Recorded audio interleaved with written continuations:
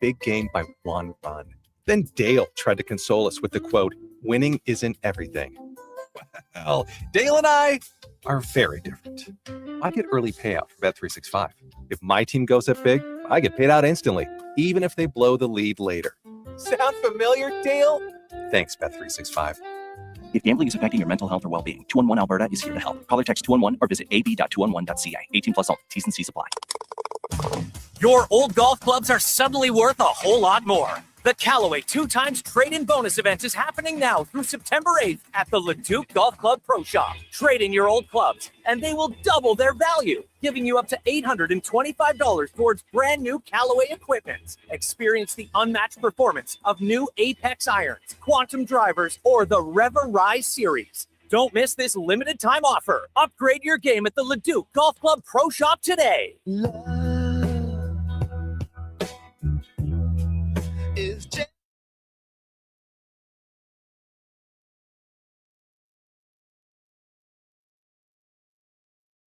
The Jason Gregor Show. Launches high in the air toward the Dodger bullpen. Into the Dodger bullpen. On Sports 1440. Fly ball to right field. To the corner goes Fernando. At the wall. Makes the run. Up into the air. Brings it down. Presented by PlayAlberta.ca, Alberta's only regulated online gambling website. Here's Clark. Step back three. It's good.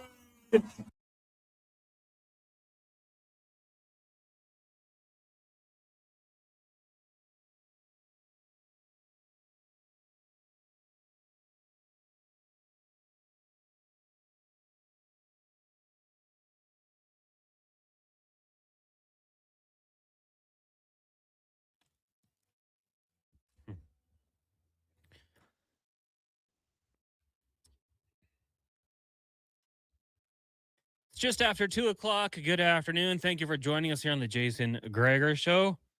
YouTube, Facebook, X, Instagram, Twitch. We appreciate it. If you are able to, hit that thumbs up button, subscribe. If you're watching on YouTube, join the chat. The Jason Gregor Show, brought to you by PlayAlberta.ca. Of course, tonight, being Wednesday, you got the Lotto 649 $14 million jackpot. Go check it out at PlayAlberta.ca. We've also got the Jason Gregor Show specials, deck selects. We'll get to those in a second. Remember, when you gamble, use your game sense. Stay within your limits. The picks tonight for our boosted special. We're going back-to-back, maybe? How about it? Jays money line, Okamoto home run. Why not?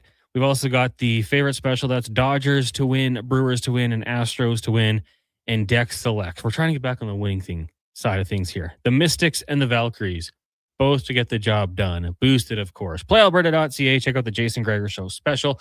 I'm Connor Halley, sitting in for Jason today. We got Declan Kruger, Mackenzie McLennan, and young Connor, the intern, here in the studios. We'll get you through the rest of your Wednesday afternoon, approaching the midpoint of the work week. For a lot of you guys, we're already there. If you work that 9 to 5, you're already there. We're going to see the weekend in the future. It'll be a fun one we get going on Friday night. Elks and Winnipeg Blue Bombers. Going to be a very good game, I think, down at Commonwealth. Weather holds up. We'll be giving tickets away on the show today, so make sure you keep it locked here for that. And we do have a very busy program coming up for you. We'll kick things off in about 15 minutes' time with Tyler Yaremchuk from Daily Faceoff Edmonton, formerly Oilers Nation. Ben Raven will come by and talk a little Detroit Lions. We planned to have him on yesterday, but he had just bought tickets for the new Spider-Man movie. So he was preoccupied. So we're getting him on today. Nick Anderson, Edmonton Elks middle linebacker, going to join us. Lots of things to talk about with Nick. Or we're going to go back into his early football days.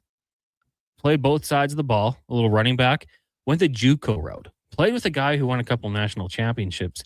And obviously then went to Tulane, had a very good season his senior year. They were 12-2, I believe. Had a really good run. He spent some time with the New Orleans Saints before coming up to Edmonton, where he won Rookie of the Year. And he's had a good season. The team has had a good season. They've battled through some injuries. I want to talk to him about the depth on this team and what he's seen, the coaching staff in year two. And then for him also getting out there on the offensive side of the ball. He was out there. I only noticed it a couple times for short yardage situations, but I want to talk to him about that. And, could we see play action pass maybe at some point? Get him the football. We saw J.J. Watt catch a few touchdown passes in his time. Why not Nick Anderson?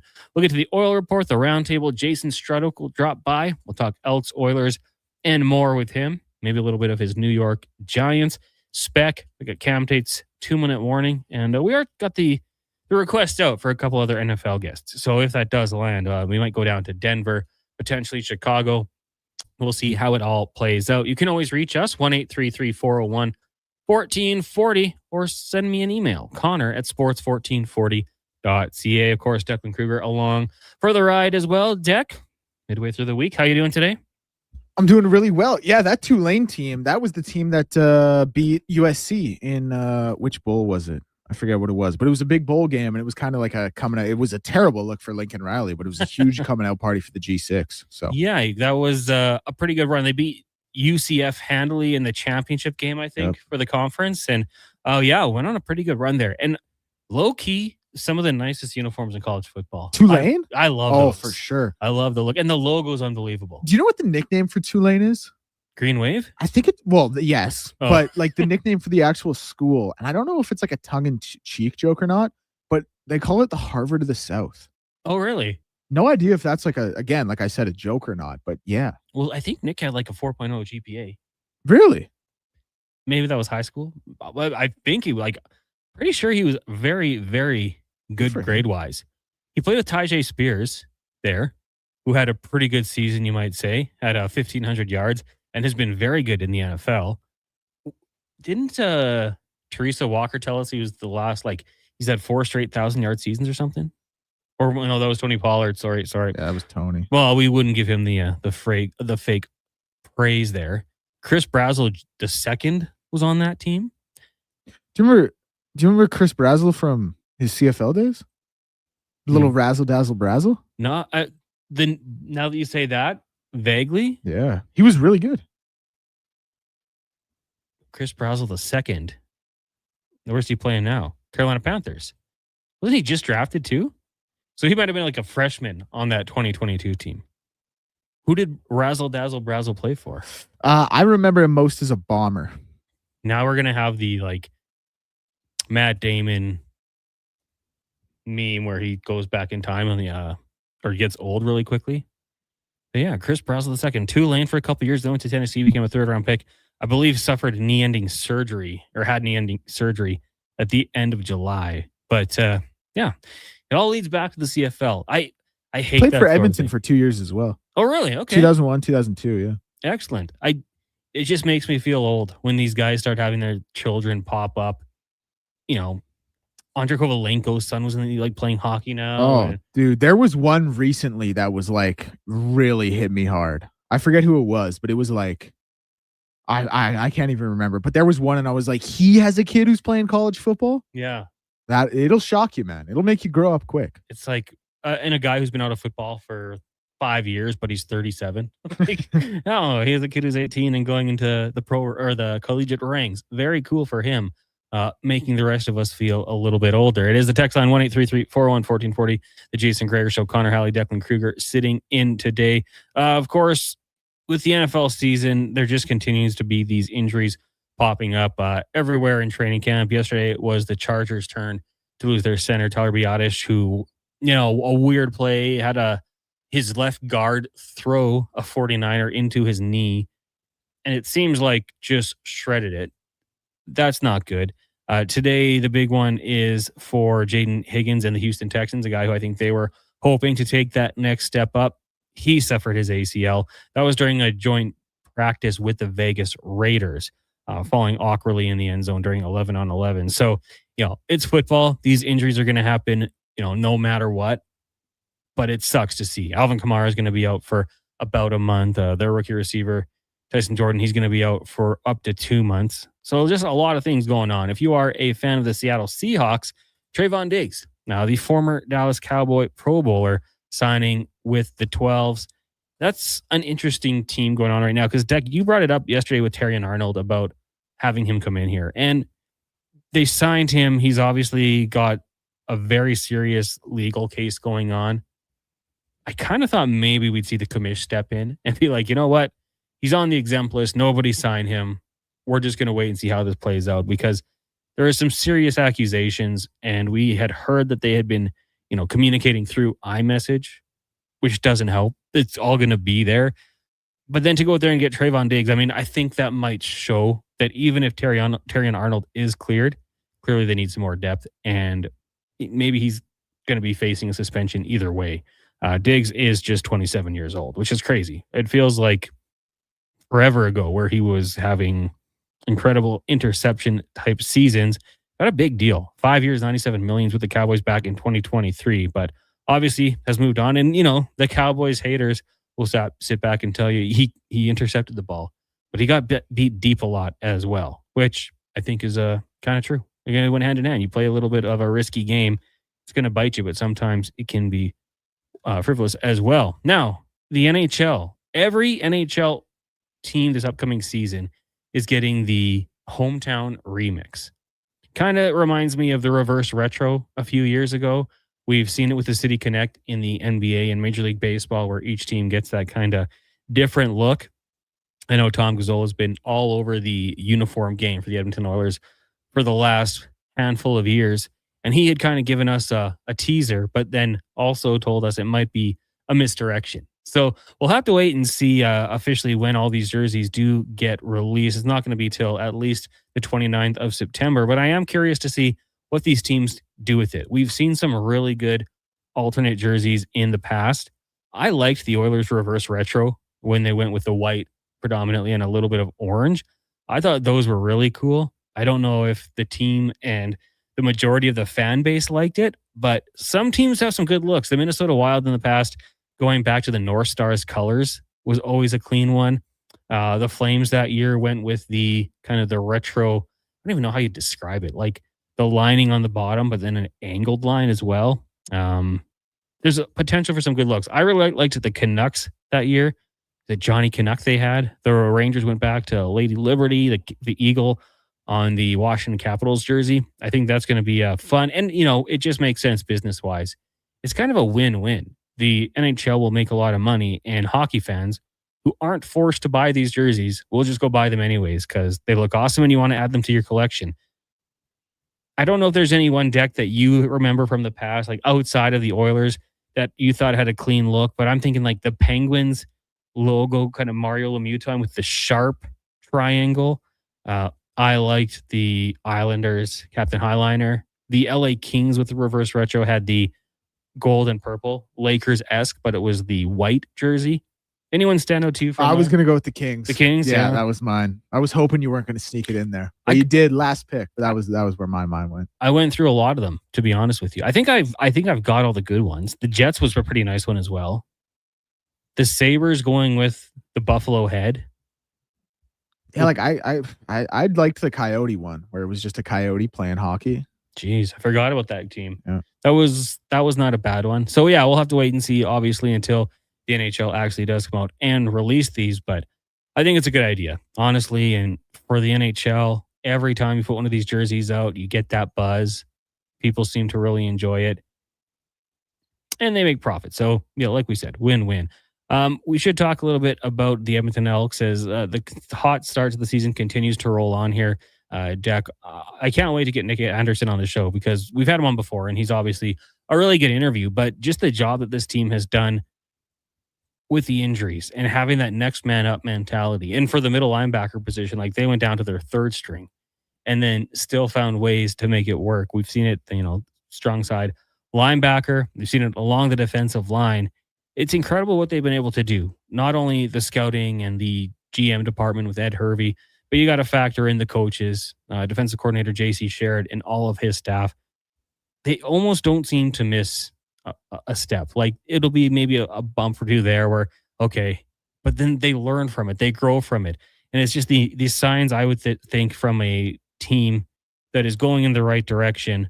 I know you and Eddie still been breaking it down all year, Deck, but this season so far has just been going extremely well.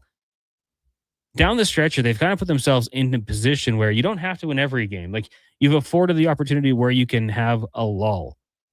And that's great. The Elks, the last, let's be real, 6 years, we get to this point. They're in must-win situation. approaching Labor Day. And the last couple of years, like, they've put themselves in a position where they could make the playoffs. This year, they should. They should not fall out the way they've been playing.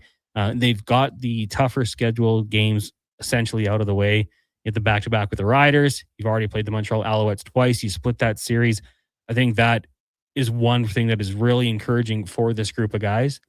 And now you got the teams you should beat. So like we saw on Saturday against the Toronto Argonauts, the game was close. And at the point of the end of at the end of the game, they totally ran away with it. So it's good to see. MTR says he is on the exempt list. Okay, good. Well, I mean, there's no way we should have him back out there. Wesley Snipes says, bring back the copper. Yeah, Wesley, I mean, that's kind of the thought process as well. When we did our little mock-up jerseys, we did our mock-up jerseys, we had a lot of people on Facebook, social media saying, oh, we got to get the copper. Unfortunately, we didn't have the color copper when we were making our jerseys, but yeah, that would be cool. I've heard people who've brought up the oil guy, the little guy that was on the shoulder patch when they did have that copper jersey, is kind of the front logo. That would be interesting. We'll have to see. There's some different directions they could potentially go with this one. I don't know if there's a bad one. I will say I didn't love the McFarlane with the orange inserted into it. It looked better on the ice, I'll confess.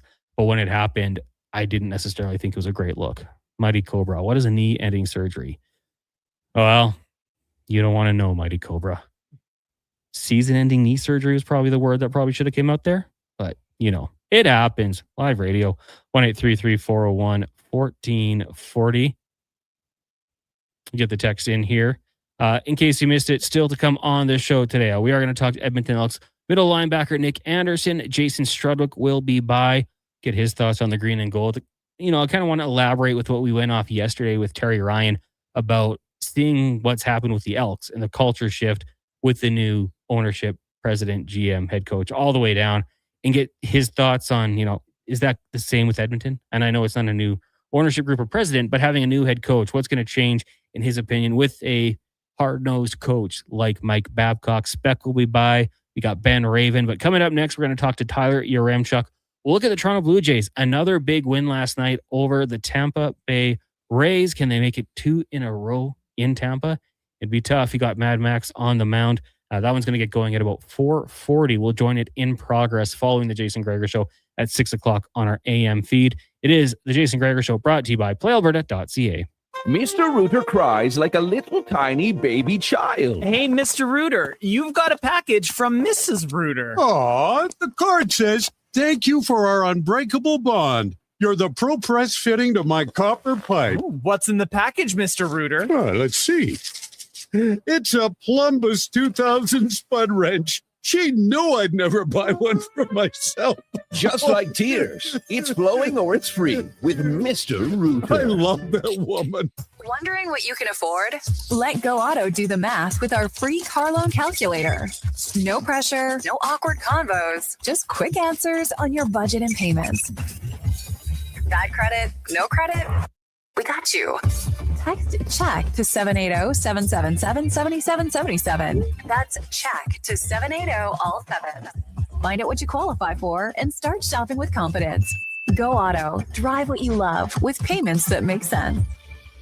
Albertans love to debate the best way to enjoy summer sports. No. Playing on the field is the best, man. No way. Watching from the sidelines, way more relaxing.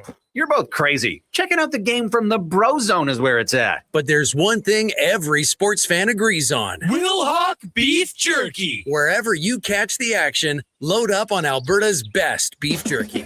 Wilhock Beef Jerky, because you can't have summer fun with salad. Only available in Leduc. And now Action Electrical's testing team is on defense duty. They're the guardians of safety and compliance, a critical part of any lineup. Precisely. They perform rigorous safety and code compliance testing for commercial operations. Think of them as the referees, ensuring everything is up to standard before disaster strikes. Their preventative plays are legendary, spotting faults early. Hire the Action Electrical team to bring home a win for your project. Visit actionelectrical.net. They say if you look good, you play good. So why not upgrade your golf wardrobe at the Leduc Golf Club Pro Shop sale? They're slashing prices on all your favorite in-stock gear. Grab a new pair of shoes, a new glove, or pick up a fresh polo and accessories for up to 20% off. Don't wait. This sale ends soon, and when the inventory is gone, it's gone. Gear up for less at the Leduc Golf Club Pro Shop. Ford employee pricing is back at Nisku Ford. Pay the same as Ford Motor Company employees, plus get the benefits of being a Nisku Ford customer. You'll have the best selection of new Ford vehicles from our great lineup of SUVs, from Bronco Sports and Explorers right up to the Ford Expedition, and Ford trucks from the Ford Maverick, Ranger, F-150, and Super Duty. Ford employee pricing is the biggest event on the Nisku Ford calendar, but hurry, it won't last forever, and inventory is limited. Take advantage of employee pricing today at Nisku Ford. Above expectations.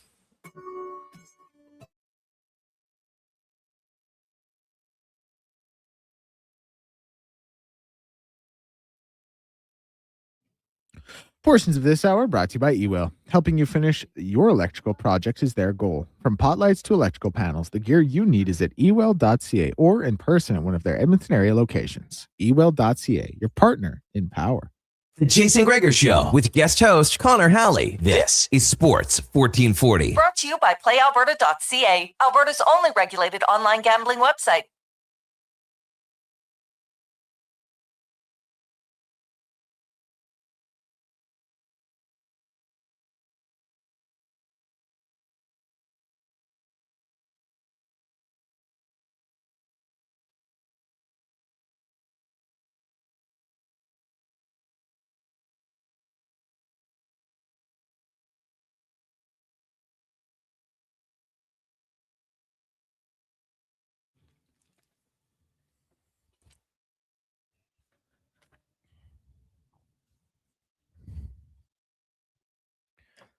Welcome back. It is the Jason Gregor Show here on Sports 1440, streaming on YouTube, Facebook, X, Instagram, and Twitch. Brought to you by PlayAlberta.ca. Of course, tonight, you get the Lotto 649, an estimated $14 million jackpot. Go check it out, PlayAlberta.ca. Connor Halley, Duncan Kruger, Mackenzie McLennan with you here in the Sports 1440 studios. Reach us at 1-833-401-1440, or heck, shoot me an email, connor@sports1440.ca. And we will be giving away some tickets tonight, or today, for the game on Friday night when the Elks taking on the Winnipeg Blue Bombers. So don't go anywhere. We'll do that later on in the show. Right now, you're going to go in the room, brought to you by Action Electrical. They're the most diversified electrical contractor in Alberta with 4 divisions in project, service, tag, and solar for commercial or residential. Contact them today at actionelectrical.net. We bring in Tyler Yaremchuk from Daily Face-Off Edmonton. Ty, what's going on today? Not much, boys. What's going on in the 1440 world? Not too much. I'm still getting used to the name change, but haven't butchered it too poorly yet. For you doing this show every day, has there been any hiccups? You just stick with ONE? We're lucky because we get to keep running with ONE, but I 1000% started my show yesterday with Welcome into Oilers Nation every day. So it's just one of those things, and from hosting shows, it's muscle memory, right? Like the intro plays, I do my little joke, I hear the sound of the lead, and then I say, Welcome to Oilers Nation every day. And I've done that for 4 years. So that's 1,000 shows or whatever it is, 800 shows. It's like, it's just wired in your brain. So it takes a lot to kind of get it out. I am going to always struggle because we became just the Frenzy earlier on in the day. So our fantasy football league, like for me to try to say the Frenzies Fantasy Football League rather than Fantasy Frenzies Fantasy League, it's been a mouthful. It's been tough. We're trying to get through it. But yeah, I understand a little bit what you're going through here, but love the rebranding, and really everything stays the same. So if anyone's freaking out, don't. It's not that big of a deal. Ty, we're getting you on a little bit early today because you're going to be doing some pregame show for the Jays who take on the Rays tonight. Max Scherzer gets the call to the mound.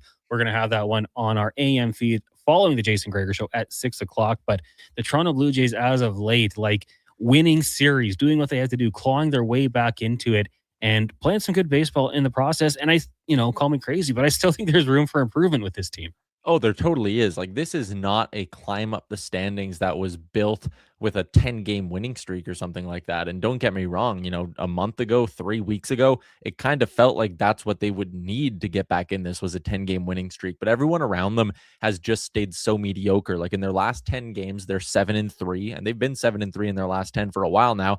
Guardians are 4-6, Twins are 4-6, Rangers are 4-6, Tigers 4-6, Orioles 5-5. they've gained 2 to 3 games on all of these teams just in the last 10, 11 days here. So it hasn't been this, feeling that it's an unsustainable heater that's dragged them back into the mix. It's like, no, you're watching them win games and kind of going like, hey, I know that there's still better baseball in this team. And getting that win last night at the Trop, which is a house of horrors for this franchise, going back to the very beginning of when Tampa Bay had a team, like getting that win last night was a bit of an exhale, because this week with the Rays and Yankees back to back on the road, I was a little nervous that this might be the week where, okay, that was a fun, again, 3 weeks there where they played pretty good. It's going to come off the rails this week. But if that doesn't happen, man, they don't play a single team above 500 for the rest of the season after this week. If they survive this week, look out. Yeah, absolutely. And like big series against the Orioles to wrap up the season, or second last series of the season. It's going to be super exciting. And I saw a tweet. It was like, the losses hurt again. The Jays are back. Like for a while there, they were out of it, just, kind of moving on. But now when they lose, like, okay, it matters. They have to find ways to just keep on winning baseball games. Max Scherzer gets the call tonight to the bump. As of late, just looking at his stats here, he's given 5 strong innings. The earned runs at most has been 2 in his last 3 starts, going back to his last 4 starts, actually. How confident are you in him tonight? Yeah, like I'm always uneasy when Max Scherzer takes the mound because he's 42 years old, and we know the struggles earlier this season, maybe tied a bit or a lot to injury. But since he's come back, to your point, he's been excellent. What kind of concerns me is the guy on the other side of the rubber, Drew Rasmussen, is if this guy pitched in a bigger market, he would be a household name, one of the best pitchers in baseball. He's that good. You load up his baseball savant page. He's 99th percentile in pitching run value. He doesn't walk guys. He has elite strikeout stuff. Like everything he does is good. If it wasn't for the years that guys like Cease and Schlittler were having, I mean, Rasmussen probably does have a pretty good case to be number 3 in that Cy Young conversation this year. So the guy on the other end is that good for the Tampa Bay Rays. But if you want a positive for tonight with the Blue Jays, like, yes, Max Scherzer has been pitching well as of late. Also, blowing out the Rays yesterday, an off day the day before that. Your high leverage guys haven't pitched now in 2 or 3 games for most of them. So even if Mad Max can only give you 5 and can keep this thing tight, and if the offense chips away, you should be in a position where Miles, Rogers, Varland, your last 3 innings, your 3 big dogs are all healthy and rested tonight. So when you look at Rasmussen, obviously great record, low ERA, like you said. If it's not for some of these other guys and maybe playing in a bigger market, might be more of a household name. What's the plan of attack? Is there a way you can get to him? Yeah, when you look through his stuff, the only number that isn't in like the 70th or higher percentile in terms of, his fastball, his breaking ball value, all of that stuff, his whiff rate is a little bit low. So you even saw yesterday in the way they picked apart Nick Martinez, who is another guy whose numbers are probably good enough to have him in the Cy Young conversation on most years. The way they worked against him was like Alejandro Kirk would foul off 3 or 4 pitches, right? And you just kind of work your way through an at-bat, get his pitch count high. And honestly, with Rasmussen, it's one of those games where I don't think you're trying to score 5 or 6 runs to get him out of the game. You're just plugging your nose every time you go up to the plate going, it's going to be ugly, and we need to just foul off pitches, stay in this for as long as we can, and hopefully just get him out of the game by the 6th inning so we can attack their bullpen. The only number that's not really truly elite is his whiff percentage. So again, if you're a good bat on ball team, which the Blue Jays have been as of late, they should be able to kind of hang around here and fight in at bats, because you're not going to light up Drew Rasmussen, but you can hope to get him out of the game quick. Tyler Yaremchuk of Daily Faceoff Edmonton joining us here on the Jason Gregor Show. Connor Halley sitting in for the vacationing Jason. I want to ask you, season long, what have you thought of the job that John Schneider has done for the team? I think it's just so easy to hate on a baseball manager, because when there's a bad decision, you can like so directly point it to them. Like in a hockey game, if a defenseman makes an error with 8 minutes left and it winds up in the back of the net, nobody really sits there and goes, well, what was he doing on the ice with 8 minutes left? When a manager goes to a reliever in the 6th inning and he gives up a 3-run home run, everyone loves to point and go, why did he put that guy in the game? Why didn't he put that other guy in the game? Like, there's just so many easy ways to apply hindsight when critiquing a manager that I think it's just a little bit too much of low-hanging fruit when a team's playing bad to point to them and go, well, they got to fire the manager. This manager is a bozo, blah, blah, blah, blah, blah. with that being said, I like Schneider, and I've always been very pro Schneider. That's obviously the way this answer is going to lean. I look at that clip yesterday of him with his arm around Jose Soriano, and they're laughing. I watched the behind the scenes thing they did the other day as a team with him working the radar gun while they determine their fantasy football order, which was awesome, by the way. Like, I look at the way he interacts with Max Scherzer and Vladdy and all of these different pieces on the team that are all like wildly different personalities.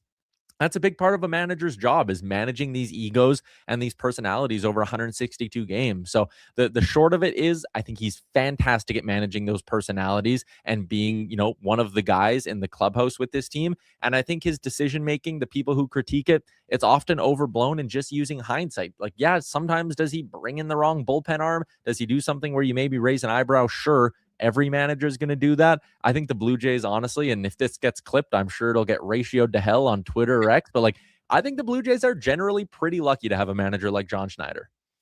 Yeah, I mean, geez, the success they had last year, I think he was so beloved by baseball fans. The speeches he would give after the series were incredible.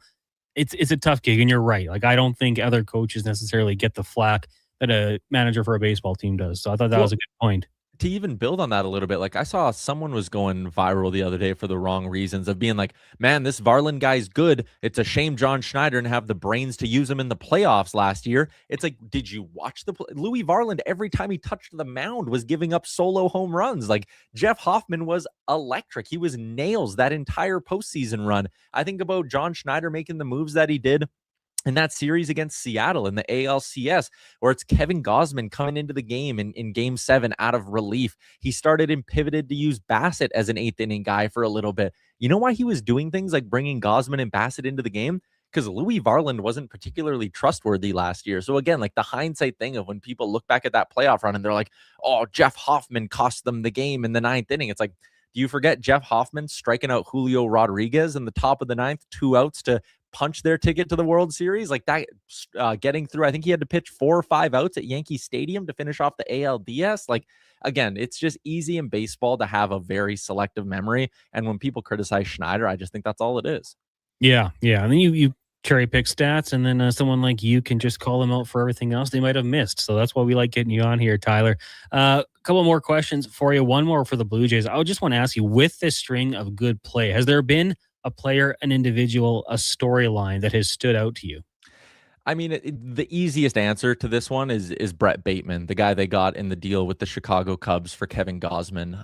Also, Gausman's gone there, and he's really struggled. But Bateman's been hitting in the leadoff spot. If you've paid any attention to how Dalton Varsho's playing with the Houston Astros since getting traded, I think he's something like 6 for 49 or something like that. Like, he's been brutal. And Bateman's come in, and he's just your traditional scrappy leadoff hitter. He'll lay down a bunt. He'll leg out an infield base hit. He's got tremendous bat to ball skills, which I think the guys hitting behind him, when you're facing a Nick Martinez or a Drew Rasmussen or a Cam Schlittler, and your leadoff guy goes up there and fights off 4 or 5 pitches and throws in an 8-pitch at bat, and you really get to see the pitcher, like, I think that's something the guys hitting behind him value. And the one thing that Blue Jays fans are going to learn to love with this guy is he is a truly, truly elite center fielder. Like, Dalton Varsho was as well. He could track down balls. He didn't have a very good arm. Bateman has a better arm than Dalton Varsho. But Bateman, with his elite speed and his ability to track balls, is like a plus defender in center field. And I think that's going to make him a Blue Jay for a long time. There's been a long line of Blue Jays who, just by being good defenders in the outfield, think of Kevin Pillar, have bought themselves a lot of time with this fan base. And I think Bateman is just like a Kevin Pillar with, honestly, probably a bit of a better bat. Tyler Yumchuk of Daily Faceoff Edmonton joining us here. And just, you talk about the new players coming to this team, and there's been a couple, I think, that have really endeared themselves early on to the Jays fan base. Do you think something changed, kind of just like a exhale? Okay, the trade deadline's come and gone. This is the team now. Maybe something changed just with their mindset going out there onto the field? I really wouldn't be surprised if it was like a little bit of a whirlwind feeling the last couple of weeks leading up to the deadline, where, like, hey, everyone kind of knew no matter how good they played, Gausman's getting traded. Everyone kind of knew Varsho's getting traded, and a bunch of other guys would have been on pins and needles. George Springer probably had some decisions to make when the team was coming to him, being like, do you want to finish out the year here, or do you want to go win somewhere? And through that kind of, I'll call it a 2-week lead up to the trade deadline, they somehow managed to only really be 3, 4, 5 games back. Then it started to trend closer to 3. And I really think that once the deadline passed and it was like, okay, the guys who are here and in the room, we know we're all staying in the room. And now you kind of have no choice but to fight. And then when you're done and your head's above water after all the noise of the trade deadline, and you look and you go, holy smokes, we're 3 games out of a playoff spot. Like, we can absolutely turn this thing around and get going. I just think it's really been a breath of fresh air, just getting through the mud of the trade deadline and being at a point where you go, man, if we just win 7 of our next 10 and keep on doing that and keep chugging along the way we are, we're going to be a playoff team again. Ty, we're a month away from preseason hockey. September 19th, the preseason will get going for the Oilers. So a question for you, and I know we're still in the dog days, but what is going into training camp? One thing that excites you about this group and one thing that might concern you a little? I'm excited to see the young guys for sure. Like, development, this is the old low tide line that he used to use when I was on his show. Like, development's never linear. I think back to, when we watched Ethan Bear and Caleb Jones do what they did for a few years in Edmonton, or a year and a half, and we all went, whew, young guys who are ready to take that next step. And then they just kind of never did. Like, just because a player shows good flashes early on, it never means they're going to be a good or great player for the next 4, 5, 6, 7 years. But with that being said, right, like, I liked what Josh Szymanski did in a limited sample last season. I'm excited to see what he can do. I'm excited to see how Ike Howard looks coming off what should be a pretty important offseason. Does Matt Savoy have another step in him?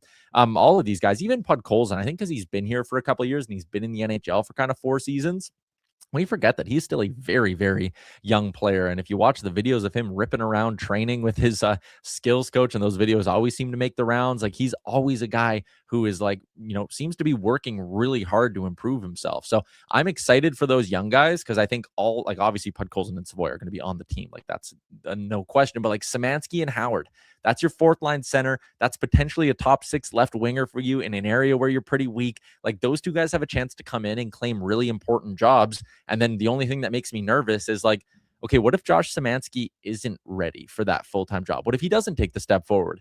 They don't really have another option. Do they look at bringing in? I wrote today at dailyfaceoffedmonton.com. That's weird to say, but I wrote today about PTO candidates. Like, why would you not look at maybe bringing in a Curtis Lazar or a Luke Glendening on a 1-year deal or on a PTO, just in case Josh Szymanski isn't ready to go? And when it comes to Ike Howard, what if we get a week or 2 into training camp and it's like, you know what? We actually don't think he's ready to start the season here. All of a sudden, the Oilers need some top 6 help. Is that where they start to revisit a Vlad Tarasenko conversation? So I'm excited for the youth, but I'm also kind of recognizing that they got some young players in some really important spots in this lineup, and it's never a guarantee that a young guy just comes in and is magically better than they were the last year.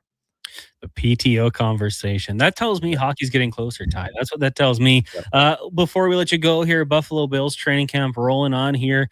We've had a few guests on the station the last few days. How are you feeling about the squad this year? We had a Patriots guest yesterday, and I will say I disagreed.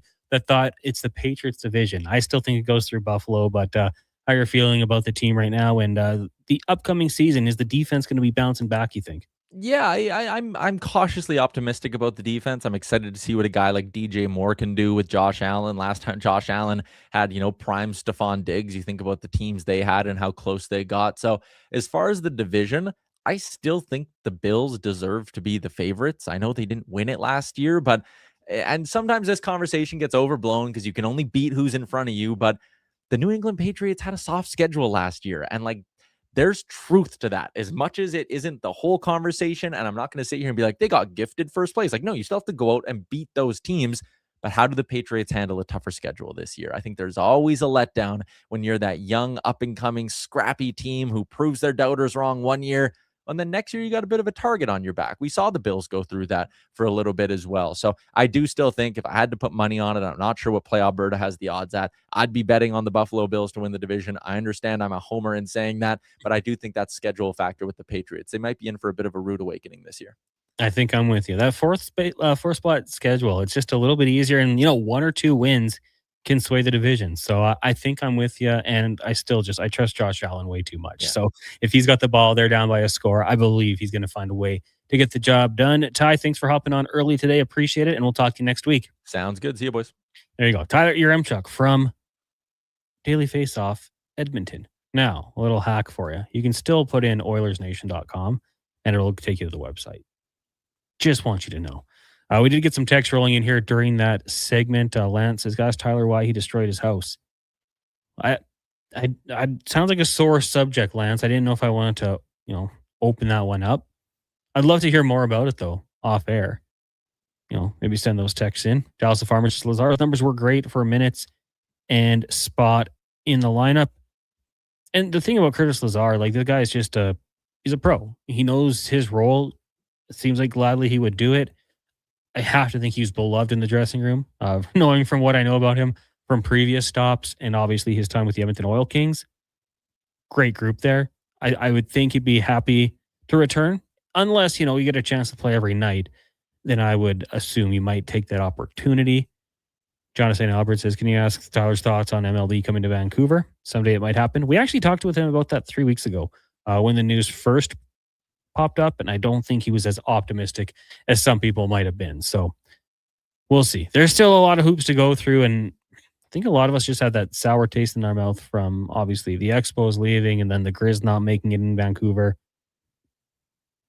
I think I'd like to see it happen. I think it'd be cool. I'd try to go to games as much as possible.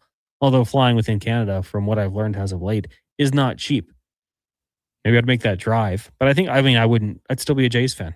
Just like if the NFL came, like we talked about yesterday, I wouldn't be swapping allegiances or anything like that. We'll take a quick break here. When we come back, we'll talk some NFL football. A team that I think some Canadians might like, because out in Windsor, you're right across the street from Detroit. We'll talk some Lions up next. It is the Jason Gregor Show here on Sports 1440, streaming on YouTube, Facebook, X, Instagram, and Twitch. Brought to you by PlayAlberta.ca. You got a go-to coffee spot, a trusted barber, even a lucky game day jersey.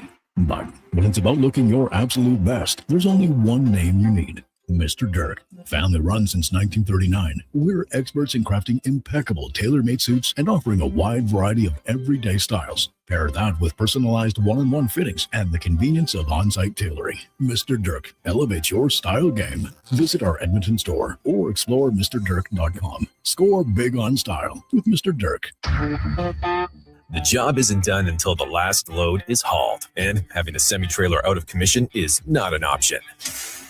Whether replacing or adding to your convoy, Edmonton Trailer has a huge inventory of new and used semi-trailers, trusted by the gravel, logging, oil field, fluids, and freight industries. Find a trailer right for you online or at one of their 3 locations. For sales, service, parts, rental, and finance, when you're in it for the long haul, Edmonton Trailer. Founded by a former pro motorsports competitor, Evolve Wheels and Tires brings decades of experience in custom wheels, lowering kits, lift kits, and accessories. Visit Evolve Wheels and Tires in West Edmonton, Edmonton's premium wheel specialists. Evolve your ride, evolve your experience. You don't just need property services, you need problems handled. Hire Good provides cleanup, debris removal, site monitoring, and safety attendance across Edmonton. We reduce issues on your property, keep spaces safe, and take pressure off your team. We resolve real problems for businesses while creating real impact, because our team is built on second chances, and they show up every day ready to prove it. Visit hiregood.ca or call and mention Jason Gregor for a first-time discount. Hire Good. Stable jobs create stable lives.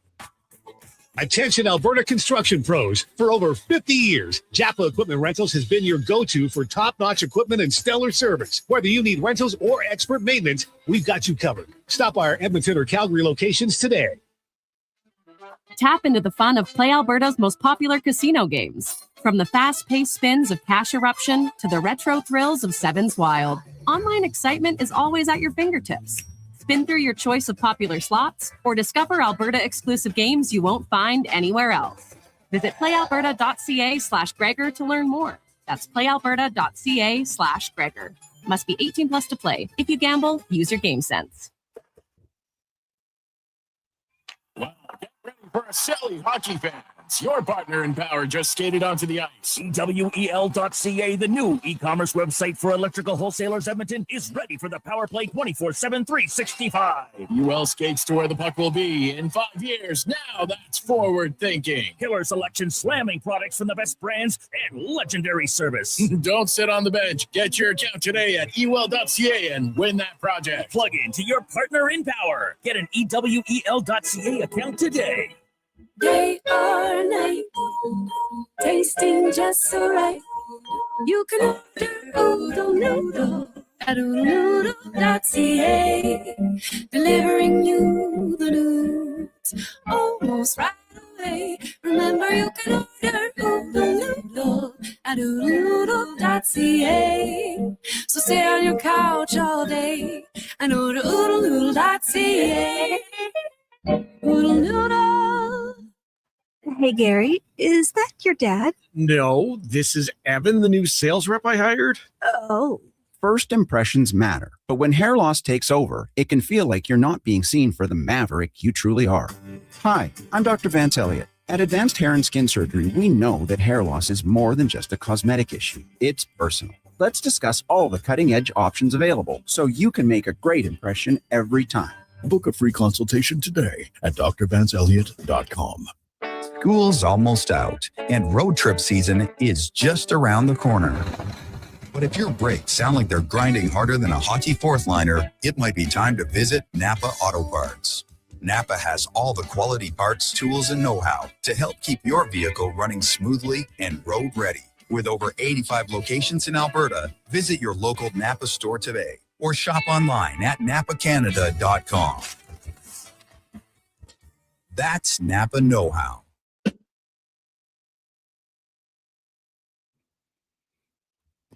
Portions of this hour brought to you by Sherbrooke Liquor, the best place for wine, cocktails, and beers from all over the world. Plus, variety of excellent non-alcoholic options. See more at SherbrookeLiquor.com. The Jason Gregor Show with guest host Connor Halley. This is Sports 1440. Brought to you by PlayAlberta.ca, Alberta's only regulated online gambling website.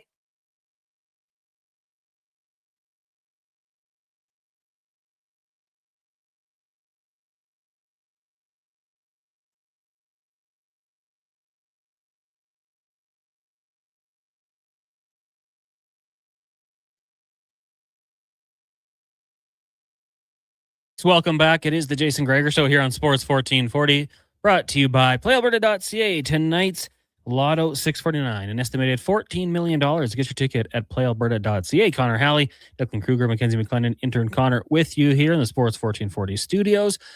Text line 1-833-401-1440. And we are going to now continue our look around the NFL as we go to the NFL report, brought to you by Legacy Heating and Cooling, home of the no payments, no interest for 1 year on your furnace or AC. Bundle them together and save more at legacyheating.ca. As we're joined by Ben Raven, covers the Detroit Lions for M Live. Ben, good afternoon. How are you doing today? Not too bad. Thank you for having me. How are my friends up north doing? Oh, we are doing very, very good. Enjoying the last couple weeks of summer up here before we hit the fall and the NFL season getting underway. Now, I just want to take people behind the scenes. Yesterday, we tried to get you on, but you had just bought tickets for the new Spider-Man movie. So, how was Spider-Man? Absolutely loved it. You know, you literally texted me about 10 minutes after I just bought the tickets. I was like, all right, nothing's going on. And then, but fantastic movie. High recommend. I'm a big Spider-Man nut, so that was a good time. And it was a pretty faithful movie to everything about Spider-Man. So high recommend there. Okay. So before we get into the more lines, I want to dig into Spider-Man a little bit. You've got the three actors who've done it: Tom Holland, Andrew Garfield, and my guy, Tobey Maguire. I'm a little bit older. How would you rank the Spider-Mans? I'm with you, man.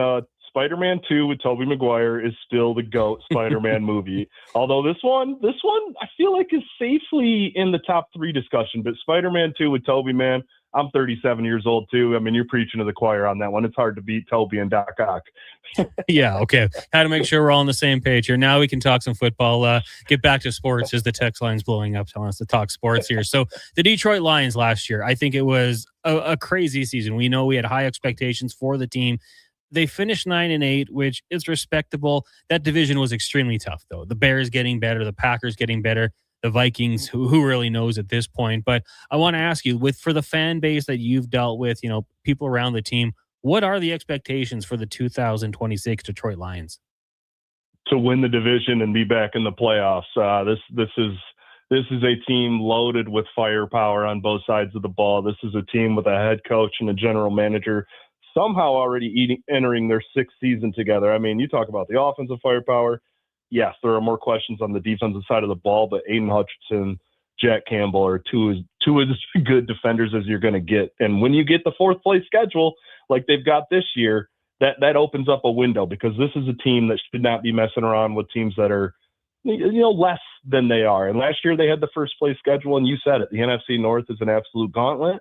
And when you have some offensive line problems and you lose Frank Ragnow and your left tackle's hurt all season and your offensive coordinator hire is a flop, talking about John Morton, not Drew Pessing, that's how you go 9-8. And it is funny because this is my 8th season covering the Lions. I think it's the first time they've had 4 winning seasons in a row, and now we're at the point of expectations where 9-8 and barely missing the playoffs is an absolute disaster around here. So I think that speaks to the expectations in Detroit. Yeah, it's crazy in the sporting world how quick things turn around. Year to year, the expectations change so much. And one of the problems last year, you talked about it, injuries for this team. As I look right now, Brian Branch, Kirby Joseph, I believe not practicing due to injury. I saw that Jameson Williams, I think you had the article, returning to practice today. Outside of the 2 safeties, how are they looking health-wise? Not bad, but the big one is just because we knew Branch and Joseph were going to need a minute. They're on PUP, and I haven't seen Joseph in a while. Branch, they're hopeful early September, late August is what we heard. We're getting close to there, but the big one going into the season is center Cade Mays. Broken bone in his wrist. I think the prognosis was like 8 to 10 weeks on that. So that's not end of the world, but you're talking about the position that you could probably put most of the blame for some of the offensive inconsistencies on last year. Obviously, the monster Frank Ragnow retires and Graham Glasgow gets the job, and it just never works out. And they rotated through some guys at the end of the season and just never clicked. And then Cade Mays is the only guy that got a multi-year deal worth more than $10 million from them in free agency this year. And I mean, they still think he's their long-term answer, but it's just like, because there's been some sloppy snaps in Allen Park in recent days as they kind of figure out who's going to be the center there. So that's the main concern there. Obviously, Joseph and Branch, I mean, that might be the best safety duo in the league when healthy. That's a big deal. But like, when you look at what went wrong last year and you look ahead to what was supposed to go right for him early this season, Cade Mays was going to play a big role in that. So that's a pretty big hole as they figure out how to fill that as they enter the season, because it's kind of hard to imagine him coming back before the bye week, which is not the end of the world, but not great for an obvious targeted major need to fill in free agency there. Yeah, I mean, geez, I'm a Chargers fan, so the center injury, I hate it. Finally, the Chargers get one, and he goes down with what looks like to be a season-ending injury. For the Lions, though, the offensive line, I mean, we know Penei Sewell is an absolute monster out there. They draft Blake Miller, who I don't know the exact number off the top of my head, but like 54 starts at Clemson, thousands of snaps. Seems like he's pretty pro ready. The guards position as a whole, do you think they can make it through as long as it takes without Mays and, hold up enough to keep this offense rolling? Yeah, I do. I really do, because Sewell, I mean, sometimes you forget how good he is. He kind of falls into the Hutchinson and St. Brown bucket, where you could write about all the amazing things they do every single day, but it gets to an expectation at a point where it's like, all right, you guys know this. But I will say this, Blake Miller, going against Aiden Hutchinson every day during camp, you're going to get some, he got beat 5 times today. Don't worry about it. He's learning from those mistakes, because that's like the best case scenario for an experience. As you said, great job on that 54 game poll. That's on the money. Clemson's all-time Iron Man leader there. You just see constant growth and constant comfort from him. And then Tate Ratledge, they keep toying around with the idea of maybe letting him be their emergency center. And I said it last year. I'm going to say it now. Don't do that. Just let that man play right guard. That is a plus, still rising player at right guard there. And then the other big question mark is left guard, because right now it's kind of Christian Mahogany's job that Ben Barch was signed this offseason. They're trying to get him some looks there, but I do think it'll be Mahogany at the end of the day. But center and left guard are the big question marks. Everything else I feel pretty good about. And Sewell I feel great about. But yeah, Miller, those battles will Hutch every day. You're getting a lesson every single day. Every single day you're getting a lesson every 5 minutes against that guy. Oh, 100%. Ben Raven joining us here on the Jason Gregor Show. Connor Halley sitting in, covers the Detroit Lions for M Live. Now, I will tell you, yesterday on our show, my producer Declan Kruger had a question, and we were talking about if you were doing MVP parlays across the NHL, NBA, and NFL. We got to our NFL picks, and he said he likes Jared Goff as an outside pick for MVP. And, when you think about it, statistically, he could put up the numbers. He's got one of the most explosive offenses in the league. I don't want to ask you if you think he's got an MVP season incoming, but what are the expectations you think for Goff trying to get this team back on track and into the playoffs? Sky high. It's sky high. This is going to be his sixth season starting here. And I mean, we talked about all the problems last year. The offensive coordinator, the play caller switched mid-season, the offensive line problems, got sacked more times than he's ever been sacked in his entire career. And the guy still completed nearly 70% of his passes, 4,500 yards with 34 touchdowns and only 8 picks. If it's a little better around him this year in the trenches, he's absolutely in that mix. Excuse me. Sorry about that. But no, his connection with Amon-Ra St. Brown is like the best one-to-one connection I've ever personally experienced. I just missed out on Stafford and Johnson on the beat, so I wasn't there for that. But Goff and St. Brown, I mean, they can close their eyes and connect. But the big part to that is Jameson Williams, because he has looked like just an all-around destroyer. I mean, you're seeing him use full extension hands. You're seeing the short, intermediate routes, and we've seen him catch more 50-50 balls in the last 2 weeks than we've seen in his first 3 years as an active player. Ben, we see it every year in the preseason at training camps. It's always that guy or two who may become fan favorites for the plays they make in camp. So with the 2 games left in the preseason, of course, hosting the Commanders, then heading to Indianapolis, who are some players to watch out for fighting to make this team? The big guys I'm watching, I mean, it's in the secondary. I'm curious about Roger McCreary and if there is a place for him and if they don't have enough redundancy there. And then the big one, I think he's making the team. I mean, I will say this. I know he's making the team, but like, can he carve out a role as Ahmed Hassanin? Because unbelievable. They lost him in the preseason early last year.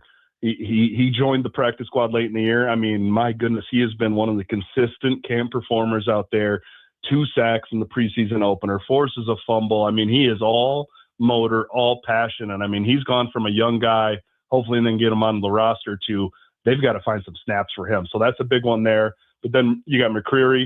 Nick Whiteside is another guy I'm watching. And then it's an all-out battle for the final couple spots in the receiver room, too. I mean, might not be a household name, but like, watch out for Tay Martin sneaking onto that Lions receiver situation just based on what he does on special teams. And you're one injury away from maybe getting some looks, but maybe keep eyes on that name, Tay Martin. I mean, I think he's the bubble guy that really has a chance here to make that roster and surprise some people. Now, if I can ask you this one, I probably don't get asked too much about it, but Giovanni Manu was a guy who we actually had on the show before the draft, played his college football at the University of British Columbia. I think also on the PUP list, but how has he looked in his first couple of years there?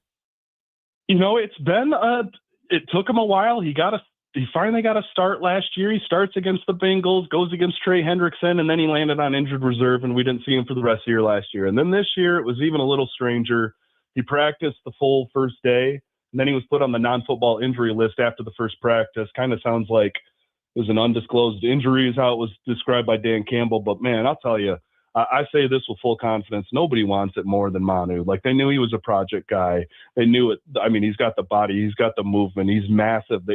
I'm just curious if they can get him back and just continue to work him. Just because when you see a guy that size and you see a guy who just wants it, because he was even the last guy off the field that first day at camp practice. That's why it was like shocking, like non-football injury, what happened? So we don't have a lot of answers there, but like, I know that was some guy that they were like, all right, now it's time. 3rd season. Let's see if we can get some more out of him. You know, they were talking about maybe seeing him at guard, but for him, it's just get healthy and get back, just because that was a strange start. He only lasted the 1 day at camp this year, and that's a tough break for him, just because I'll tell you, I mean, he's a great kid to talk to. He wants it so bad, but right now, yeah, I mean, it's going to be a steep hill to climb, excuse me.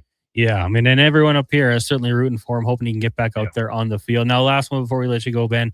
I had Pete Bursich on this different show I host actually earlier on in the week, and, you know, former player, lifelong Viking, a little biased. I did not want to say anything too nice about the Green Bay Packers, but you know, being an unbiased media member, right. How do you think this division plays out? Because it's going to be a dogfight. It really is. I don't want to doubt Ben Johnson and the Bears just because I covered Ben's rise here in Detroit and they have so much talent, but I do have some concerns about that defense, and they're getting that first place schedule this year. That, let me just tell you, that's a gauntlet, and if you slip up, you can fall behind and not catch up, just like the Lions did last year. I think the Packers are going to be – I don't think the Packers technically got better, but I don't think they got worse either. So I really do think this is a Lions, Bears, Packers should be the top 3. And my personal expectations are the Vikings would be the 4th place team. But even I hate saying that too. This is such a hard division to pick because even if Kyler doesn't work out, or even if JJ doesn't work out, if it comes to that after that, that defense is still the biggest problem maker in the division, even if the names change, just because Brian Flores, he just sends unrelenting heat. He finds different ways to do it. So like you said, it's an absolute gauntlet. But right now I'm going to go Lions, Packers, Bears, Vikings. Just top of the head. There's the gut feeling. And you know what? To me, it's almost like the NFC South where, you could put almost any order there and I could say, yeah, I guess I could see that happening. Like, why not? One injury, that could happen. Ben, thanks so much for doing this today. Really appreciate it. And we'll have to get you on again during the season. Anything for Canada. I got you guys. There you go. That is Ben Raven. Covers the Detroit Lions for MLive. Give him a follow on X at Benjamin S. Raven, a noted Spider-Man fan. And like me, agreeing. It's Toby. Toby's the GOAT of Spider-Mans. We're going to take a break here. When we come back, we'll get to your text line rolling in here, 1-833-401-1440 and more. But first, let's get to a Sports 1440 update with Declan Kruger, brought to you by Go Auto. You can shop over 17,000 vehicles at goauto.ca with 31 new vehicle brands and 73 locations to choose from. Find your car at goauto.ca. This is a Sports 1440 update. Finals from today in the MLB. It was the White Sox over the Cubbies 3-0. Twins over the Braves 6-4. Mets 4-2 against the Padres. And the Pirates beating the Tigers 4-3. One game in action right now. Red Sox lead the Diamondbacks 2-0 in at the top of the fourth. Coming up in about an hour's time, we'll see the Marlins and the Phillies. And then at 4:40, the Jays down in Tampa taking on the Rays with Max Scherzer on the bump. WNBA schedule, we'll see the Tempo and Mystics at 5:30, and then the Lynx and Valkyrie at 8. In the sporting world, Dallas Wings rookie Ozzie Fudd is going to miss the rest of the WNBA season with a knee injury, and all 32 NHL teams getting hometown remix jerseys this season. I'm Declan Kruger. This has been a Sports 1440 update. 1440, a Stingray radio station broadcasting on Treaty 6 territory. Download the free iHeartRadio app and listen to CKJR wherever you go. For all your welding supplies, think AWS Welding. Located in Nisku, their readily stocked storefront carries a wide variety of welding glasses, cylinder rentals, plus welding rod, wire, and consumables. Same-day delivery is always available. And if they don't have it, AWS Welding will find it for you fast. Visit their online store today at awswelding.ca or give them a call or text at 780-979-0470. AWS Welding. They make it happen. Do you know why people love working at GS Construction? It's honest work. It's work that needs to be done. And we're really good at what we do. That's why GS Construction has been in business for over 50 years. We won't be wearing a top hat and tails, more like hard hat and boots, because we're heading underground to keep the water flowing in and out of your homes and businesses in Edmonton. GS Construction is currently looking for experienced pipe layers and top men. Visit gsconstruction.ca/careers today. Cantork has turned 25. That's right, 25 years of building tools so good, they practically torque themselves. Hard work and innovation equals problem solved. See our latest designs at cantork.com. No fluff, no fillers, just pure entertainment. Sports 1440 brings the heat with bold opinions, big personalities, and Edmonton's fiercest fans. This is your turf. This is Edmonton's sports leader, Sports 1440. Why tee off at the Ranch Golf and Country Club? A fun, unique layout offering premier conditions. The Ranch has been ranked as one of the top public courses in Canada. Unmatched value. Score Golf Magazine rated the Ranch as the best value in Edmonton. The service, from tournaments to special events to the pro shop. Superior service that makes every visit exceptional. The Ranch Golf and Country Club, a laid-back environment where anyone can enjoy an amazing day on the fairways. For details, visit theranchgolf.com. The Lawnmower Hospital. You're looking for the best zero-turn mower? Go to the source. Hustler Turf and the Lawnmower Hospital. Hustler Turf started the zero-turn market in 1964, and they're still the kings of quality, durability, and performance. With versatile sizing from 34 to 104 inches, you'll have what you need to make your summer lawn care a breeze. Financing is always available. Check lawnmowerhosp.com. The Lawnmower Hospital. Missioner Allen Auctioneering's next Calgary, Edmonton, Winnipeg public unreserved heavy truck auction is next Thursday at 9 a.m. featuring triaxle, tandem, single axle trucks including cab and chassis, decks, diggers, dumps, pickers, tractors, vacs, and service trucks. Info at maauctions.com.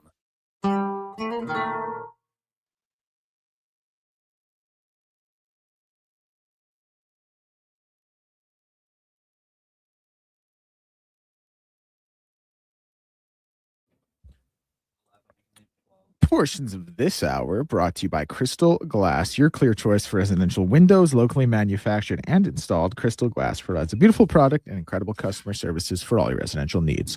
Call 310 Glass or visit crystalglass.ca for a quote. The Jason Gregor Show with guest host Connor Halley. This is Sports 1440. Brought to you by PlayAlberta.ca, Alberta's only regulated online gambling website.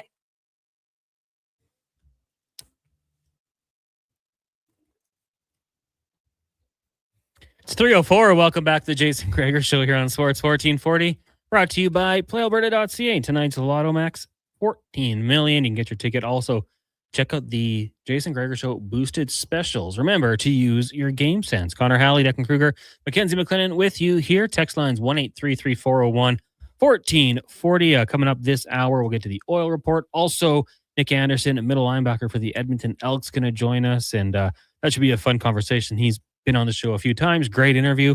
Talk about the great start for this team, overcoming some adversity with the injuries and more. Stretty will be by, Spec, Cam Tate, stats of the day. And we're still waiting. We might even have a random NFL reporter join us. It could happen because we still got about 2 hours till we send out the request, and I think we're like 0 for 16. But we just need one. We'll let you know if it happens. Some text rolling in here. John of St. Albert had texted in earlier. Would you guys want an international NFL team? How would it even work? The commissioner thinks it could happen someday.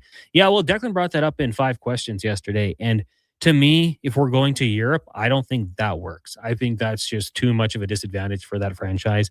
If you had the option, let's just say you're a free agent, and it would appeal to some players, but I think for the most part, you'd probably want to stay in your country, let alone your continent. So I think like a team in Mexico could work. I think that might be okay. The travel wouldn't be crazy. They have the stadium. I think the passionate fan base there would absolutely embrace it. I think that could work. But to me, and I think Declan said it before, like you're going to need multiple teams. You're going to have to make it justifiable to fly out there and maybe stay for a couple weeks. It's just a long way, especially for those LA teams, Seattle, Vegas. Like you're adding an extra 3 hours. I always kind of bugged me when those teams got stuck playing those games in Europe. It was like, let's just send the East Coast teams. There's so many. It reduces the travel. Obviously, those extra time zones makes a big difference. We know sleep science has improved a lot in the last 20 years, but I don't love it personally, John. Money talks. Maybe it happens, but I don't think I would be a huge fan of it. Cody says, I'm a man, but I think I just got pregnant from that crystal glass read with the music in the background. It's a smooth read. And then was that Bryan Adams, Declan? It was Bryan Adams, yeah. We were sitting at the bar one day and our sales extraordinaire SKS and the Duke were just rattling off their favorite Bryan Adams songs. The guy's got a lot of hits. I go with Run to You because I feel like it's kind of upbeat. But you slow it down, and Cody was feeling it. Stan the Jets fan says, not only is Toby the GOAT, but Kirsten Dunst is the best MJ. Stan the Jets fan. I think I do have to confess, I've only seen the Tobey Maguire ones. I've never seen Andrew Garfield, and is it Emma Stone? Is she MJ? Yeah. And so how can you say he's the best? I from what I know, he's the best. It's all I have. I will watch the other ones. Like, as I said before, we got Crave on the living room TV. And once I finish watching House of the Dragon, I think that I'm going to work my way through some Spider-Man movies because they're all there. And it's like top 10 Spider-Man and then like RuPaul and a few other things. Got to finish House of the Dragon. Then I'm going to work my way to the next one. Have you seen all the Spidey's deck?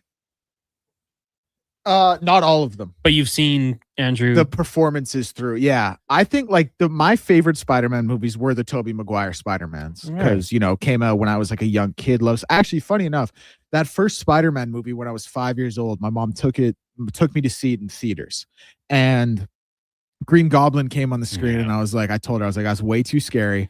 I'm not watching when he's on the screen. And she was like, well, I think he's going to be in a lot of the movie. And I was like, well, then we're not doing this. So we left the movie after about 50 minutes, went to the park, met a bunch of other kids, told them I just came from the Spider-Man movie, lied through my teeth about seeing the whole thing. But obviously did see it when I was like a couple of years older and loved those Spider-Man movies. They were my favorite. But like, I just think Tobey Maguire, people calling him the best Spider-Man, is so fueled by nostalgia. I think he is so clearly the third best Spider-Man. And I think like Andrew Garfield's movies were the worst, like Amazing Spider-Man and Amazing Spider-Man 2. Those were the worst Spider-Man movies, but he nailed the performance. Like he absolutely killed. And then Tom Holland, it's obviously a bit of a different one because it's like the MCU slop, which people aren't always a fan of. I don't mind the Spider-Man movies, but I think I just think Tobey Maguire, as much as I like the movies, was a clear third as Spider-Man. No, you're talking about nostalgia, which I do think impacts it. But I think you might also have some recency bias here because Toby's the GOAT. That's all I got to say. He was like, I got no stats to back it up. It's just heart. His performance when he went and fought the Macho Man. Did Andrew Garfield fight the Macho Man? I doubt it. Both of them could have been Spider-Man, but Tobey Maguire never could have been Eduardo Saverin. Oh, well, you might have something there. Mackenzie just put her hand up. This is not school, but Mackenzie, what do you got? I don't know how else to ask. Like, if I can like hop in, I consider myself like a hardcore Spider-Man. Like, so you're the person to talk to. Yeah. Okay. Listening to this, I was like, this is clutch. You know what? Yeah. I actually did this once when Jason and Connor were talking about the Odyssey, and I literally had to go to Connor and be like, me. So I get where you're coming. Yeah. So, okay. Tobey Maguire is the best Spider-Man because Spider-Man 2 of the Tobey Maguire series is the best one. I also went and saw that in theaters, and was crazy, and I got too scared, and we had to leave. I was drinking beer while you guys were watching this one. Come on. But Andrew Garfield, for the time, was good, and I think he gets a lot of unwarranted hate because it was Sony. And now that Disney has the rights back, everybody thinks it's so much better, which the Tom Holland Spider-Man is good. But after everything with like Endgame and Infinity War, it's not the same. So different that's levels. where I come from. That's my thoughts on it. See, Matt Leduc says Toby was the GOAT until number 3. Yeah, like when he comes out of that store front with the all black suit dancing, kind of lost me. And I just think he's like so clearly the worst actor of those three. Really? Oh, by like miles. He did Spider-Man and he did Cider House Rules. You guys ever hear anyone say, let's go check out that new Tobey Maguire flick? Have you seen Brothers? I haven't heard that in about 20 years. Have you seen, well, that's how old the movies were. Pleasantville? You weren't even born yet. Actually, you might have been born. I think, was Pleasantville 98? Yeah. Yeah. You were 97? Yeah. We don't know. We don't know. Nobody really knows. Yeah, I mean, I think it's all going to be recency bias and all this sort of thing. And like, that's me. I just haven't seen them. Lance says Andrew Garfield was way too cool to play Spider-Man. I can get that. He does seem like a cool guy. He was in the Facebook movie, right? Yeah. He was cool in that one, actually. He does seem like a cool guy. Earthy, you threw me off here. Because this is referencing her MJ character, but you sent that part in after. You said Kristen Dunst has got to be the worst human possible. She slept with his best friend, didn't care that his grandma died, and only cared that he didn't show up to her show. And I thought this was like, she did this. No. Kristen Dunst rules. Bring it on. Classic. MTR is all about it. Kristen Dunst as well, the GOAT. It's not who the better actor is. It's who the better Spider-Man was. But can we as humans fairly differentiate that? There's no exact science behind this. Yeah, and like back to Lance's point, like okay, well, first of all, they are acting. So like when you're determining how they play Spider-Man, it's because they're acting, right? Like, can we agree with that? Like that, yeah, of course. And like, but even if you want to take out what they did outside of like what their film catalog looks like outside of the Spider-Mans, I still maintain like my favorite movies, the worst Spider-Man. Nikki Northside says Toby was the worst. Andrew was a great Spider-Man, but too cool to be Peter Parker. Tom is a great Peter Parker and okay Spider-Man. None of them have the banter and chirp Spider-Man is supposed to have. Like, I thought the first one at times, was kind of corny. I get though, like Tom Holland seems like a cool kid. I know he's not a kid, but he just seemed like a cool guy and he kind of could play it. I get what you guys are saying about Andrew Garfield. Like Peter Parker at his core is not supposed to be some stud. He's supposed to be a bit of a dweeb. In that first one, he was. Flash kind of ran his show until that incident in the cafeteria when he caught all those fruits and veggies. Do you guys believe that was a stunt he really did, catching them all? They told us so many times with so much ferocity that it was real that I just think it'd be so weird for them to lie about it. So yeah, I guess it must be real. I like to believe that it was. I don't, it just makes it so much better. Rage Texter B says, I think we all agree who the best Batman was. 1, 2, 3. Christian Bale. Yeah. Well, hold on. Let's get up to the mic and we'll turn it on. What's crazy that this is being brought up, I literally just rewatched all 3 Batmans like 2 weeks ago. Christian Bale was incredible. It was very good. I enjoyed it. Obviously it's Christian Bale. I think we do all agree with that. But like Robert Pattinson did a great job too. And Sebastian Stan is going to be in the second one as Harvey Dent, which is going to be so good. Any George Clooney lovers? Clooney was okay. I stopped watching after The Dark Knight though. Was Affleck any good? Never saw that no, one. No, me I'm gonna either. assume it was terrible based on our reaction. Yeah. Nobody's was seen that it. Batman versus Superman? Well, I didn't. Yeah, wasn't it? I think it was. Haven't seen it. Saki Corp says Clooney was a victim to bad writing. Val Kilmer all the way. EG says he actually was a good Batman. Mark Hamill is the best Joker. Hot take from Lance. Wow, his voice acting was terrific. The Heath Ledger Joker, incredible. Yeah, man. Like, no one can beat Joker. Who was the guy who did it in Suicide Squad? Jared Leto. Leto. He was barely in the movie. Ooh. But in the trailer, they made it look like he was like the main villain. He was in that movie for like 3 scenes in like 4 minutes. That was it, hey? Dude, I would also say like Heath Ledger as the Joker, like that's one of the top 5 best acting performances ever. Yeah. And it's crazy because it isn't like a superhero movie. And I think people might discredit that, but I thought The Dark Knight kind of transcended that. He was unbelievable. What's your favorite Joker scene in that movie? Oh, dude, there's like a trillion of them. But honestly, I think it's probably the one when he's in the holding cell and he's riling up Wirtz about how many of his friends he killed. Yeah. And then Wirtz is like, I gotta, I'm a 20-year man. I know the punks who need a lesson in manners and the freaks like you who enjoy it. So I'm gonna have to enjoy this a bit more. And then the next scene it cuts to him and it's like the Joker. He's got him in like he's got him like reversed and like with a piece of glass to his neck and he's like, I just want my phone call. I think that's my favorite scene. Mac, anything stand out? When he's dressed as the nurse and he's walking out of the hospital. I hated that one because I thought it was out of character I thought it was too cheesy for that Joker. I also really liked when he's in the cop car and he's hanging out. Yeah, me too. Yeah. That's shot. Like, I'm not like a cinephile or anything. I don't claim to be, but like that and the music from that movie, dude, unbelievable. Can I just give one more? Because like I'm so into this conversation now.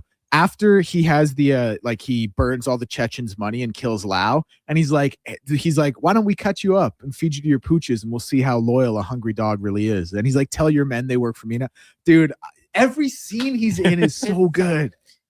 Even like the opening scene, the bank scene is great. MTR pointed that out. Watch Mickey the pencil disappear. Unbelievable. When he breaks the pool cue in half and gives it to them, make it quick. Like, yeah, the whole movie is unbelievable. And he was so good in it. Jack Nicholson was a great Joker. Dennis, still a Browns fan. Yeah, and that movie was a little different. I don't know. A little more cartoony. Yeah, and that probably like comparing him to Heath Ledger, who was like extra serious, maybe victim to the writing, like we heard earlier. Oh, now we got Walt asking who's the best James Bond. I'm just loyal to the guys that I saw first, apparently. That's real though. That's real. GoldenEye came out when I was a kid, man. Do you know how many hours I logged playing GoldenEye? Pierce Brosnan was my guy. I know everyone probably has different ones, because there's been so many and so many like iconic actors to do it. Very quickly before we get to break, Deck, who's your Bond? I am partial to Sean Connery being the best Bond, but first of all, I actually want to sit down and watch like all the James Bond movies through and through. I haven't seen nearly enough of them. I do really like Pierce Brosnan as well, though. Mac, you got a favorite Bond? I've never seen the James Bond movies. Wow. Never a single one. Never. I know the Adele song, Skyfall. Oh. Great song. Great song. That's all I know. We should make sure you watch at least a couple of those. Back in the day, like right when Bond came out, one of the networks, I want to say it was like AMC, really capitalized on it when GoldenEye came out, and they would just run the marathons. And like I would watch every single one. The opening scene was always unbelievable. Good times. Maybe we'll jump back into this after our next guest, because we also had people asking about our favorite MJ. And like for me, it's Kirsten Dunst, but maybe the other two have different answers. We'll see as we go along in the show. But coming up next, we'll go back to sports. We'll trail back to this conversation later, but we're going to talk some Edmonton Elks with their star middle linebacker, Nick Anderson, as they get ready to take on the Bombers on Friday night down at Commonwealth. Brady Oliveira coming to town. You got to be ready to go when you're facing an opponent like he. It is the Jason Gregor Show here on Sports 1440, streaming on YouTube, Facebook, X, Instagram, and Twitch, brought to you by PlayAlberta.ca. Crispy caramelized edges, a pillowy, airy center. Meet the new Papa John's Pan Pizza. Made with Parmesan and Romano cheeses, Papa John's special garlic sauce, and Italian seasoning, all baked directly into the bottom of the crust for a signature golden finish and crispy, savory crunch. Grab a medium pan pizza for just $16.99 today at your local Papa John's. Order now in the app or at papajohns.ca. Better ingredients, better pizza, Papa John's. Tee up for a great day on the course and support the Stony Plain Eagles Senior Men's Hockey Club. It's the Stony Plain Eagles Golf Tournament. Gather your foursome and join the Eagles August 25th at the Links at Spruce Grove for a 2 p.m. shotgun start. Enjoy a fantastic afternoon of golf, great company, and friendly competition, all while supporting the Stony Plain Eagles. Get all the details and register today at stonyplaineagles.com. Expand your brand with Fusion Promo Marketing. Fusion is your trusted partner for all things branded merch and apparel. Thousands of products perfect for businesses, sports teams, and corporate events. Fusion with a Z. Promomarketing.ca. Tap into the fun of Play Alberta's most popular casino games. From the fast-paced spins of Cash Eruption to the retro thrills of Sevens Wild, online excitement is always at your fingertips. Spin through your choice of popular slots or discover Alberta-exclusive games you won't find anywhere else. Visit playalberta.ca/Gregor to learn more. That's playalberta.ca/Gregor. Must be 18 plus to play. If you gamble, use your game sense. Are you a skilled laborer? All-Star Construction wants to talk to you. A heavy equipment operator with Traco or backhoe experience, All-Star Construction wants to talk to you, too. With work in and around Edmonton for local land developers, All-Star Construction offers year-round employment. Whether it's power, gas, or telecom, developers rely on All-Star Construction to get the job done. So if you're a skilled laborer or a heavy equipment operator with Traco or backhoe experience searching for work, search All-Star Construction on Indeed. Need an excuse to upgrade your ride? Well, we got a few to share. Go Auto has over 18,000 new and used vehicles ready to test drive right now. With more than 70 locations, your perfect match could be closer than you think. A family-friendly SUV for soccer practice, a fuel-sipping commuter, or a hardworking truck that's ready for anything. Trusted brands and a team that's actually happy to help. Explore thousands of vehicles today at goauto.ca. I'm Dr. Vance Elliott. The goal of every one of the thousands of hair restoration procedures I've performed is a full, natural-looking head of hair. I work directly with my patients for the consultation, the procedure, and the follow-up, so we can achieve the best results possible.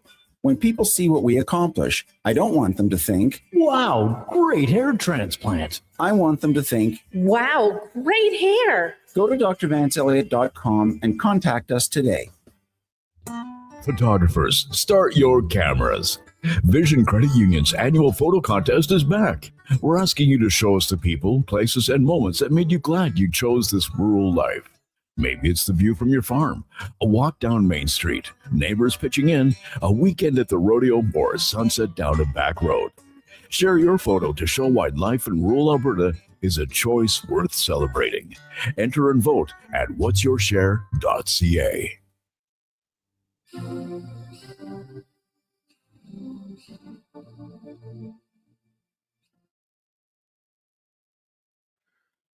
Portions of this hour brought to you by Papa John's. Calling all pizza lovers, at Papa John's, get a large one-topping pizza for only $14.99 using the promo code L1499 at papajohns.ca or on the Papa John's app. The Jason Gregor Show with guest host Connor Halley. This is Sports 1440. Brought to you by PlayAlberta.ca, Alberta's only regulated online gambling website.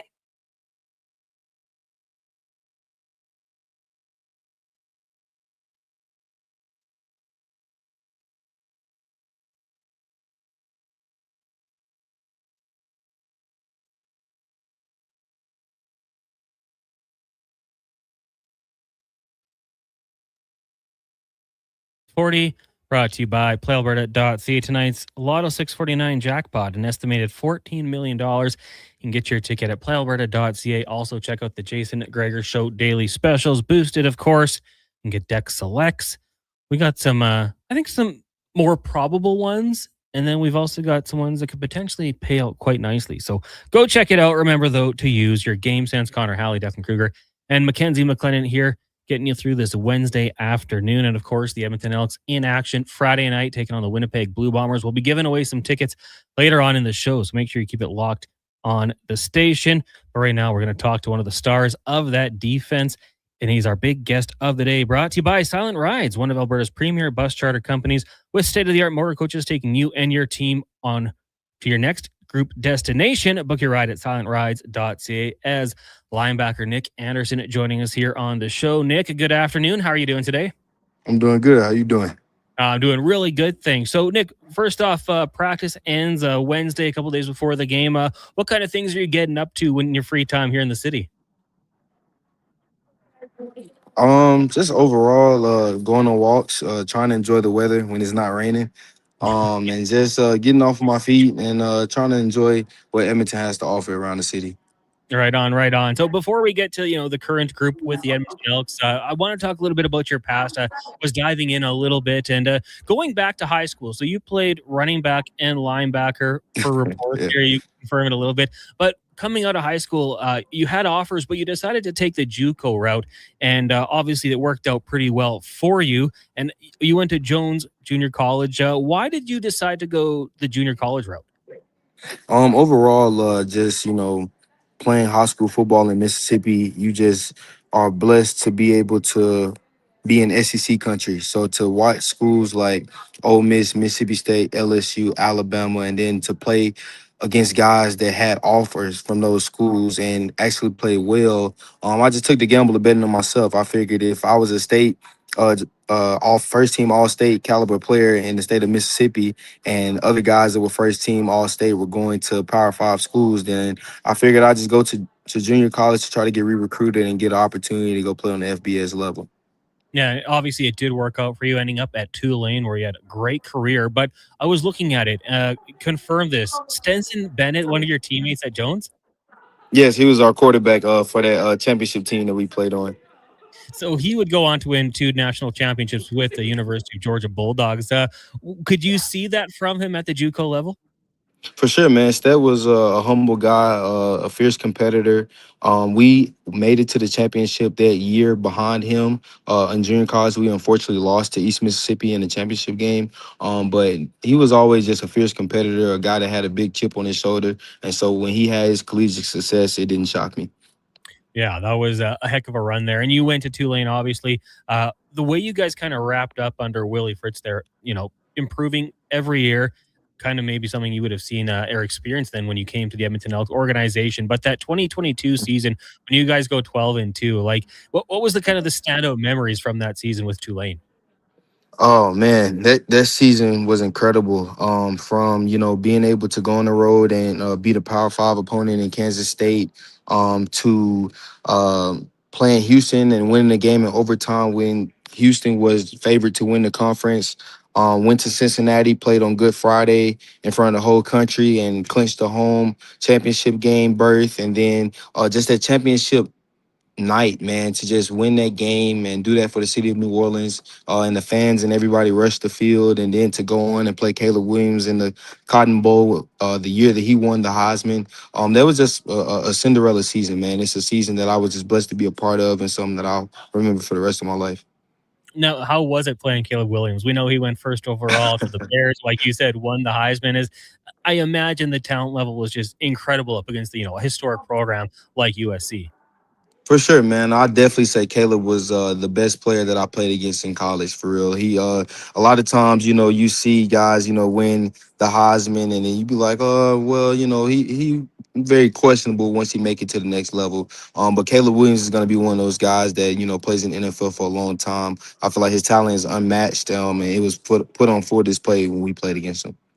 Nick Anderson, a middle linebacker for the Edmonton Elks, joining us here on the Jason Gregor Show. Connor Halley sitting in. So, Nick, this season for the Green and Gold, I think expectations were high. We saw what was being built there with Coach Killam and JC Sherrod on the defensive side of the football, Cody Fajardo coming back on the offensive side. What would you say has been the biggest change defensively only from JC Sherrod and your group on the defensive side of the ball?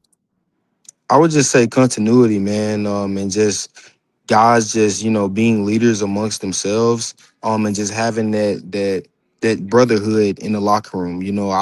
This is one of the first defenses that I've been on professionally to where everybody bonds, everybody are great friends, and everybody are real life brothers outside of the locker room, which is hard to have in professional sports. And so to have that and also be playing on the same side of guys that their families, where they come from, their story. It just gives you a different type of motivation when you're out there playing with each other. Have there been some similarities that you've picked on with the rise from your Tulane experience coming to Edmonton? For sure, man. Just when I first got to Tulane, we weren't winning and hadn't won in so long, and people didn't come to the games. People didn't really have a lot of faith, a lot of hope in us when I got to Tulane, and we had to establish that. But in order to establish that, we had to really just have faith in each other, because it all starts in the building. Before people can believe in what you have going on and what you're trying to believe in and shoot towards, you have to have that belief amongst each other. And so I've just seen that develop within ourselves. In order to have this great season, we had to believe in each other. We had to believe that we can do it, because who would have thought in the beginning of the year that we'd be sitting with opportunity to go into the second bye week 8-3. Nobody outside of the guys that was in that locker room. And so we just hold on true to that. Never get too high, never get too low. And just make sure that we're playing for the guys beside us each and every day, the ones that showing up and working with us. There was a long stretch of the season here where you guys in the third quarter were almost like giving up no points, like the occasional field goal. And I really thought there must be some adjustments being made at halftime. Is that true? Like, are you guys really breaking it down? Are you having in-depth meetings with the positional coaches and JC Sherrod about things you need to clean up in the second half? For sure. I mean, the coaches do a great job of coming into the locker room and sitting everybody down, making adjustments, and really just dialing in on the game plan, making tweaks, installing things that, may have come open. Because every time you play a team, they're not going to do 100% of what you've been practicing for the whole week. So you have to be able to make adjustments. And that's one of the great things that our coaching staff is able to do. And shout out to JC, man, to be a young defensive coordinator, man. He calls great games. And then he always puts us in a position to succeed, which is something that you love to have as a play caller. But overall, man, just being able to execute whatever the coaches asked us to do has led to our ultimate success. In that game on Saturday, did it feel like you guys were wearing down those Argonauts team? Because, I mean, the second half, obviously, you guys shut them down. You allowed 3 points. J.J. Ross had the pick 6. He had 2 interceptions on the game, the forced fumble as well. Was there kind of that feeling in it like, hey, if we just keep doing what we're doing, the offense is eventually going to get theirs and we'll run away with this one like you did? For sure, man. Defensively, we always say that we try to control 2/3 of the game, one being defense, the other being special teams. So shout out to Richard for just forcing a fumble on the opening kickoff of the second half. I feel like that really set the tone. And then after that, the offense were able to get immediate points. And then defensively, we just did our jobs, man. We just did our jobs because we know there's going to come a point in the season where we need the offense to get in the shootout for us. This is pro football. And so just to have their backs and be able to, get them started and get them rolling in the second half and do our part. It really just made Saturday fun. I've been telling all my family members and everybody that asked about their game. It was a fun game. It really was almost like a college football game, man. It was a great time, and I enjoyed that one. Now looking forward to the win on Friday night. Yeah, and it's been great to see the people starting to get out for the games here. The 30,000 against the Rough Riders and north of 22,000 on Saturday. Friday night's going to be electric with Winnipeg coming to town, and we will talk about that. But I got to ask you, because I did pick up on it, and my apologies if I've missed it before, but you were in there on the offense for the third and short situations there. Have you been doing that all year, or have you been kind of working your way in? Last week was my first time doing it, but it was just, an opportunity for me to help the guys. Short yards is something that we're trying to improve in. And so, I have that background of playing offense and being able to block guys. And, I'm just willing and able to do whatever I have to do to help the team win. So when they asked me to come over and contribute, I didn't blink at the opportunity. Yeah, I mean, that's awesome, because that was an area where there was some missed opportunities against the Rough Riders. And then even to see it, Tyrell Ford had the big tackle as well on special teams. It's cool to see the defensive starters getting out there doing more. Now, are you talking to them a little bit like, hey, maybe we throw me the football as well? Yeah, for sure, man. There's been conversations, man. It's a long season, so we'll cook something up. That's awesome. As we're looking at the Edmonton Elks right now with a middle linebacker, Nick Anderson here on the Jason Gregor Show. And I have to ask, just because of the job that I think, not only at Herbie, but the coaching staff has done preparing guys for when the injuries do occur and people get called into the lineup. And Perez Reed was the latest one, getting out there, playing the Sam linebacker spot, 5 tackles, did not look out of place. How nice is it this year? And we've seen it along the defensive line as well, that when someone goes down, unfortunately for you, you've had that pop up as well. The next man up, like everybody gets out there and there's not a drop off. For sure, man. You talk about that Tulane team that we had. I'll never forget playing Kansas State, and then I actually cramped up in the third quarter. Me and the other starting linebacker and the starting free safety, all of us was cramping, and so we had to go in the locker room at halftime. Not halftime, but during the third quarter to get IVs in our arm to rehydrate. And we had 3 freshmen in. Middle linebacker, will linebacker, and free safety, and they executed. Was able to keep Kansas State from scoring while we got back on the field. And similarly, like championship teams, it takes everybody. Everybody has to be prepared, especially in pro football. You only dress 43 guys, and all 43 got to be ready to contribute any type of way. And so to have that amount of depth and have guys that are prepared to come in and step up when their name is called, man, it's a true blessing, and it's why we're winning. So just for you, obviously out there on practice all the time, going up against a guy like Cody Fajardo, and we heard reports that potentially maybe he would have been done at the end of last year. Thank goodness he didn't, because he's coming this year, been outstanding, second in the league in passing yards. What have you thought about your quarterback's play so far this season? Man, it's been amazing, man. Never in doubt when Seven has the ball, man. Just the way that he prepares for the game, the way that he prepares the other guys, the way that he leads the locker room. You can tell that, winning a championship is his sole purpose and drive for this season. Cody, wants it, just as bad as anybody in that locker room. And you could tell by the way that he puts his body on the line, the way that he just, has that toughness in him, could take a sack and get up and, fight for extra yards on the next play, and just to know that you're getting that from your quarterback, your signal caller, man, it really just boosts the morale for the whole team. I want to also ask you about another teammate, Justin Rankin, because, the numbers wise weren't necessarily there the last few weeks in terms of rushing, but last game against the Argos in the second half, you saw why he was initially brought to this team as a receiver. That catch he made down the seam and the hit he took, I thought that was just an incredible play by Justin Rankin. Going up against him in practice, is it kind of like, there's no real cues, because he could be a receiver on this play, he could be running the football, he's just got that versatility. For sure, man. Rank is a truly unrecognizable talent when it comes to just the things that he can do with the ball in his hands in general, no matter what position he's in. And to just have a guy like that on your team, you're lucky to have him, man. I was in awe watching him, all season just make defenders look silly, man. But he's just a guy that loves the game, a guy that, is a joy in the locker room, brings energy and effort every single day, plays with a huge chip on his shoulder, and just, is a guy that I'm grateful to have on my team. Nick Anderson of the Edmonton Elks joining us here on the Gregor Show. Connor Halley sitting in. So you've got the Winnipeg Blue Bombers coming up this Friday. Home game's going to be a lot of fun, 7:30 kickoff. But on the opposite side, you've got Brady Olivier, a guy who has been a dynamic running back in the CFL and just a tough guy, I would think, to bring down. Now, what is the game plan when you're going up against a running back like that? Just overall understanding that he is the engine that drives that offense. They got a very, smart and experienced quarterback in Zach Caleros. And Zach Caleros is a guy that, if once his first read, second read isn't there, he's getting the ball into Brady Oliveira's hands in order to, allow him to make a play. And then shout out, I got to give credit where credit is due. Brady does a great job of, getting the ball in his hands and getting north and south, making defenders miss. And so the game plan this week has been really just to, keep the top on the defense, don't give up explosives. And then when 20 catches the ball, everybody has to swarm and get 12 hats to the ball. Is this one of those games you get fired up because of the opponent, kind of maybe similar to Mills with the Stampeders, or even what we've seen Xander Horvath do the last few weeks with the BC Lions?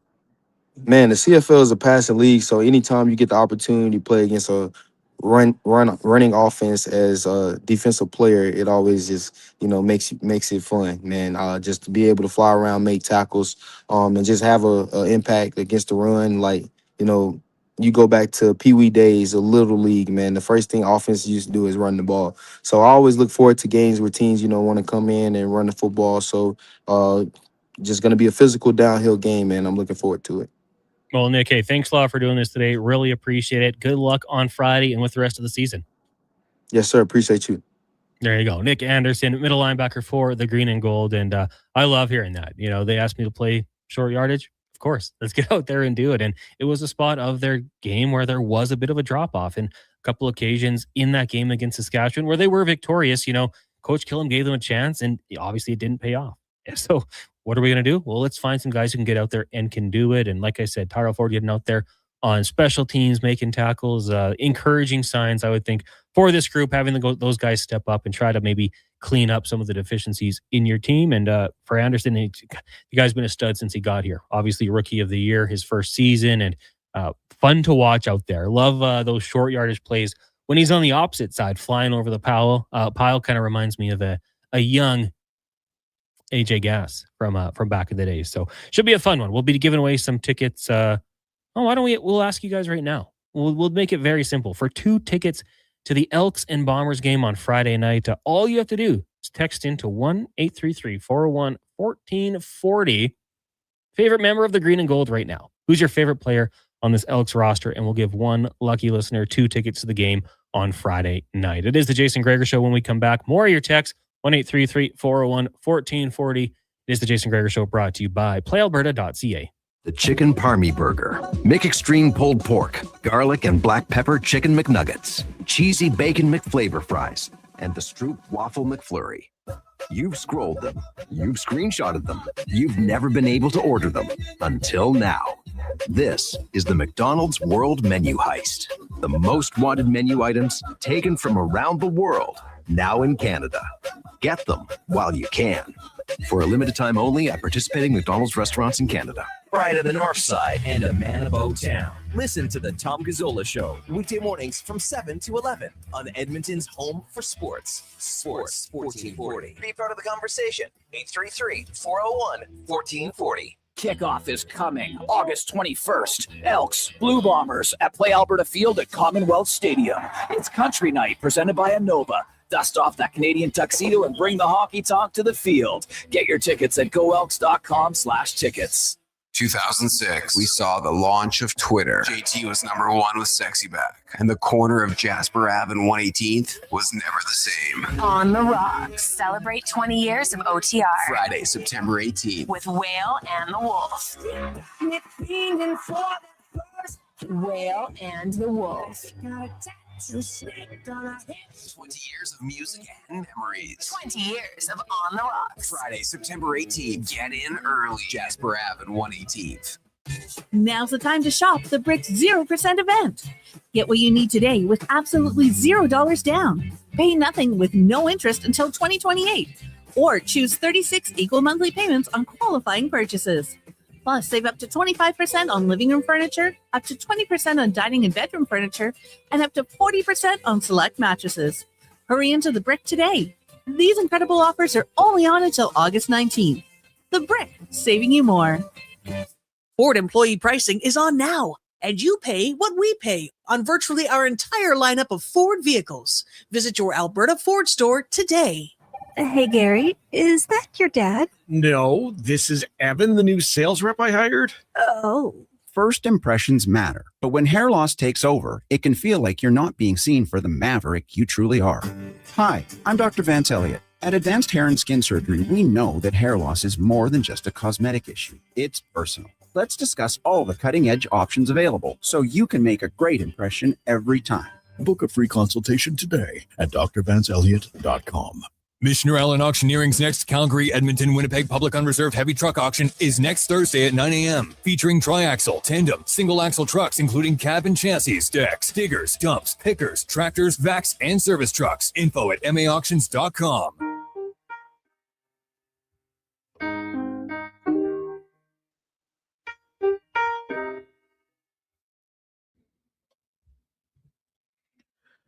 Portions of this hour brought to you by Cantork. Made in Canada, made for Canada, where extreme isn't theoretical. Find your solution at www.cantork.com. The Jason Gregor Show with guest host Connor Halley. This is Sports 1440. Brought to you by PlayAlberta.ca, Alberta's only regulated online gambling website.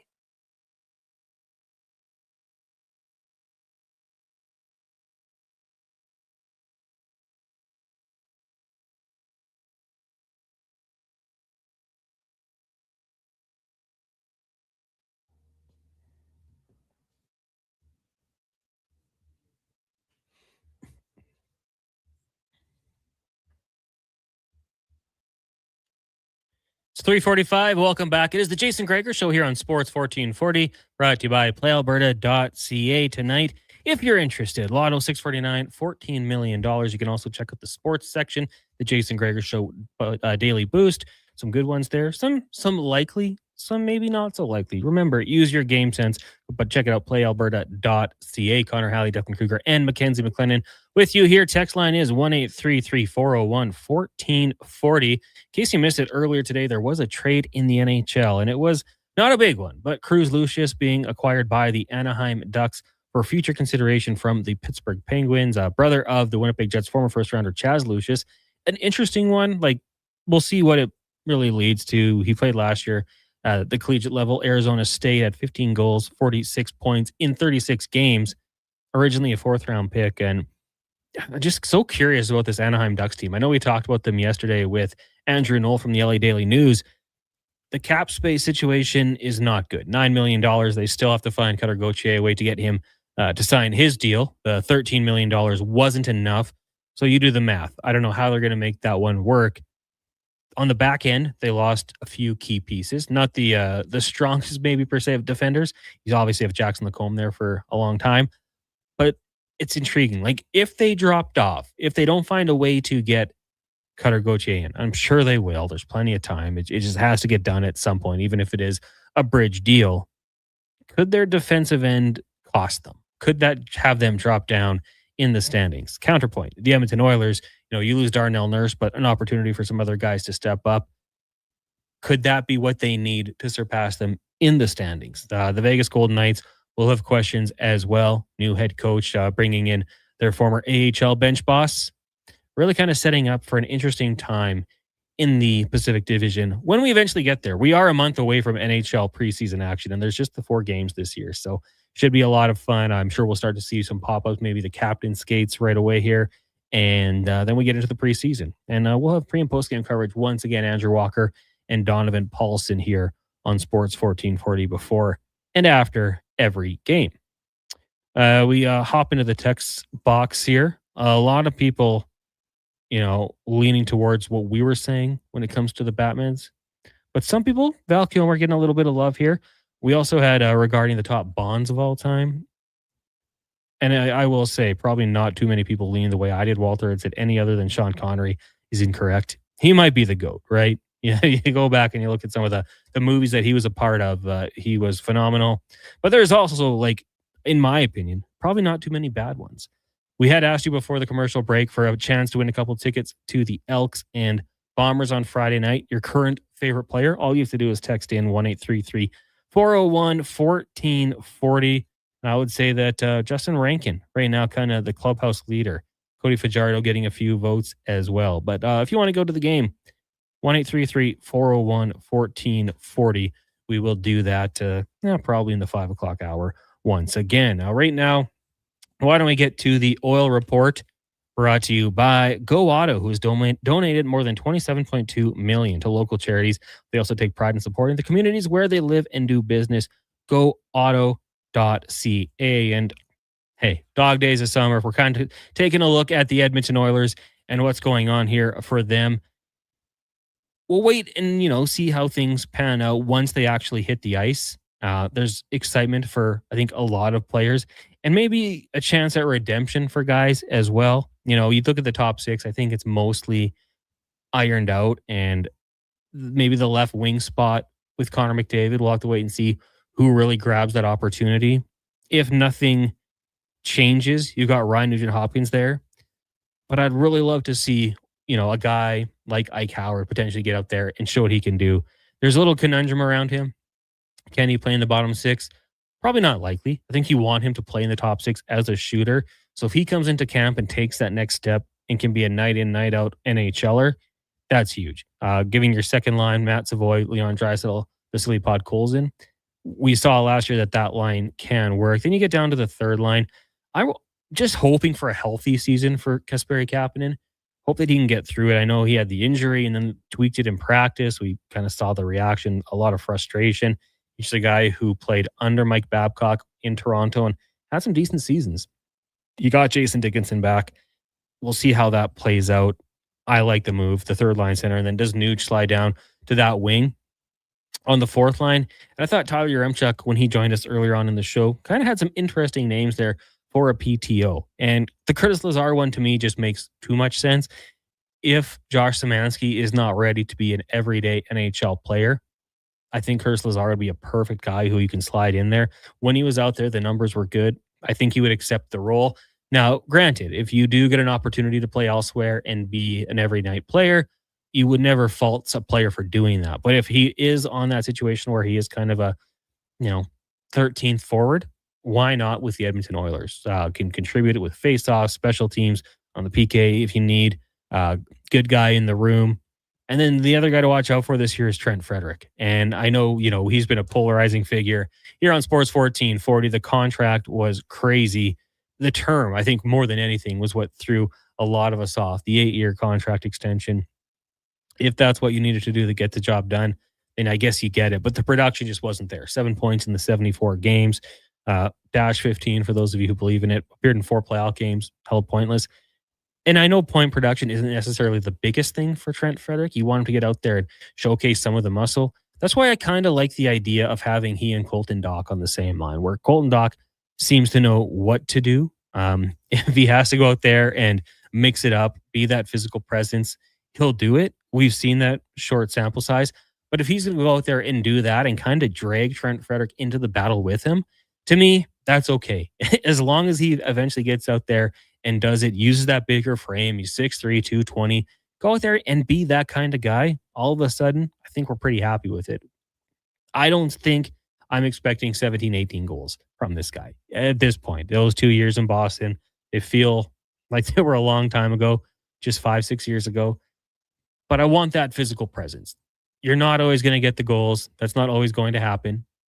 But what you can control is that effort, that tenacity, that tough thing to do. And it's not easy. We've seen a lot of quote-unquote fourth liners come and go in Edmonton that haven't been able to do it night in, night out. I can think back to Pitlick back in the day, where you just wanted to see it more consistently. It's not easy. But to keep your spot in the NHL, you certainly got to do so. Fuzzy says, hey guys, is Vegas still preventing teams from talking to Bruce Cassidy?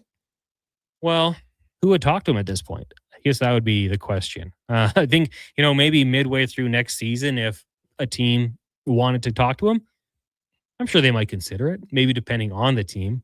It's not going to be Edmonton. I don't think it's going to be Anaheim when you're looking at, rival teams in the division. The LA Kings? No, probably not. I think they're probably happy with Laviolette and Coach Q down in Anaheim. So I would think if a team came calling at this point, they might allow it to happen. I do think it was just they didn't want him with the Edmonton Oilers. I think that was the biggest thing there.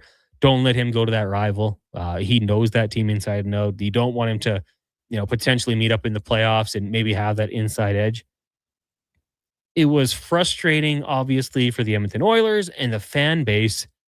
But deep down, I think it showed there was a little bit of fear. We don't want him going there. We know what he can do. We've seen it before. He knows us very well. Let's not give them any more of an advantage. And that's kind of how it played out, in my opinion. We'll see what happens, though, because there will be a coach being fired. There's going to be a team next season that starts off just a little bit slower. And I think they might be reaching a point where you just let them go. You also don't want Freddie to go get beat up by Matthew Olivier either. No, certainly not, Bill. Yeah, that was kind of the thing. Great, go out there and drop the mitts, but it doesn't have to be a statement thing. Okay, well, I've done this, so I'm good for a little while. I think night in, night out, just be tough to play against. Don't be a defensive liability, which I don't think he is, and that'll be okay. The bar has been set low, but I also do think that playing with a new head coach like Mike Babcock, it's a fresh slate. He's got an opportunity here to do something, and we always say the one thing you can control is effort, is your give a you-know-what. So go out there and do those types of things. Lean on guys. Eventually, the bounces are going to go your way. He has the potential to be a 15-plus goal scorer. I don't think you're going to get those numbers, but heck, if you get 10, all of a sudden, I think everyone's pretty happy and pretty impressed with the way it goes. Hey, you young whippersnappers, you've overlooked the greatest Batman of all time, Adam West, signed Alan Mitchell, a.k.a. Hacksaw. Yeah, a little before my time. My wife owns the DVD, so I have got a chance to see a little bit of the great Adam West in his prime as the Caped Crusader. But for me, it's not enough to convince me to go elsewhere. I should also tell you guys that Stingray also has some Elks tickets up for grabs. All you have to do is text in the code word ELKS to 1-833-401-1440, and you'll have an opportunity to do so. I believe we just gave away another pair of tickets now. So there's multiple ways for you to get tickets. And if you do just want to buy some, text me. I got a guy. I'll send you their email, and you can reach out, check in, and he will definitely hook you up. One of the best sales associates the Elks have. Coming up in the show still, we got Jason Strudwick going to join us at around 4:20. We'll have 5 questions, spec, Cam Tate, the stats of the day, and also up next, the roundtable. But first, we'll get to a Sports 1440 update with Declan Kruger. This one brought to you by Hire Good. We solve real problems for businesses while creating real impact. We reduce issues on your property, keeping it safe and taking pressure off your team. Go to hiregood.ca. Hire Good. Stable jobs create stable lives. This is a Sports 1440 update. Finals from the MLB earlier today with the White Sox over the Cubbies, 3-0 Twins over the Braves, 6-4 Mets, 4-2 against the Padres, and the Pirates beating the Tigers 4-3. One game in action right now sees the D-backs lead the Red Sox 5-2 in at the top of the 6th. Marlins and Phillies will be getting going in about 10 minutes time here. Then at 4:40 today, the Blue Jays and the Rays down in Tampa. Max Scherzer on the bump in that one. WNBA action, just 2 games tonight. Toronto Tempo in action as they'll take on the Washington Mystics at 5:30. Then at 8 o'clock, the Lynx and the Valkyries. Dallas Wings rookie Ozzie Fudd with a knee injury set to miss the rest of the season, while the Blue Jays have DFA'd Waldron, and all 32 NHL teams getting a hometown remix jersey this season in the league. I'm Declan Kruger. This has been a Sports 1440 update. Sports 1440, Stingray radio station, CKJR, broadcasts from West Edmonton Mall and Wetaskiwin. Download the free Stingray music app and listen wherever you go. Performance by Action Electrical today. Their projects team kicked things off, designing and building with unmatched skill. Then the service team swoops in for those crucial repairs and maintenance. And don't forget the testing team, ensuring everything's safe and sound before the solar team scores with sustainable energy. A complete team effort. Have Action Electrical bring home a win for you and your project. Visit actionelectrical.net. Tee up for a great day on the course and support the Stony Plain Eagles Senior Men's Hockey Club. It's the Stony Plain Eagles Golf Tournament. Gather your foursome and join the Eagles August 25th at the Links at Spruce Grove for a 2 p.m. shotgun start. Enjoy a fantastic afternoon of golf, great company, and friendly competition, all while supporting the Stony Plain Eagles. Get all the details and register today at stonyplaineagles.com. Tasting just the right.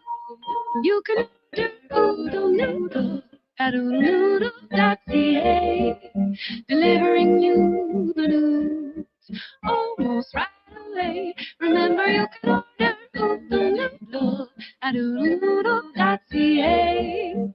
So stay on your couch all day and order oodlenoodle.ca. Oodle Noodle. Legacy Heating and Cooling is your #1 air conditioning company. So when you can't take living in oppressive heat any longer, Call Legacy. Call Legacy. if your hot, sticky sheets keep you up all night, Call Legacy. Call Legacy. if you've decided that you deserve to be cool and comfortable, Call Legacy. Call Legacy. and with no payments, no interest for 1 year, it could only be Legacy Heating and Cooling. Yeah, it's me again. And if you're sidelined with a sports injury, you already know nothing's more frustrating than being told to just rest. At Leading Edge Physiotherapy, we get athletes moving sooner with our zero gravity treadmills. You can run, train, and rebuild strength with up to 80% less body weight, so your injury heals while your confidence comes roaring back. When your sports injury's yelling, whisper back, leadingedgephysio.com, because life shouldn't hurt. Ford employee pricing is on now, and you pay what we pay on virtually our entire lineup of Ford vehicles. Visit your Alberta Ford store today. Plan for success in 2027 with help from the Co-op Grow team. With the latest on-farm technology, our agronomists will work with you to gather and interpret soil samples, analyze data, and gain more insight into your fields. We offer local expertise and trusted advice to help you plan your inputs and prepare for the unexpected. Get ready to make data-driven decisions with Co-op Ag Zone Field. Make a successful 2027 crop plan to meet your field's potential. Talk to your Co-op Grow team today. Missioner Allen Auctioneering's next Calgary, Edmonton, Winnipeg Public Unreserved Heavy Truck Auction is next Thursday at 9 a.m. Featuring triaxle, tandem, single-axle trucks, including cab and chassis, decks, diggers, dumps, pickers, tractors, vacs, and service trucks. Info at maauctions.com.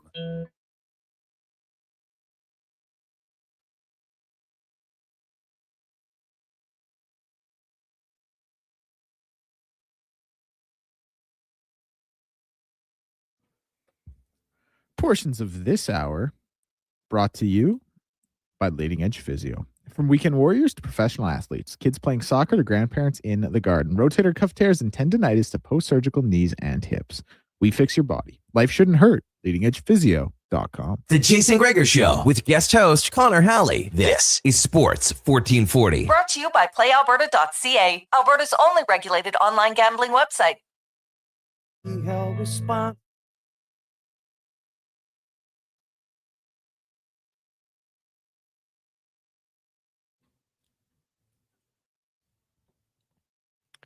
It's 4:01. Welcome back to the Jason Gregor Show here on Sports 1440. Connor Halley, Declan Kruger, and Mackenzie McLennan with you here from the Sports 1440 studios in West Edmonton Mall, brought to you by PlayAlberta.ca. Of course, lots going on at Play Alberta. You go to PlayAlberta.ca, you click the sports section.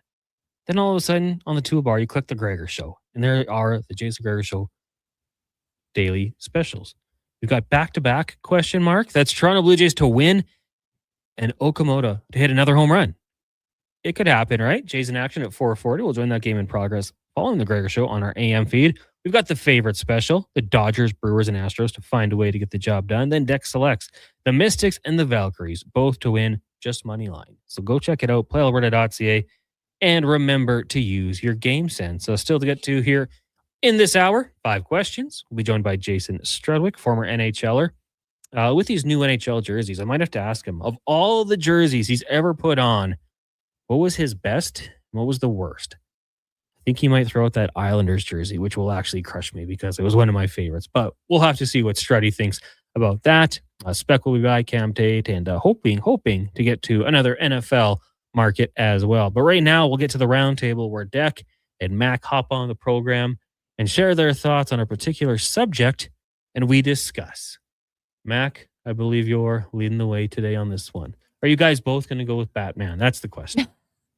Yeah, let's just keep the Batman talk going. Please. Some people really love it. Yeah. No. Looking at you, John. I won't talk about Batman anymore. I really hadn't decided what I was going to bring up. But things got a little chippy at the Eagles and Pats joint practice today. Word is that AJ Brown dominated the Eagles, but it's just practice.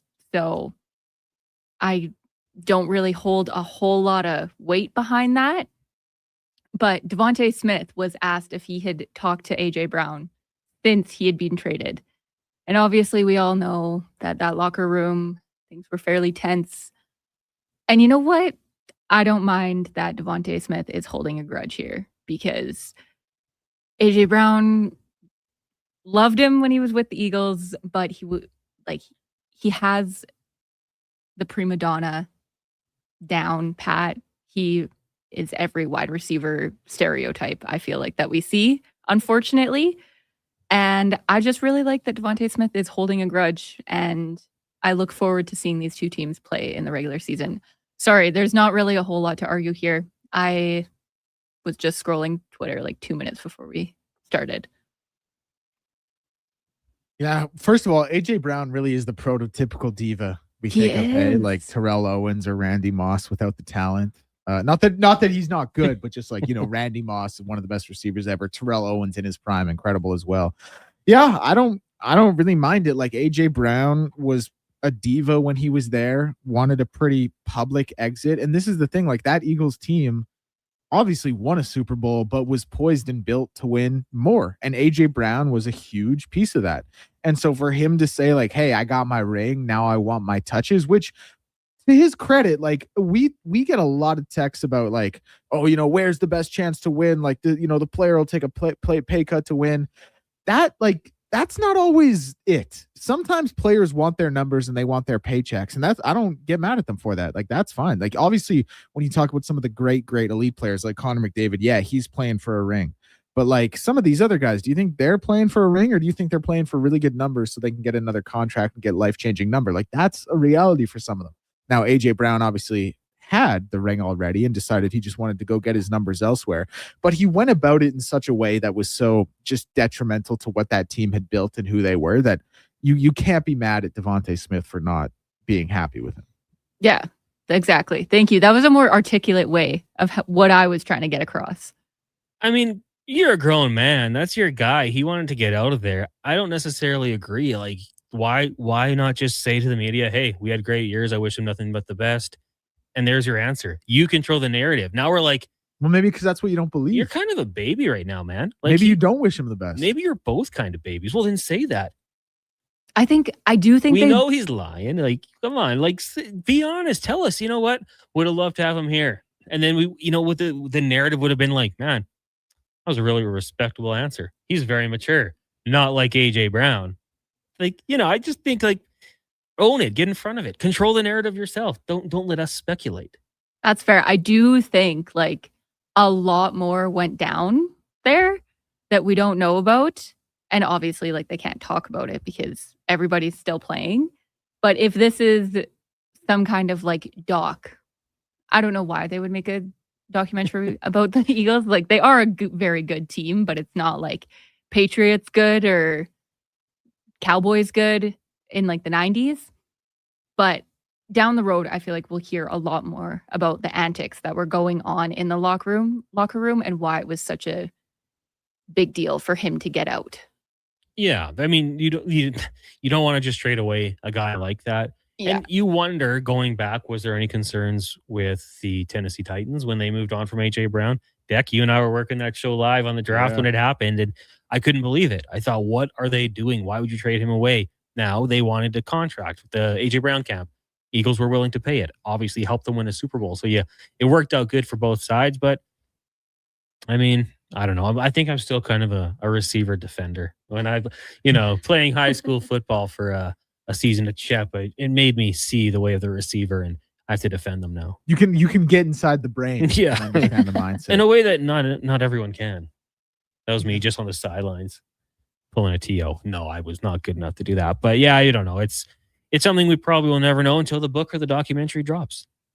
Deck, what's up with your Yeah, mine's kind of a weird one because it's like there's no way around this. But Jaden Higgins obviously injured today, out for the season.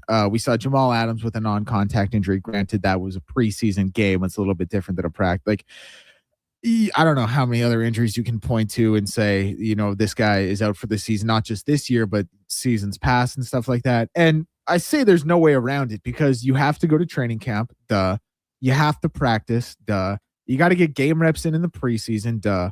But like, there just needs to be something I feel like done about this offseason leading right into the season here where we see like, not just I feel like we see handfuls of players walk away with season-ending injuries before the season it even begins. And I don't know what we do about it. I have no answer. I was trying to rack my brain because, like I said, these things are unavoidable. You have to have training camp. Of course. You have to practice. Of course. You got to get game reps in during the preseason. Of course. But something needs to be done for these players with all these injuries before the season even begins. Yeah, I agree with you, Deck, like 100%, because even at Elks training camp this year, there was a couple that happened, and like Woodmansey, he's been out, and then a couple other names as well, and they all happened during training camp. Like, and you plan your absolute best to have like the depth that can replace that, like injured guys and stuff, but what do you do? Because you need all of these reps. Like, can't have them in full pads all the time because injuries still happen. So kind of like, you go back to when they used to do 2-a-days, and players talk about getting their bodies kind of acclimated to taking the physical contact. But then there's nothing you can do about non-contact injuries, right? Like, they're just going to happen. I remember a big one when Jordy Nelson had it. Teddy Bridgewater, almost lost his leg. It's crazy how these things can happen. And I agree, Deck. Like, I wish there was something you could do.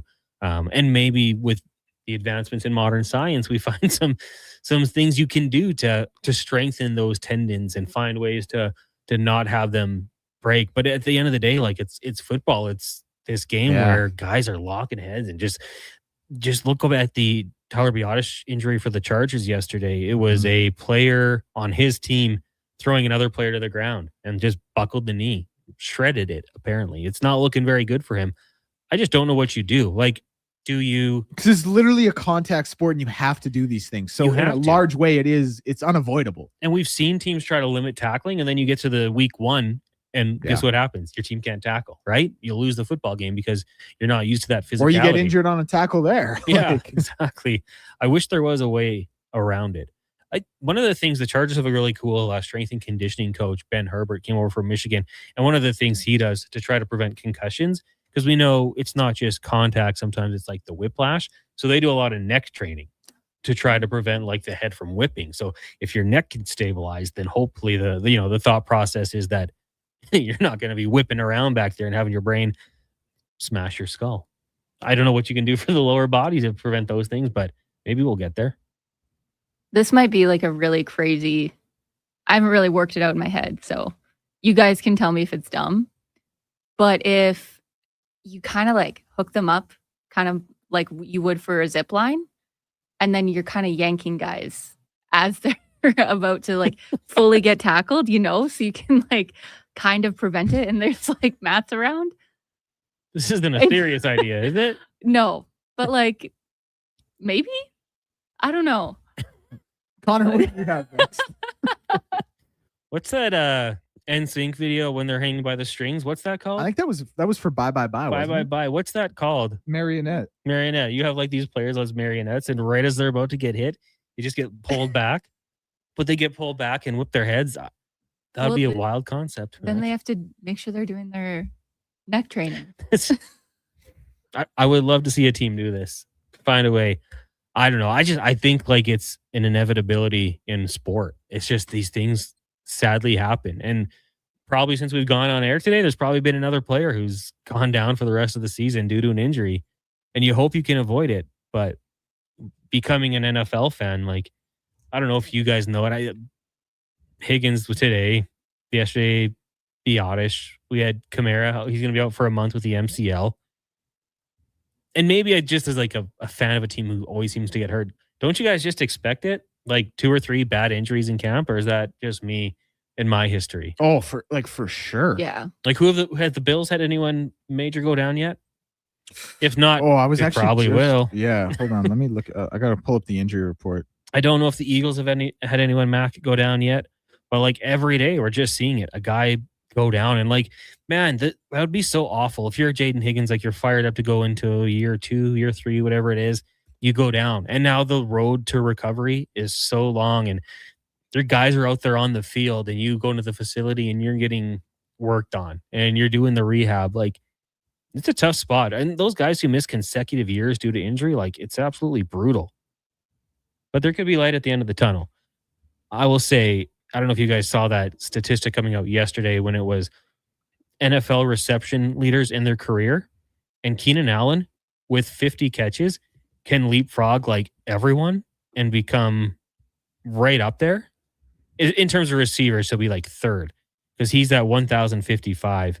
The only active player ahead of him is Travis Kelce, who's 1,080. If he goes out there and gets 55 or even just 50 catches this year, he'll be into 5th all time. He'd surpass Chris Carter, Marvin Harrison, Tim Brown, Terrell Owens, Anquan Bolden, Reggie Wayne, and Andre Johnson. And that's a guy who like was called soft for years because of the injuries that he had. But it's bleak when those guys go down. Tech, I don't know. Did you look into it? Any Bills injuries? Yeah. So like there have been some training camp injuries, but nothing season ending like that. We had to place Tyrell Shavers on the PUP list, but that was before training camp. There you go. To get out of it, like without anyone going down for the entirety of the year, it's impressive. And maybe those are like the strength and conditioning coaches you need. MTR says you can't get hurt if you don't practice. Will says you can't get hurt if you don't play football. Yeah. We just don't practice. We play touch and someone goes down. Love to see more data comparing these non-contact injuries in turf. It seems like the injuries have increased along with the rise in field turf, especially teams like the Niners. Don't make me say it. The electric substation. There's power lines. They're playing next to a Marvel villain. there's power lines in LA too, and that could be a problem. Delta Valley Jeff, I wonder how much artificial turf plays into the injuries with these guys. I mean, that's been a long thought, and you hear NFL players talking about it like they want it. During the World Cup, seeing all these NFL stadiums with real turf, like any guy who had a Twitter account was putting it out there, would love to see this left for the NFL, and they could do it. Like the cost is expensive. And, some of the stadiums, it's a little bit tougher where you might have to have that track like the Cards have. I think the Raiders have it too. Goes out of the stadium. They bring it back in on game days. But if you're a billionaire owner, why not make that commitment to your players? And all that does, if I'm a aging veteran, let's say like Keenan Allen or Stephon Diggs, these guys who are looking for teams and can probably still just hop in and help, makes you want to play there more. Like, okay, I'm not playing on terrible turf.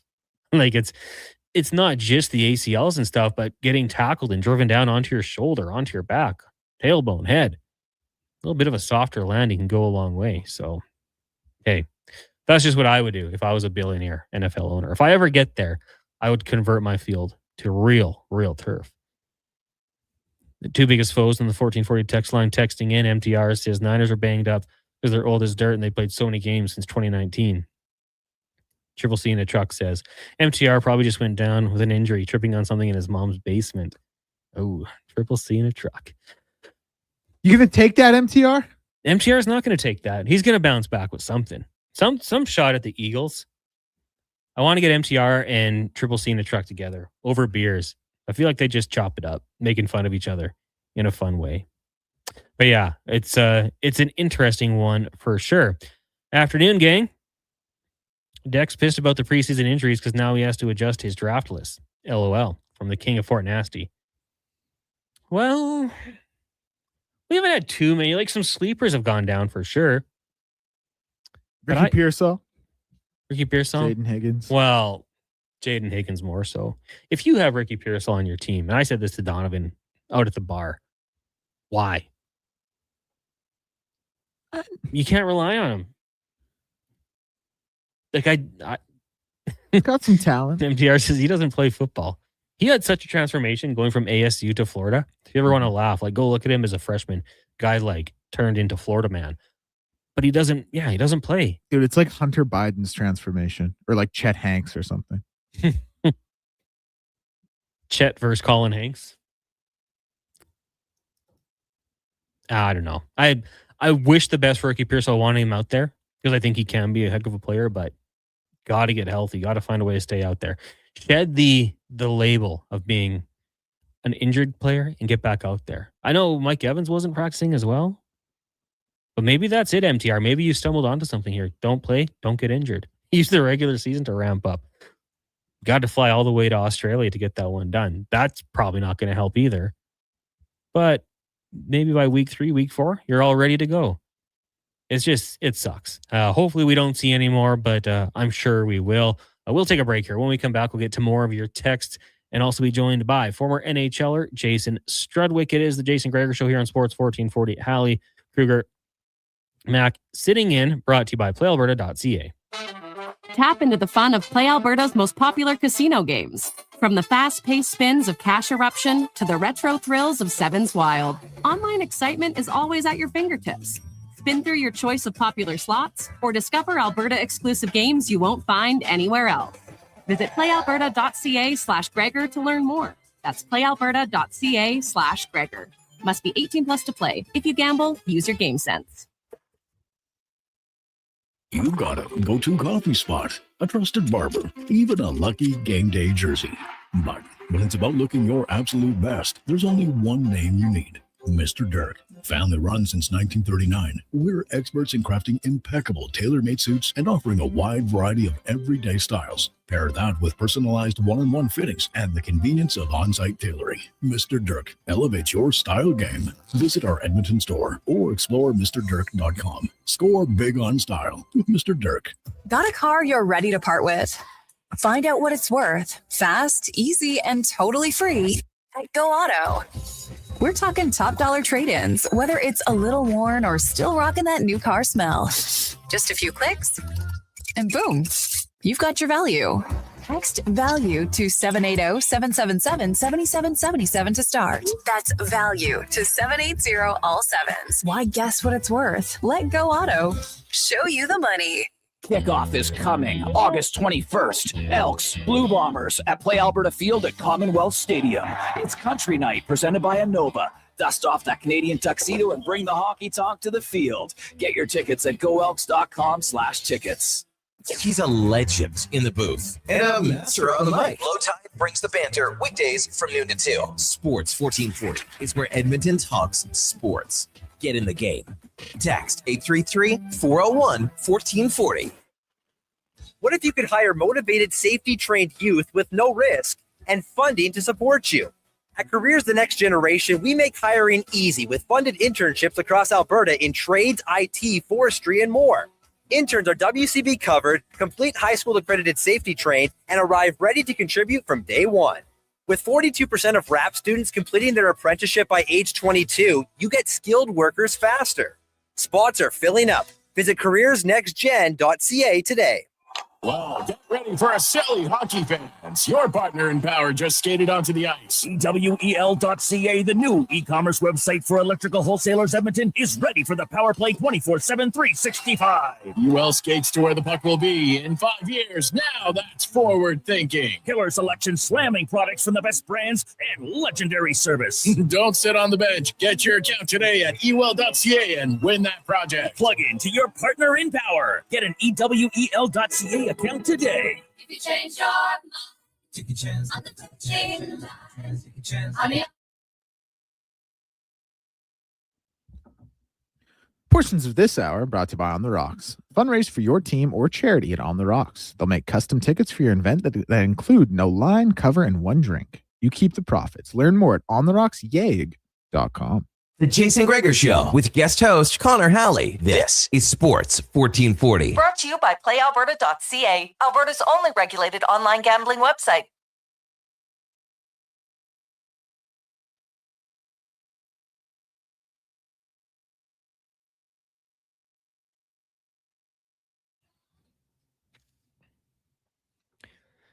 422, welcome back to the Jason Gregor Show here on Sports 1440, brought to you by PlayAlberta.ca. Of course, you can always go to the sports section, check out the Gregor Show special. The boost's always there. Or maybe you're more of a lotto guy or girl. Lotto 649's jackpot tonight, $14 million. PlayAlberta.ca. Remember to use your game sense. Connor Halley, Declan Kruger, Mackenzie McLennan with you here. We got MTR saying, Triple C is my biggest fan. Yeah, the back and forth you guys have. Could be a sitcom. Right now, we're going to go around the NHL, brought to you by McDonald's. The most wanted menu items from around the world have landed in Canada. Now the McDonald's World Menu Heist at select locations. Hurry in before you have to give them back. Only at McDonald's, as we're joined by former NHLer, co-host of Got Your Back, Jason Strudwick. Struddy, what's going on today? We dropped the call. Declan whispered that in my ear right as we were going. I thought that was Struddy apologizing for something. Hammerhead says, thoughts on having 2 flex spots in fantasy football, full PPR?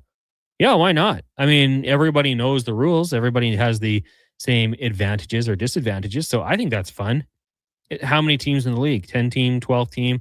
If you're in 12 team, that's really going to be like stressing the waiver wire, and everyone's going to be doing their research and their due diligence to see who's out there. But I don't mind it. If you got everybody in agreement, go for it. Heck, do 3-4 flex spots. Make it crazy. Jason Strudwick joins us now. Struddy, how's it going today? Good. How you guys doing? Oh, doing great, Struds. Question for you. How many Slurpees do you think you've consumed this summer? Oh. Yeah, it's quite a few, but you know what? I've noticed that they're getting away from my favorite, regular Dr. Pepper and regular Mountain Dew. There's a lot of different and really like sour versions. Yeah. So, you know, I unless you go to somewhere, some of these extravagant places will have like, you know, like 16 flavors. Most have 4 or 8. So they're really going against they're going a little too crazy with their flavors. I like Mountain Dew and Dr. Pepper, even Coke. But now it's like there's like Sour Patch Kids, and it's good, but you can't drink very much. It's really, really sweet or sour. Yeah, I'm like you. Like the Dr. Dew is classic, but I also like to go full Coke with a shot of grape or cream soda just to get a taste of it, right? Just a little on top.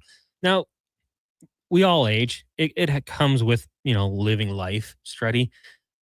I will say, I had my first Slurpee of the summer last week, and I got the worst brain freeze I think I've ever had in my life. Does it get worse with age, or was that just me maybe not being used to it? Yeah, I think you're out of practice. Yeah, right? I have at least probably 1 or 2 Slurpees a month, at least, right? Mm-hmm. And obviously summer's a little higher, but I do get them in the winter, especially if I'm coming home. Let's say, you know, after whatever, everyone's out or everyone's in bed, and I know I'm by myself, I'll have one, or if I'm afternoon, I'll have one. But no, I haven't had too many problems with the brain freeze. You just kind of got to get back in there, right? Kick the horse that kicks you off. I honestly, like, it lasted 3 minutes. I had to walk it off. It was really painful. It's kind of been a deterrent for me, but I'll get back on it at some point here. There's too many locations for me on my commute home not to go in and get one, especially on a hot day. Friday night, Elks and Winnipeg Blue Bombers. Let's start there because we just had Nick Anderson on the show kind of talking about how he's looking forward to the opportunity playing Brady Oliveira and the running back that he is, a team that likes to go to the run for a thumper like him. That's fun. What are you expecting, and are you going to be making an appearance? Will we see Elkman in the crowd? Yeah, you know what? I think we're going to try to go for sure. You know, we have a couple of little family towns to try to figure out those logistics. But I'll say this, I'd be really excited to have the Elks, and I'm glad to hear they are for this reason. The Blue Bombers have kind of been the standard bearers of elite play for the last, 5 years, Connor, 5-6 years, somewhere in there, maybe a little bit longer. They've been really good. So, you want to become them, but to become them, you have to put them down, right? And you have to you have to beat them, put them down, and let everyone know that you're now the top dog. In not just in the West, but in the whole league. So you look for opportunities when your team's trending in the right direction to put other teams down, to let everyone know that you are now the man. So this is a good opportunity. Now the Elks have had a great season, but every week's a new challenge, a new reason to get up and to to get a win, and you're finding reasons to get motivated. Not that they need a lot. It's not like they've been, killing it the last couple of years, but they are in a really good role this year. Great game last week. So I look at this as an opportunity to kick a team that is, trying to stay at the top, but you want to put them down and let them know, no more. You're off. You're off the crown, or you're not wearing the crown anymore. We are. Yeah, you bring up a good point. I mean, the Winnipeg Blue Bombers, you had the COVID season that was canceled, but they won in 2019. They went back, lost to Hamilton in overtime, bounced back, fell to the Argos, but they've been there, right? They've been representing the West, and that is a team to beat, essentially, with the exception of Saskatchewan last season. And I don't know about you. You kind of got a pretty good pulse on the city, obviously, with your hockey camps. You get a chance to talk to the kids a whole lot. Are you noticing more of a buzz and uptick when it comes to the Elks? Well, you know what? I do. And I think, you hear people that really haven't talked to them for a number of years now are talking about, hey, are you going to the game? Do you want to go to the game? Let's go to the game. How are we going to get there? What are we going to do?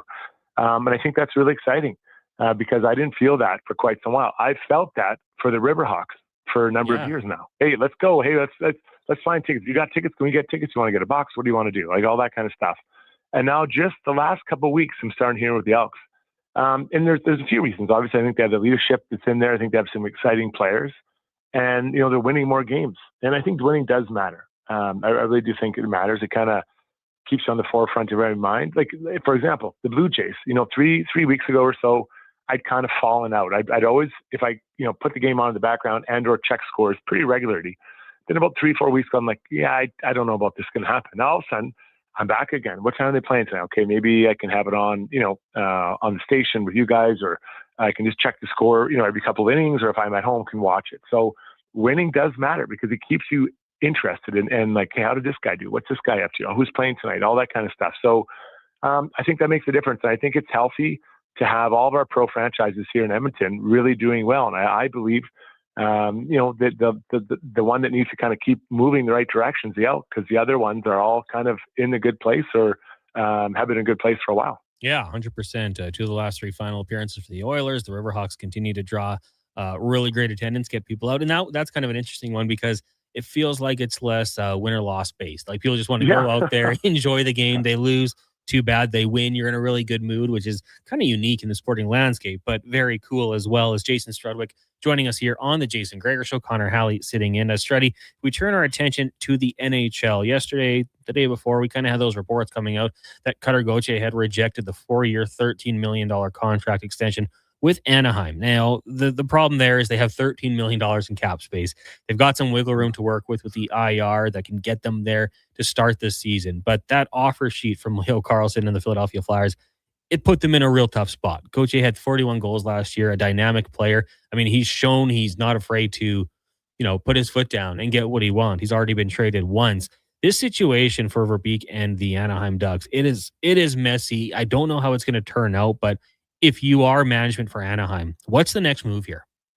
Well, there's so many layers. So first off, the fact that the team does or doesn't have salary cap space, that's not the player's problem, right? He feels he's worth an X amount of money, and he's going to try to get that. And I agree with that. Now, if the team only has X, well, that's too bad. If I'm worth 120% of X, well, then you guys got to figure this out because that's what I feel I'm worth. Secondly, a player rejecting a contract isn't a rejection of the franchise, it's not a rejection of the manager. It's a negotiation back and forth. When you're selling something on Facebook, if someone you're selling for 100, someone says 6, you're like, what? This guy's an idiot. I can't believe it. Like it doesn't work like that. It's a back and forth. So there's still lots of time to the season starts. But Verbeek's known as a hardball negotiator, and that's what his job. His job is to do what he thinks is best for the franchise, and he's going to do that now. Looking back, probably locking up Leo Carlsson last summer would have been the move. Obviously I look like a genius if I would have said that loudly last year. But now I think, quite frankly, the whole Pacific Division should be thanking the Flyers every day on the anniversary of that offer sheet because it's jammed up the Ducks. They're not going to be as good of a team this year. But let's just call it what it is. They lost some D-men through free agency. Carlson, the D-man's not coming back. They made a big move to get him. They had probably expected to have a good chance to sign him, which they didn't. They lost some veteran D-men back there. Now they have some younger players, but they won't be as good. Now with Carlson making what he is instead of his entry level, that's a big change. So the Pacific Division has changed. Ducks are trending in the right direction, and they are, but they're not going to be as good or as deep as they were last year. So I think that's a really good thing. And now this Cutter Gauthier situation, there's some veteran guys that are on expiring contracts, but if you call around and say, hey man, we'll take Chris Kreider and his six sheets. Yeah, no problem. First rounder. I'm happy to help. Just, we're going to do you a favor. And, so they know that they're in trouble. So Verbeek's in a tough spot. We've seen the Oilers in tough spots before in other teams, but the Flyers have really changed the dynamic in the Pacific Division, and they should be thanking them every year on the anniversary of that offer sheet. I just look at this and I look at it from the Anaheim Ducks perspective. And you're right. Like, had they got this contract done a year previously, it's not a concern. Do you not put any fault at the hands of the Ducks and Verbeek? Because we just saw this in 2024 where the Edmonton Oilers, let Dylan Holloway and Philip Broberg get to that position where they could get offered. Thought it was heads up management by the St. Louis Blues at the time, more so than this one, because this is just a crazy number. I feel like for the Blues, it was like, this is going to actually help our team. I'm not saying Philadelphia avoided a big mistake had that happened, but should GMs be not thinking like more and more, because we've seen it now twice in the last 2 years, that you really have to take care of your own? I think you do. I think you got to get ahead of it. But guess where that power goes now? That power goes to the players, because they know that we have to get this done. Right? We've got to sign a deal. And now with the cap going up, there should be more wiggle room. More teams will have some wiggle room. I'm expecting now. Eventually, everyone's salary is going to go up, and that wiggle room will be gone. But the next little bit here, I think there will be some wiggle room for teams that have their own draft picks that'll make that move. So yes, how do we protect our own? Well, we got to sign them as soon as we can and get them done. But now the player's like, oh, okay, so you want to sign me now? Yeah, that sounds right. We're gonna tick this up by a little bit. So yeah, it's an interesting dynamic. What's going on in the NHL? It's always evolving, and things are always changing. But those two examples are, they're similar in some ways, but very different, because it changed. The Oilers lost talent. And so the Ducks will as well, just because of how big this cap number. It is a monster cap hit, and that's going to eat up a chunk of their cap for a little bit here. Yeah, felt like a little bit of trolling by the Flyers organization. Yeah. Like you said, the Pacific Division thanks them for it. As Jason Strudwick joins us here on the Jason Gregor Show, Connor Halley sitting in. Stray, some other news and notes from the NHL today. We found out that the NHL will be doing something a little bit new here. The hometown remix jerseys. Every team's going to have one for the upcoming season through the NHL and Fanatics. We'll see those, I guess, around September 29th is what they're saying. So let me ask you this. If you had to power rank your favorite 3 uniforms that you ever wore in your career, and I will say you've got some great ones to choose from, what are your top 3? The New York Rangers Lady Liberty one would be number 1 for sure. I love that jersey. I think that's just a really classy jersey. I don't really see them wearing it much anymore. Now maybe they do, or I don't know. I'm not a huge jersey guy, but I've got one of those and I love it. I would say, I like the Oilers one that we had when I was here, just classic look, right? I like that one. And then I'd probably go with the Blackhawks black jersey. That was a really pretty classic, timeless jersey. You don't have to do much to change that jersey. Those original 6 ones, I think they're kind of timeless. They don't need to be adjusted too much or too often. Now, I think you did. You wore the Captain Highliner for the Islanders? I did, yeah. I wouldn't say that was a moment of proud. We weren't a very good team. The franchise was in a bit of a mess. And I remember this guy with sparkly hair was abusing me. I'm like, I'm just a rookie. I didn't make the jersey. I was yelling at him in the crowd as we were walking off the ice. It was a little bit dicey. Outside of that one, was there one that stands out where you're like, yeah, it didn't feel good throwing that on? Not that I can really think of. I didn't like the Canucks, and I didn't wear them as a retro, but the one that had that flying V, kind of around their neck, and it was black and then red and I think they wore it maybe a year or 2 after I left, and they were talking about it. And I was like, I didn't ever like that jersey, and it's pretty rare because there's most things I do like, right, for jerseys, but that when you're turned off by like Captain Highliner and that one, that if I don't like it, there's probably a problem with it. I was going to say, though, like your jersey, like the Rangers, classic look all around. The Oilers, when you were here, great look. Did you ever wear the all orange? Man, I think I did. I think we did have it. Yeah. And I like that one too. Yeah. I did like it. I don't want Oilers fans to take this the wrong way, but that feels like one you want to wear when you're winning.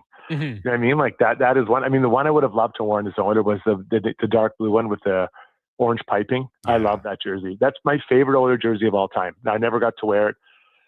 I don't have a jersey like that. My kids have a couple, and then the loud orange and blue. I did like that one as well. But I always felt like that was such a traditional jersey when the team was winning. I was like, I don't know, should we really be wearing this? We're not winning right now. And now they've been winning a lot, and they wear it all the time, which is well deserved. Yeah, such a good look. For my opinion, could be a little bit biased here. Jason Strudwick joining us here on the Jason Gregor Show. Struddy, New York Giants camp rolling on here so far. How are you feeling about your team? Well, I follow a couple of websites and I'm checking them all the time, and I'm cautiously optimistic. I think that it's hard as having, the problem is it's hard to evaluate day by day, because one day I'm like reading the stuff like, yes, he's going to be the greatest. And the next day they're like, he had an interception and the team seemed out of sync with him under center. I'm like, oh God, we're going to just get destroyed. So I just want to see improvement, right? I want to see a step forward from him. I think the defense is going to be there. The O-line, hopefully, it's been like since you and I did the night show, I've been talking about the O-line for the Giants. I think you and I could build one even faster than these guys. So we'll see. We'll see how it shakes out. But I think around 500, I'd be pretty happy with. And I've seen some people predict more than that, but it's been pretty dark the last couple of years. I don't know. What are you thinking? I don't know. I'm not sure. I don't know with that division. It could go either way. Can Jackson Dart take the right step? Does Cam Scatterbo stay healthy? That's a big one. I'm a huge fan of Malik Neighbors, though. So I think getting him the ball is key. And then defensively, obviously, you guys made some trades, but Arvell Reese looks like a player. Tremaine Edmonds is good, and you've got a stable head coach. So I think that goes a long way. My question for you, though, and if I can tell people, I don't want to, break our circle of trust, but you texted me July 16th, 1:45. Saw Najee Harris on our plane. I told her to run for you this year. Now, you thought he was a Charger, but he wasn't. So after finding that out, did you tell him to sign with the Giants? Because he did. So it's funny. We're on a plane ride. We went to visit some family in the States, and we're on a plane ride, and this really fit guy walks on the plane, and I'm like, oh boy, that guy's pretty sick. And I didn't even think anything of it. And my son right away is like, Dad, that's Najee Harris. I'm like, okay, no, he you're wrong. And then he gets the picture, and I'm like, it is Najee, and he is so thick, like.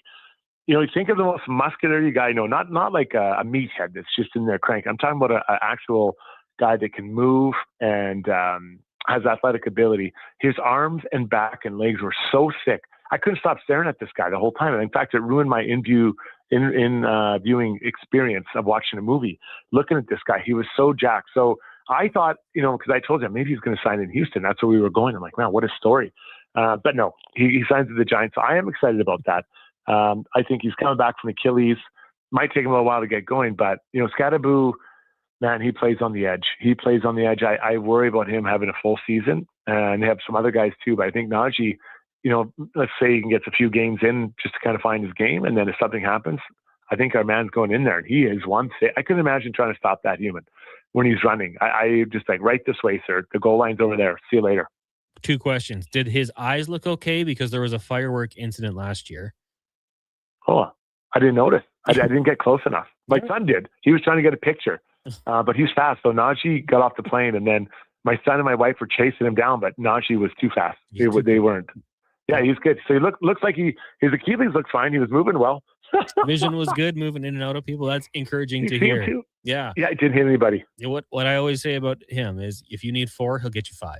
If you need 6, he'll get you 7. If you need like 10, he might get you 8. Like there's some limitations there, but short yardage, he'll get you that first down. I do have to ask, because it was brought up last week, and any Facebook sales recently? Yeah, I've got a surprise. I'm going to be selling a bike, a workout bike that I've had, and it's quite a nice one. So I'm trying to just prep the right ad. I got to get the ad right, because it hits the market only once. You only made the first impression one time. So I'm hoping to have that up maybe next week. And then the deals start flying. Let the bids come in. I'm going to search it and just ask you if it's available. Yeah, don't tell Gregor. He'll be harassing me. He'll buy a burner phone just to harass me. Oh, why not? Why not? We'll get the real debate going. I want to see some of these sales that you're making, Struddy. Thanks for doing this today. We'll talk to you next week. Yeah, great listening to you, Connor. Take care, buddy. Thank you, sir. There you go. Jason Strudwick, former NHLer, now longtime media personality in the city, TV, radio, and now the co-host of Got Your Back with Ryan Rashog. It is 4:42. We'll take a quick break here. When we return, 5 questions. It is the Gregor Show here on Sports 1440, brought to you by PlayAlberta.ca. Come for Canada's largest trade shows, the biggest names in entertainment, exhilarating sporting events, and more. And stay for the experience at the Edmonton Expo Centre. Looking for the perfect place to host your next big event? From trade shows to galas, meetings, and concerts, the Edmonton Expo Centre has the space, event expertise, and service to make your next event unforgettable. With over 522,000 square feet of flexible event space, in-house catering, and operational expertise, they bring your biggest vision to life. Learn more at edmontonexpocenter.com today. Action Electrical's projects team takes the field, folks, ready to execute the entire play for new commercial builds. Absolutely. They're masters of design build, sketching strategy from initial blueprints to core electrical infrastructure. The team never misses on complex projects. Known for handling big league constructions and major renovations, ensuring flawless execution, hire the Action Electrical team to bring home a win for your project. Visit actionelectrical.net. The job isn't done until the last load is hauled, and having a semi-trailer out of commission is not an option. Whether replacing or adding to your convoy, Edmonton Trailer has a huge inventory of new and used semi-trailers, trusted by the gravel, logging, oil field, fluids, and freight industries. Find a trailer right for you online or at one of their 3 locations. For sales, service, parts, rental, and finance, when you're in it for the long haul, Edmonton Trailer. The Chicken Parmy Burger, McExtreme Pulled Pork, Garlic and Black Pepper Chicken McNuggets, Cheesy Bacon McFlavor Fries, and the Stroop Waffle McFlurry. You've scrolled them, you've screenshotted them, you've never been able to order them until now. This is the McDonald's World Menu Heist. The most wanted menu items taken from around the world, now in Canada. Get them while you can. For a limited time only at participating McDonald's restaurants in Canada. Bashaw Concrete Products. From concrete and septic tanks to blocks, precast water pads, jersey barriers, and aggregates. Farmers, contractors, homeowners. Plan your next project at BashawConcrete.com.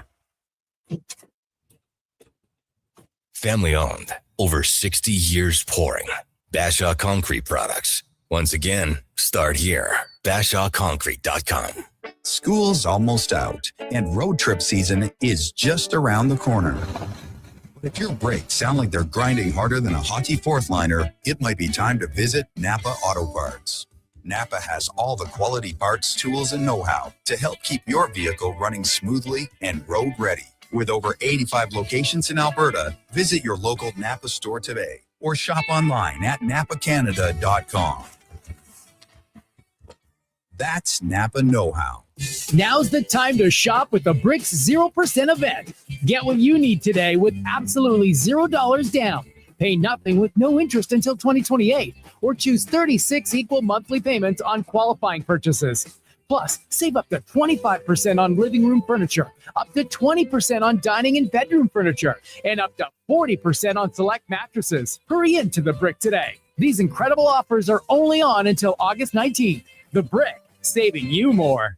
I missed one payment, then another. Now I feel behind on everything. I can't keep up. Falling behind happens to more people than you think, but there is a solution. My name is Parveen Middleton. I'm a licensed insolvency trustee at BDO here in Edmonton. Together, we can create a plan that fits your situation and helps you get caught up and back in control.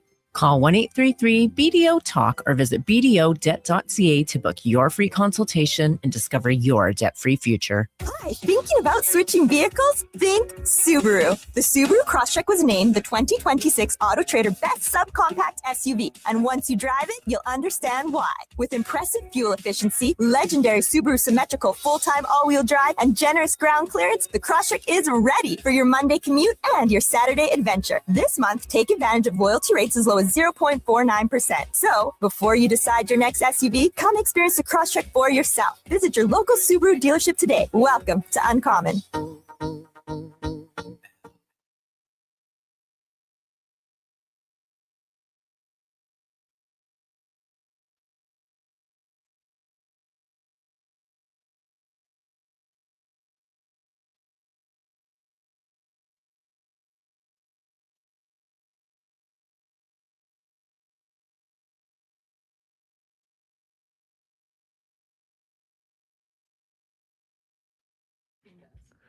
Portions of this hour brought to you by Crystal Glass, your clear choice for residential windows. Locally manufactured and installed, Crystal Glass provides a beautiful product and incredible customer services for all your residential needs. Call 310-GLASS or visit crystalglass.ca for a quote. The Jason Gregor Show with guest host Connor Halley. This is Sports 1440. Brought to you by PlayAlberta.ca, Alberta's only regulated online gambling website.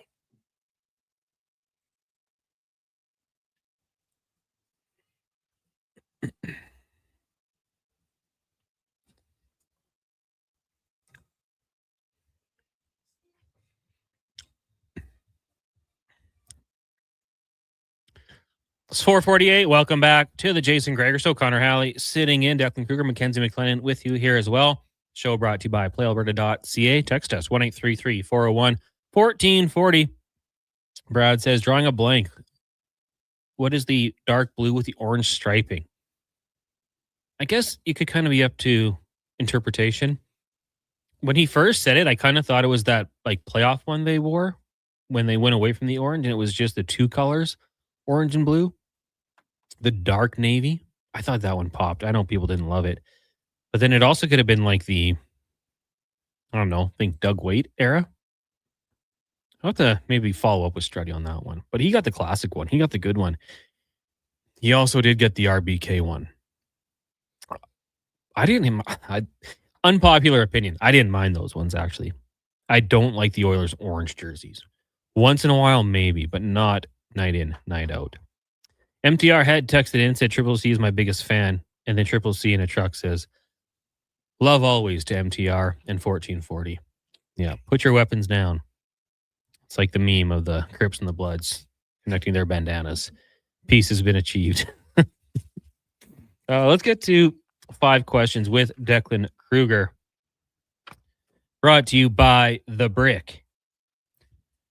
The Better Sleep sale starts tomorrow. Save 40% on Sealy Crown Jewel Resort mattresses. Get sheets starting at just $49 and buy one pillow. Get the second for just $10 only at The Brick and thebrick.com. It's time for 5 questions on the Jason Gregor Show. Okay, Connor, after talking to Ben Raven today, little Detroit Lions, what will Jahmyr Gibbs, Amon-Ra St. Brown, and Jared Goff's stat line be this year? Oh, good question. There's a bit of a kind of process. They obviously changed offensive coordinators last year, and I think it kind of took a little while to figure out the strengths and the weaknesses for them. So last year we had 4,500 yards for Jared Goff, 34 touchdowns, 8 interceptions. So I think yardage-wise, he's going to be right in that category. I think in terms of touchdowns, a little bit of an uptick. Let's go like 37, because I think, and from what I've heard, Jameson Williams looking pretty good at camp. Interceptions, I'll have him right around there as well. Jahmyr Gibbs. At 37? At 37? Interceptions or what? Touchdowns? Yeah. No. Like, it was 8, sorry. It was, you said 37 touchdowns and interceptions. I'll have him around there as well. No. Sorry, last year it was 8. So I'll have him around there as well. Give or take 1 or 2 up or down. But an uptick in yards and touchdowns. Jahmyr Gibbs, I'm going to say more rushing yards. I mean, there was times they really, I thought, leaned into David Montgomery.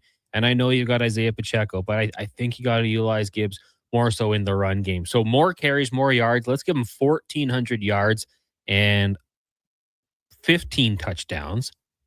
And Amon-Ra St. Brown, man, like he was targeted 172 times last year.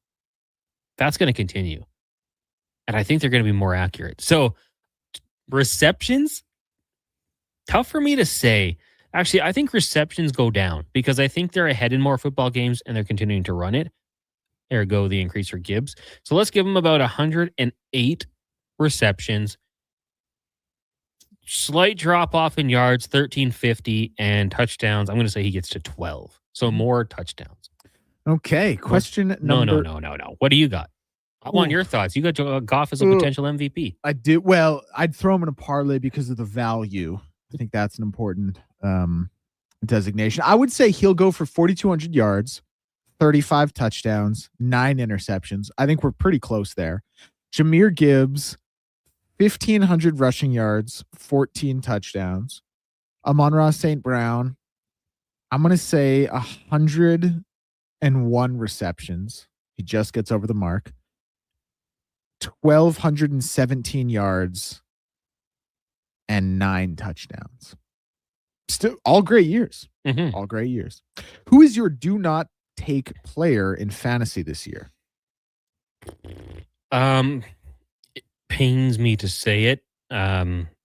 One for me would be Ladd McConkey. And I just think it's because I think they're going to move the football around, utilize Quentin Johnson. And I really do. I really think I am high on Trey Harris. They've also got 3 good tight ends who can catch the football as well, and some running backs. So I would avoid Ladd McConkey, and I'm going to throw Cam Scadabo in there as well for the New York Giants. I like the Cam Scadabo shout a lot. Mine is like, I know he's going to carry such an insane workload, but I just think the team is going to be so bad that Devon Achane just makes me so nervous. Like, he's going to touch the ball 500 times, but they're going to be so bad. So, question number 3, who is your NL MVP pick this year? PCA. Pete Crow Armstrong for the Chicago Cubs would be my pick. Is that like low-hanging fruit? No, he's mine as well. I guess it seems like that's kind of the obvious, the front runner right now. Is Shohei getting any love in this category? They're really close in the betting odds. Yeah, that taking those two kind of seems like a cop out. Could we find anyone else? I would love to go for someone from like the Brewers, but no one's really standing out to me. I think that Pete Crow Armstrong is kind of the guy. But now I'm looking at it. The betting odds aren't great either. So, yeah, it's like minus money as of today. Yeah. I think he was like plus 100 yesterday. It's like minus 145 today or something. Yeah, I mean, he's been a fun player to watch this year. I think that would be the route. And the Cubs playing good ball, and he's just 24 years old. Yeah, he's got some upside. Question number 4: which sports video game player was a cheat code for you when you would play Madden, 2K, Chell, FIFA, MLB The Show, etc.? Well, in NHL, I don't think it was necessarily a player, but there were some years when you could just do a wraparound and then go like far post. Yeah, dude, like NHL 06. Yeah, like it always works. So it was a little bit unfair. But for me, I know what the popular answer will be for the older generation, but it was Michael Vick, Madden 2004. He was unstoppable. His speed was incredible. Me and my buddies, there was 4 of us. I was a Chargers fan. We had a Packers fan and a Vikings fan, a Patriots fan every once in a while. And we would just throw the Falcons in and we'd do like a fantasy draft. So we would start a tournament and all those guys would be involved. If you had Vic or Randy Moss, like you were going to win. Like Michael Vick was just unstoppable. You hang out in the pocket. And if you wanted to throw from the pocket, his like accuracy wasn't the best, but his throw power was unbelievable. But you just rolled out to your left every time and no one could set the edge. You could maybe try to control a player and have him go hang out there and just wait, but the spin move or the juke would get you. So for me, without a doubt, Michael Vick for the Falcons in Madden 04 was just, maybe it was 05, unbelievable. Yeah, I think for me, like Steve Novak in 2K13, because the way I was originally going to phrase this question is like, who was someone you would always take when you did like a fantasy draft of like a restart, like restarting the league? Who was a player you'd always take? And Steve Novak was a guy for me. I would always get in like round 9 or 10, and he would just be my shooter off the bench, and he was so wet in 2K. What I would like to do sometimes is I would put if I could get like Vic and then Antonio Gates, and I'd put Gates at tight end too, so he'd be on the left hand side. Make those throws easier when you're rolling out to him, running a little corner or flag route. Yeah, it was pretty sick. Oh, ridiculous. Bo Jackson, I'm sure, would be the popular one from the older generation, because from what I've heard, unstoppable. And then Family Guy had that kind of whole bit on the video games that were unstoppable. The corner 3, yeah, one of the games too. An NBA Jam or something like that. Yeah, it's some good ones. Question number 5. You're an Office fan. I asked you about this earlier. How would Michael Scott, Jim, Pam, Dwight, and Angela have voted in the 2008 election? American election.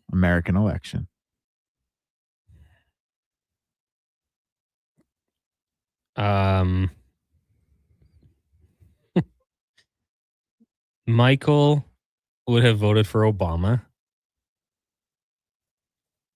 I think Jim and Pam would have voted for Obama. I think Dwight and Angela would have voted for John McCain. I think you're right. I think the explanation that Michael would have had for voting for Obama would have been hilarious. Would have brought race into it for sure. I don't know. I just kind of think that's the way they'd probably lean. What would you think the same way? Yeah, I think you're absolutely right. 'Cause sometimes I see these like TikToks or these Instagram reel videos of people like assigning political affiliations to made up characters. Yeah. And I wanted to obviously bring that to 5 questions today, but I think you nailed it for those 5 characters. I guess as a little bonus for this one, is there an Office character that stands out to you that you think has a political affiliation that the majority might not? Like main cast we're talking. Creeds would have been crazy. It would have been some like random one, I think, for sure. I don't know. Maybe It's Kelly. a loaded question. Like maybe Kelly, because she likes their style or something a little bit more. She might have had an interesting one. Ryan, towards the end, would have been telling you how both those guys are bad and, anarchy's the way, maybe.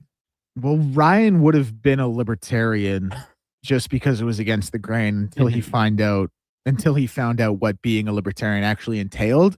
And then he swiftly would have gone back to probably being a Republican. Yeah, I think so. I've always wanted, some shows do touch on politics. I always kind of, and now we're back with King of the Hill, but I think King of the Hill would have been a very good show to see what Hank Hill would be doing with the current administration. He's a big George W. Bush guy until they met, and he had a limp handshake that kind of swayed his thoughts on him. I don't know if you watch King of the Hill or have seen that. Bobby saves a pig, then they get a chance to meet the president, and he has concerning thoughts about him because his handshake is not firm. And I try to have a firm handshake ever since I've seen that episode. I know some people try to break your hand, but any character you would be curious about their political affiliation? Maybe Troy Bolton's dad from High School Musical. I never saw it. Never saw High School Musical? No. You got to watch it, man. I think I was too old for it. I think I aged out, to be honest with you. Yeah, for you, it would have been probably a little weird to watch it when it premiered, but check it out if you get a chance. When did it originally air? 2006 or 2005? Yeah. It was grade 12 of high school. It'd be weird if I was watching that. Probably would have got some looks, some things said about me had I been into that. No doubt it's probably good, but maybe in a few years we'll introduce Benny to it. Great questions, Deck. We'll take a break here. When we come back, we will get to Mark Spector of Rogers Sportsnet. But first, an update with Declan, brought to you by Northgate Chevrolet Buick GMC. For the remainder of August, proceeds from every vehicle sold will go to the Summerland wildfire victims. Get a vehicle, a great vehicle, and support a great cause. Only at northgategm.com. This is a Sports 1440 update. Some news coming down from the NFL as Vita Vea has signed a 1-year, $30 million deal with the Tampa Bay Buccaneers. Texans' Jaden Higgins has torn his ACL, will be out for the season. And cornerback Trevon Diggs joining the Seahawks on a 1-year deal. MLB scores right now. Rays lead the Jays 2-0 in at the top of the second. Reds and Cards, as well as the Giants and Guardians, tied 0-0. Diamondbacks and Red Sox tied 5-5 in the top of the ninth. Phillies lead the Marlins 3-0 in the top of the fourth. And the Orioles lead the Yankees 1-0 in the top of the second. Finals today saw the White Sox over the Cubs 3-0. Twins over the Braves 6-4. Mets over the Padres 4-2. And the Pirates beat the Tigers 4-3. In the WNBA, in about half an hour, we'll see the Toronto Temple and Washington Mystics. And at 8 o'clock, we got the Minnesota Lynx and the Golden State Valkyries. I'm Declan Kruger. This has been a Sports 1440 update. Sports 14. DKJR is a Stingray radio station. Download the free radio player app and listen wherever you go. Everything is going to be okay. Any business, regardless of size, can stumble occasionally. I'm Dan McDicken, a licensed insolvency trustee with Faber. If your business is facing financial challenges, our team of chartered insolvency and restructuring professionals have corporate debt recovery solutions that work. Schedule your free Faber focus session at faber.ca today. Chances of a positive outcome increase if you engage Faber sooner rather than later. When it comes to sports in Edmonton, Jason Gregor is a must listen. He brings you the inside scoop with guests from across North America. If it matters in sports, you'll hear it here first. Gregor rolls out weekdays from 2 to 6 on Sports 1440. Hey, sports fans, we've got a clear choice for you. At Crystal Glass, we provide customers with the perfect glass for any job. From home to auto and even commercial, installation or repairs, we're your team. Call 310 Glass or visit crystalglass.ca. Crystal Glass. 2006, we saw the launch of Twitter. JT was #1 with Sexy Back, and the corner of Jasper Ave and 118th was never the same. On the Rocks, celebrate 20 years of OTR. Friday, September 18th. With Whale and the Wolf. Whale and the Wolf. 20 years of music and memories. 20 years of On the Rocks. Friday, September 18th. Get in early. Jasper Ave and 118th. Are you a skilled laborer? All-Star Construction wants to talk to you.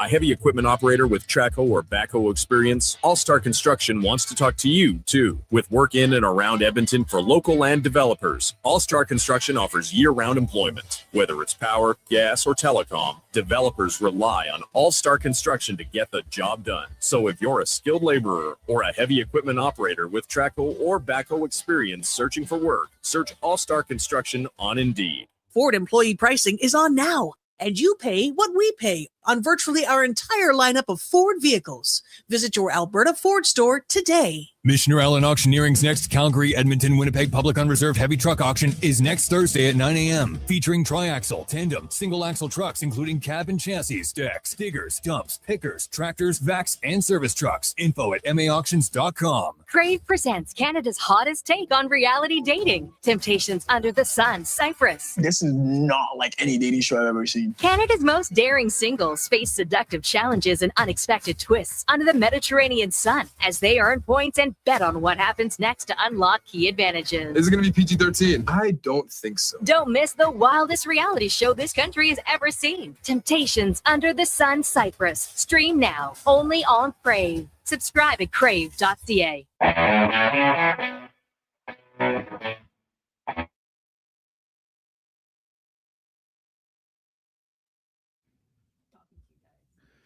Portions of this hour brought to you by Japa Machinery. Big jobs, tight spaces, serious reliability. Emerald Equipment is now your local Yanmar dealer. Compact track loaders, mini excavators, wheel loaders, tough, reliable machines built for any job. JapaMachinery.com.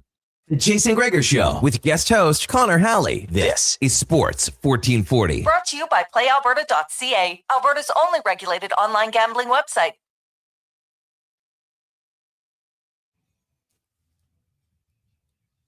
Hey, Dad.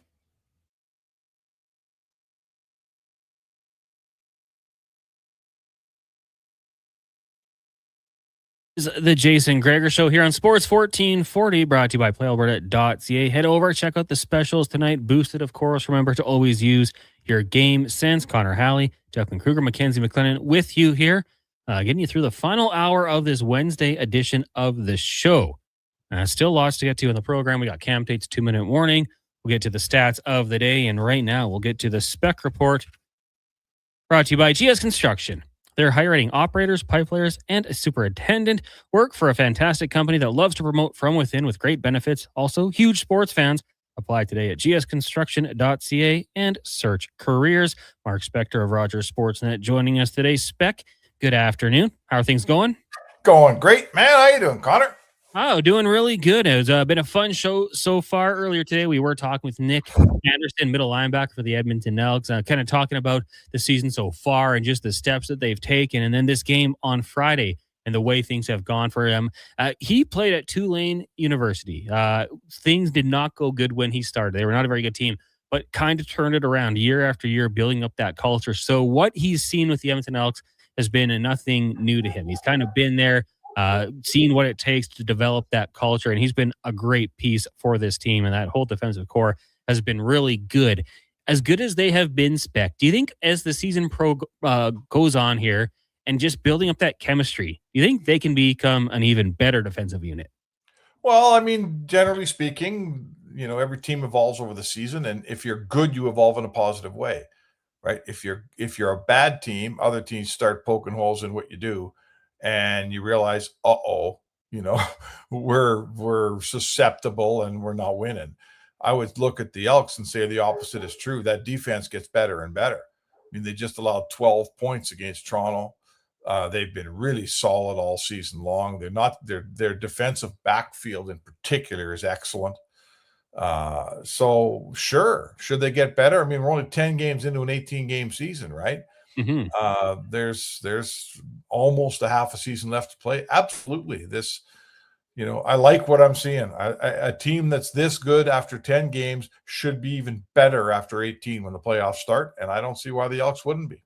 Yeah, and it's a really important start here or stretch of the schedule for the green and gold. And, you know, obviously getting two of the top teams 3 straight weeks with the Rough Riders back-to-back and then the Montreal Alouettes, that's incredibly tough. Going out of that with a 1-2 record, think you'll take it, especially the way you responded against the Argos. But after that, you got Winnipeg on Friday, then you've got the bye week, 2 straight against Calgary. Those games are massive because right now in the Western Conference, like outside of Edmonton and Saskatchewan, which we know could change at any point, you've got a dogfight for that third potential playoff spot. Oh, for sure. And like the Winnipeg games, we're getting to the point in the season. We're in the second half here. We're at the point where it's important now. Like Winnipeg's 4 points back of you.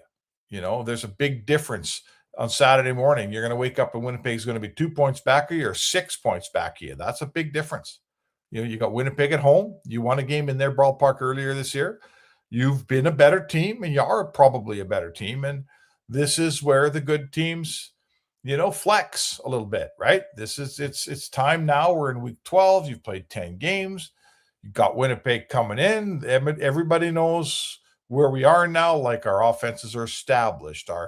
Our schemes are established. Our defensive guys are, we know what they're doing, and it's working for them. So, there's no reason not to come up with a hell of an effort here on Friday. This is a game that I'm not going to say it's must win. It's not must win, but it would sure help if you want it. You'd love to put a team like the Bombers a little bit in the rearview mirror because that's an organization that has a winning in their DNA, and you'd love to have them a little bit of a distant view in your rearview mirror if you could, wouldn't you?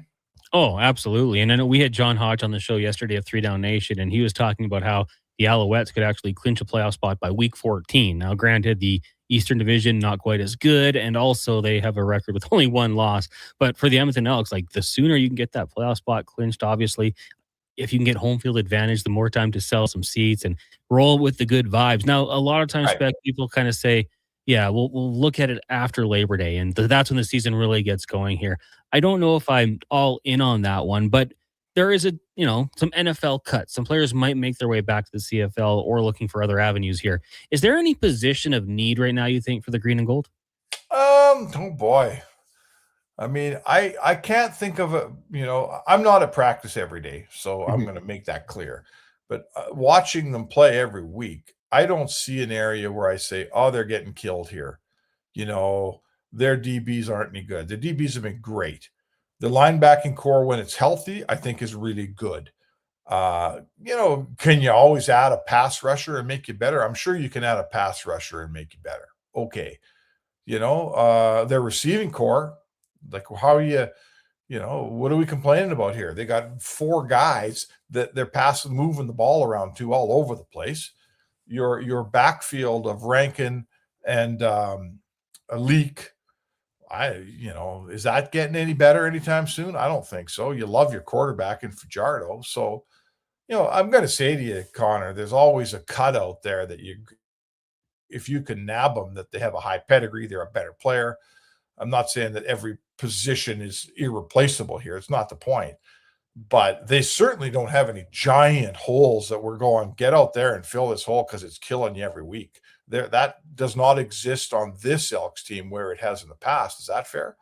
I'm with you. Like, honestly, if you would have said no, the team is good as is, I think I would have been totally in agreement and content with you because, yeah, you could add a pass rusher for sure. And, if there was like a game-breaking receiver out there that became available, I think you could consider it for sure. But I trust the team that they've built. I said it, this week, last week, when a player goes down, I'm intrigued now. Like, I want to see that next man up mentality and who it's going to be because so far this year, I think we've just really seen the depth and the coaching staff has these guys prepared. So for me, very, very encouraging for this team and the depth. And we'll have to see. Maybe other teams improve and gets a little bit closer. But yeah, I think the Elks are in a really good spot as is. As Mark Spector joins us here on the Jason Gregor Show, Connor Halley sitting in on Sports 1440, streaming on YouTube, Facebook, X, Instagram, and Twitch. Spec, we saw the news earlier today from the NHL. We're going to get some hometown remix jerseys this year for every NHL team. I mean, it's kind of silly not to. It gets buzzed around the league. It pops up on social media, which is always good. And then, of course, the diehard fans are going to buy these jerseys. We've seen this kind of pop up in the past with the reverse retros. Do you have any desire, any dream you think that would be a good look for the Oilers for this hometown remix? I don't know. I'm not. I mean, I get it. I get what they are. They're just a reason to buy more stuff, right? Is really what it is. I don't, I am a traditionalist, right? When I saw that, remember the Montreal Canadiens light blue jersey? Yeah. Like that to me is heresy. Like that's whoever invented that thing and said we're going to put that on the Montreal Canadiens, they should never work again in the industry. Right? I'm not I understand it. This all started, in my understanding, in English football, where every time they went to another tournament, and as we all know, they have a million different Carlsberg cups and stuff over there, they invented another patch or another uniform just so people had something fresh to buy. Because, that's the industry. It's a business. It's about separating your fan from their dollars and giving them something to wear around town in return that advertises your team. That's what it is. So are they going to do it? Yeah, they're going to do it. Do I care what they do or how much or how it looks or what color it is or blah, blah, blah? No, it's just revenue, man. That's all it is. It's just about revenue. Yeah. And I'm kind of with you in some respects there where like you see it in the NFL, like when those longtime traditional teams, the Packers wear their retro jersey or, the Steelers, it's like, you don't really need to. Like the Canadians, the Blackhawks, I don't need a new look jersey. I think you could probably just roll with what you got. I love the fact that when the Blackhawks come to town, one of the redeeming features, even when the team's not very good, is watching those uniforms come out of the tunnel. Even if we don't always know who's wearing all of them because they're in a rebuild, I love the fact that old, whatever we're calling it, we used to call it an Indian head. I guess it's probably called something more politically correct now. The old Blackhawk. That's a really, really cool traditional jersey. I'd be sour if I went to a game all year and it was the Blackhawks and they came out in a green jersey like they do on St. Paddy's Day. When I watch the Habs play, I want to see that Habs jersey. I don't want to see some goofy third other city jersey. Doesn't interest me in. The Oilers have a traditional, historic, excellent jersey that they wear. Like Edmonton's jersey means something, man. And are we going to change it every year and throw out something else? I guess we are, because again, back to revenue. But as a hockey fan, do I need to see variations on the theme every year? No, not me, man. I don't need to see it at all. Yeah, well, I mean, we saw it with the Boston Red Sox when they were playing the Athletics, and it was the Friday night, so they wore the City Connect jerseys.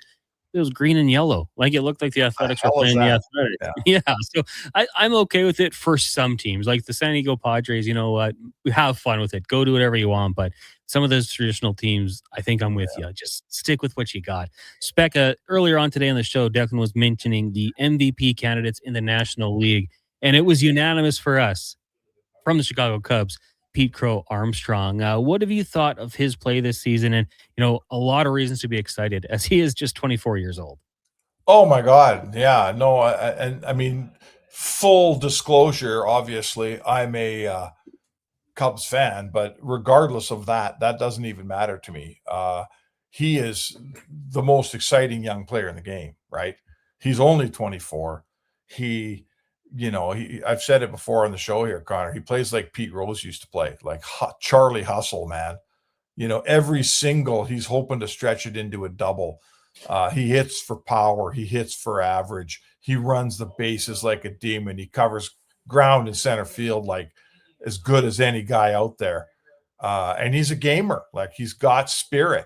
When he comes up on the 10th and closes the game with a home run, when he opens the game with a leadoff homer, like, he's got some chutzpah, you know what I'm saying? So I love the guy. I love the player. I'm really happy he happens to play for a team that I like watching play. But at this point, with Shohei not pitching in the regular season, I don't see how anybody beats Crow Armstrong the way he's playing down the stretch for the Cubbies here. Do you? Yeah. Who's next in line? Is it Alvarez in Houston? Well, so for the NL, Pete Crow Armstrong is minus 155. Next is Shohei at plus 125. Alvarez in Houston for the AL MVP is actually minus 1,200. So Really? They're saying essentially just give him the award. Like, it's pretty much done. Wow, that's something. So Yeah. There you go. And you know what? The kid's going to get rich. I don't know what his contract status is, but you build a team around players like him. And the Chicago Cubs aren't getting outbid by anybody for this guy. They're not the Milwaukee Brewers, right? they're the Chicago Cubs. They got as much money as anybody. So you know what? If you haven't watched, like I'm telling you out there as a baseball fan, if you're a guy that just watches the Blue Jays and haven't seen the Cubs play, I get it. But if you get a chance to watch this kid play a little bit here, they're playing the White Sox, I think, again tonight. He's just a ton of fun, man. When he comes up, it's kind of like when McDavid starts out behind his net with a puck and everyone in the crowd goes, oh boy, I better not look away because something great might happen here. It's really the same when Crow Armstrong walks into the batter's box, man. Something fun's going to happen. Yeah, what a guy to have, especially, kids of Chicago baseball fans, that you need someone to emulate your game after. There he is right there, as Mark Spector joining us here on the Jason Gregor Show. Just looking at the AL odds right now, Cam, Schiller, is currently leading the way. He's minus 170. Dylan Cease for the Jays, second place odds here, but 7-5 on the season. Teams obviously battling for a playoff spot. And Dylan Cease, I feel like there's been times where the team just implodes and like ruins his fantastic starts. Do you think he can make a late season push here? Well, I don't know. I guess it depends. I don't know what, there is no sport with a deeper collection of numbers to be studied than baseball. Okay. Like we think hockey's got analytics and there's a lot of ways to look, as a voter, there's a lot of categories to look at. And some of us dig deeper than others. Baseball's a whole new ball game, man. There's analytics in baseball that I've never even heard of. So I would say this to you, if you're going on wins and losses, no, Dylan Cease probably not there because he hasn't had the run support. But I don't think they are. I think the savvy baseball voter is looking at statistics that I wouldn't even know where to find. I'll be honest with you. I wouldn't even know where to find them. But is his, I guess what I'm saying to you is he having, regardless of win, loss, and ERA, which are prehistoric statistics in baseball, go deeper for me. Tell me if he's having a better season than everybody else in all those other statistics that really matter for a pitcher. I don't know the answer to it, but that's where you're going to find out if he's going to win the race or not. It won't be with facile stats like WL and ERA. It'll be much, much deeper than that. Will it not? Yeah, I mean, I think if you just looked at it, like I said, entry level, the 7-5 record isn't going to be blowing too many guys away. But when you look at ERA, he's fourth in the league. In terms of innings pitched, he is right up there as well. I'd have to go look at the WAR right now, which is 5. That's the same as Jacob Mizrowski with the Milwaukee Brewers, who's got the best ERA and 12-5 record on the season. So, I mean, I think the numbers have been there. Maybe it's just your preference with the two sides. Cam Schlittler will have the better numbers when it comes to win totals, though. Yeah. So, I mean, again, and for, win totals for a pitcher, they used to mean a lot. I'm not sure how much they mean. Like he just hasn't had run support. I'm sure you can find the stat on run support. I'd love to know where Dylan Cease ranks with those other guys on, how much run support he's getting every day, because that could render your wins and losses to be. You can't blame him if his team never puts any runs across the plate when he's pitching. You can't hold that against him. So, it's kind of like goals against average and save percentage for goalies. It depends how you want to look at them. They don't always mean the same thing, right? Yeah. Looks like his run support is 3.59 per game. That would be the 10th lowest here. 10th worst? 10th worst, yeah. 10th among how many pitchers? This right now is the 53. So Chris Sale has 5.28, Paul Skeens 5.41, former J. Robbie Ray is 5.44. So they're getting a little more help. And those guys are getting 2 more runs a game. Yeah. So I guess, again, just as a voter, I'm going to look at win losses, but then I'm going to dig deeper and go, well, how come he only has 7 wins? Well, now I know why he only has 7 wins, because he's ranked, 43rd in your list. So, you know what? Listen, the voters, when they think about baseball, I find that the voters, it's a wide range of guys. They're very statistically well-spoken. They know what they're looking for and where to find it. And I don't know. I would say to you that if you look back, I always say this about the PHWA and our voting. You can gripe about one award or one all-star berth in a single season, but go big picture and look back 15 years at the 5 awards and all-star teams we vote on every single year. Big picture, the PHWA is batting about 98%. And I think the baseball guys are as well. Some names just to throw your way. So Cam Schlittler, who was above in the odds, he's 339 compared to Cease's 359. And then how about this? Kevin Gosman, 336. So really another former J now with your Cubbies. Former J. Spec, thanks so much for doing this today. We'll talk to you tomorrow. All right, sounds good, Connor. There you go. Mark Spector of Rogers Sportsnet joining us as he always does just around 5 o'clock here on the Gregor Show. Sparky says, hey guys, what does Bobby Witt Jr. not get the love like Pete Crow? Is he underrated or am I overrating him? Yeah, I mean, Bobby Witt was he was getting pretty hyped a few years ago. Maybe that's dropped off a little bit. I don't know. He's a heck of a player. Hitting 287, 15 home runs, 47 RBIs. I thought Pete Crow was a little higher in the RBI category. Yeah, he's got 79. So Witt has him in average. Crow has double the home runs and more hits. So at the plate, one guy is kind of running away with it outside of average, and it's just a few points off there. So maybe that's why. Maybe that's why he's not getting the love. Also, the Royals, I don't think are in the same category as the Cubbies in terms of national media. So that could be it too, Sparky. Bad Captain. So let me guess, $600 for a jersey? Yeah, well, probably $250. Maybe it goes up a little bit. I haven't bought an NHL jersey in a long time, so I don't know the exact cost, but I think they're around $200. And then you factor in if you're going to get a name on top of that, probably adds up quick. Jordan says, bring back dark jerseys on the road. I want to see the best of the opposition's jerseys, like Detroit's red. I'd have no issue with that, Jordan. I think that's great. I like what the WHL does, switching it midway through the season. So the first half of the year, you let the home team wear the dark jersey, and then on the road, or in the second half, you switch it up so you get a chance to see all those teams coming in. Like, I'm with you. It's something little, but I would not disagree with you for having that one. We'll take a quick break here. When we come back, we'll get to the stats of the day and potentially Cam Tate's 2-minute warning if he has sent it in. It is the Jason Gregor Show here on Sports 1440, brought to you by PlayAlberta.ca. Thinking of growing your business? In partnership with Prairie's Can, the Alberta Chambers of Commerce is helping businesses explore new opportunities, new markets, and build connections through organized trade missions across Canada. Find the right mission for you at abchamber.ca/trade missions. Crispy caramelized edges, a pillowy, airy center. Meet the new Papa John's Pan Pizza. Made with Parmesan and Romano cheeses, Papa John's special garlic sauce, and Italian seasoning, all baked directly into the bottom of the crust for a signature golden finish and crispy, savory crunch. Grab a medium pan pizza for just $16.99 today at your local Papa John's. Order now in the app or at papajohns.ca. Better ingredients, better pizza, Papa John's.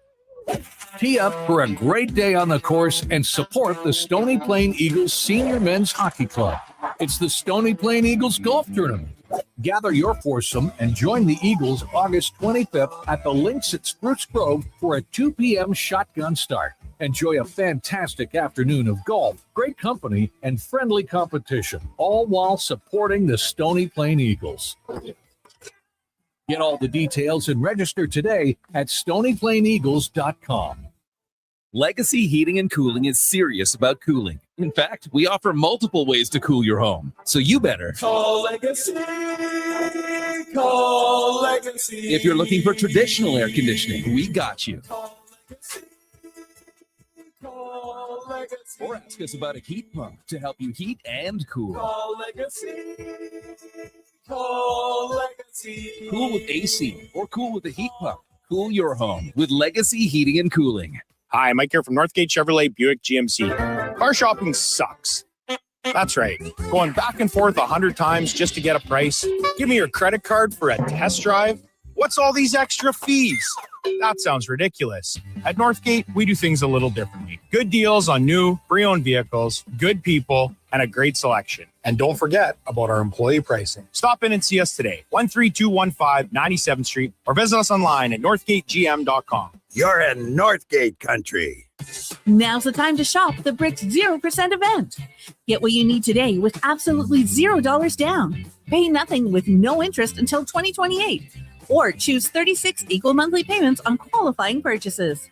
Plus, save up to 25% on living room furniture, up to 20% on dining and bedroom furniture, and up to 40% on select mattresses.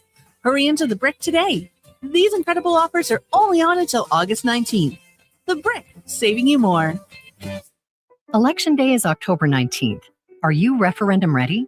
Start by making sure you're registered to vote and your information is up to date, especially if you've recently moved or changed your name. Then, check if you have the identification you'll need to vote. The easiest option is a government-issued photo ID showing your full name and current residential address. But there are more than 50 ways to prove your identity. Find everything you need to be referendum ready at elections.ab.ca/voters. A message from Elections Alberta. Is it time to upgrade your golf bag? From August 6th to September 8th, the Leduc Golf Club Pro Shop is participating in the massive Callaway 2x trade-in bonus events. Bring in your old clubs and get double the trade-in value, up to an incredible $825 towards the purchase of new eligible Callaway gear. Upgrade to the latest Quantum Woods, Apex Irons, X-Forge, or Reva Rise clubs. Maximize your trade-in value today. See the Leduc Golf Club Pro Shop for details.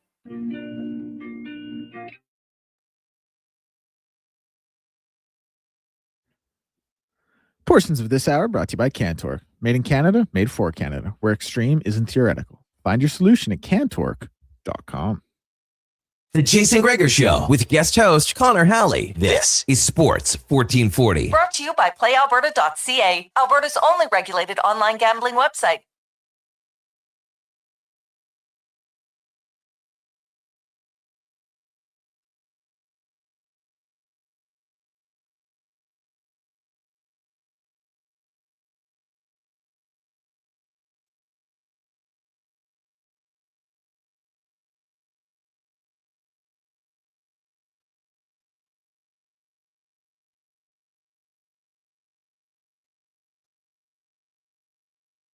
Dean 40.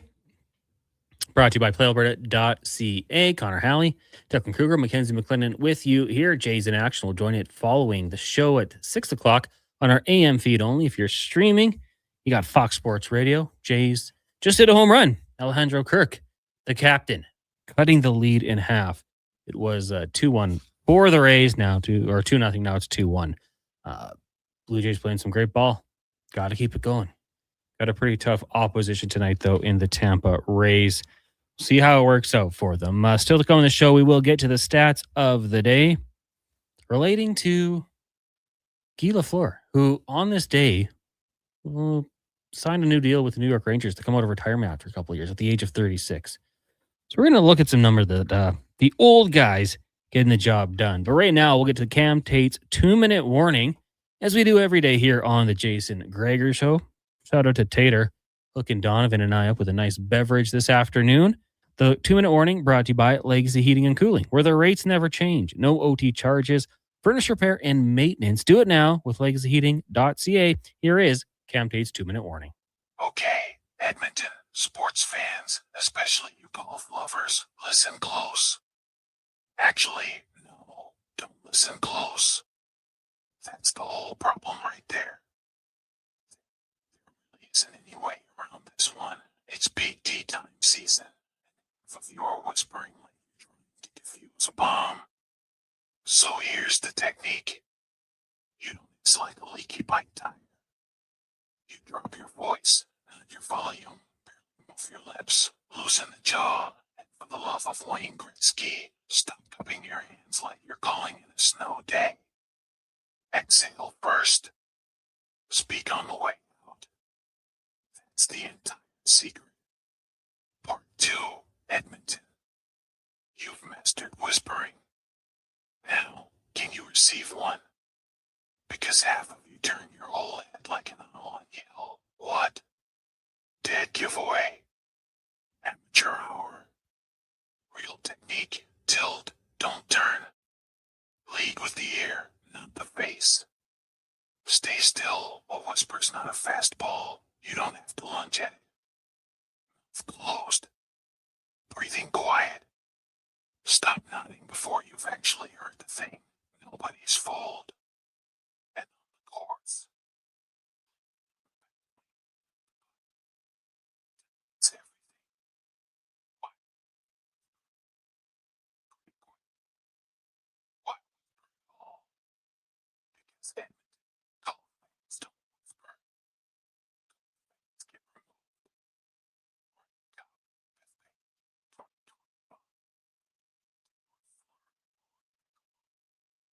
Sky Sports app.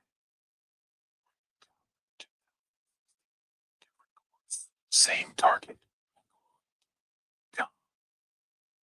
ESPN reported that one. 2021 PGA Tour started ejecting anyone who yelled Brooksy at Bryson DeChambeau. Confirmed by Golf.com. British Open 2014 Eckler gone mid-tournament. Sports Illustrated had the story. 4 times. 4 ejections. 0 whispering involved. Big news, Edmonton. The CPKC Women's Open tees off this week at Royal Mayfair. LPGA's marquee Canadian stop. 3rd time hosting. Past champs include Lorena Ochoa and the 15-year-old Lydia Ko. Starts tomorrow. Sunday. See everything you can. 2-minute warning. I hope Kruger hears this. Guy talks my ear off and he's so loud. Sports 1440. Do you actually talk his ear off, Deck? I don't think And you- a little maybe. I don't know. I don't think so. You only talk loud when you're excited, so. And you get excited about sports. You're passionate. I get fired up. I get passionate. Now, I don't know if we can always talk about 15-year-olds with that voice. That Yeah. would be my edit for that. But other than that, it was pretty good. Man, that kind of sounded like a ransom video or call with that voice. Fitting for what's going on in our city. Mackenzie, you were down today. We got the CPKC Pro-Am, and then the Open gets going tomorrow. Yes. You and not Declan, Brandon, the Duke, checked it out today. How was it? How's the course looking? Really good. Honestly, I was a little bit worried because we've had so much rain. And I've listened a little bit with golfing with the G-Man, and lots of course superintendents and stuff have said that their courses have struggled. Mhm. And I golfed at Alberta Springs, obviously not to the same scale of the Royal Mayfair, but there was like 6 holes that were shortened. So it looked really good. It honestly didn't even feel like we were in Edmonton with how everything was set up. I've never been down there. You're in the middle of the city, but it doesn't feel like you're in the middle of the city. It's crazy. Yeah, right by Horillac, right? Yeah. Mhm. Yeah. So you like go down the hill and you kind of like walk by Horillac as you're like going into where everything is. But they have like a ton of infrastructures in there, lots of like specialty seating at certain holes and stuff. And we saw a little bit of availability. I'm blanking on her name, but we caught like the last couple of minutes of her speaking. And yeah, it was really good. I'm going to go out again on Sunday, catch, I guess, the final round. Mhm. And yeah, I think a lot of people will be down there on Sunday, so it'll be a lot of fun. I'm always so impressed by those people who, when they're teeing off, stand right down the fairway. Like, I'm always so like, if it was me, it'd be a slice right into their heads. But these golfers are so good. No fear. You're just standing there watching them, and it's like a thin fairway, a thin tee box. And yeah, they don't seem to have any concern about it. Yeah, I'm not going to lie. Like, we watched a couple Pro-Am holes. Yeah. And I was like, this really puts into perspective, like, how bad regular people are Yeah. at golf, i.e. myself. Yeah, exactly. They're built different for sure. All right. Why don't we very quickly here get to the stats of the day, brought to you by All Start Construction. Founded in 2009, they continue to grow. They're hiring general laborers, HVAC operators, backhoe operators, gas piping technician, and more. Go to Indeed.com and search All Start Construction. And it was, like I said, on this day, way back in 1988, there was a signing that probably shook the hockey world at the time. I, was not old enough to really remember it, but Guy Lafleur signing with the New York Rangers after a couple years outside of hockey. He would go on. He turned 37 earlier on in that year, puts up 45 points in 67 games. Not bad stats at all for a guy who might have been a little rusty, then ended up wrapping up his career with the Quebec Nordiques. We know how good he was throughout his NHL career. So pretty good numbers for a man of that age. I rounded up to 40, and I just wanted to look at some of the players who had great seasons at that age. The best season by a 40-year-old. Declan, any guesses on who it might be? Best season as a 40-year-old player in the NHL. I'm trying to think of who even made it to 40. It's not Jaromir Jagr. I was in his 40-year-old season. Corey Perry. Gordie Howe. Oh yeah, that tracks. Mr. Hockey at the age of 40 years old. If you had this is unfair of me to put you on the spot, but how many points do you think? Ooh, 57? 104. At the big 40? Yeah, 44 goals plus 44. Johnny Busick, when he was 40, had an 83-point season. Timo Solani, 80 points. Ovechkin, 64. And how about Nick Lidstrom, 62 points?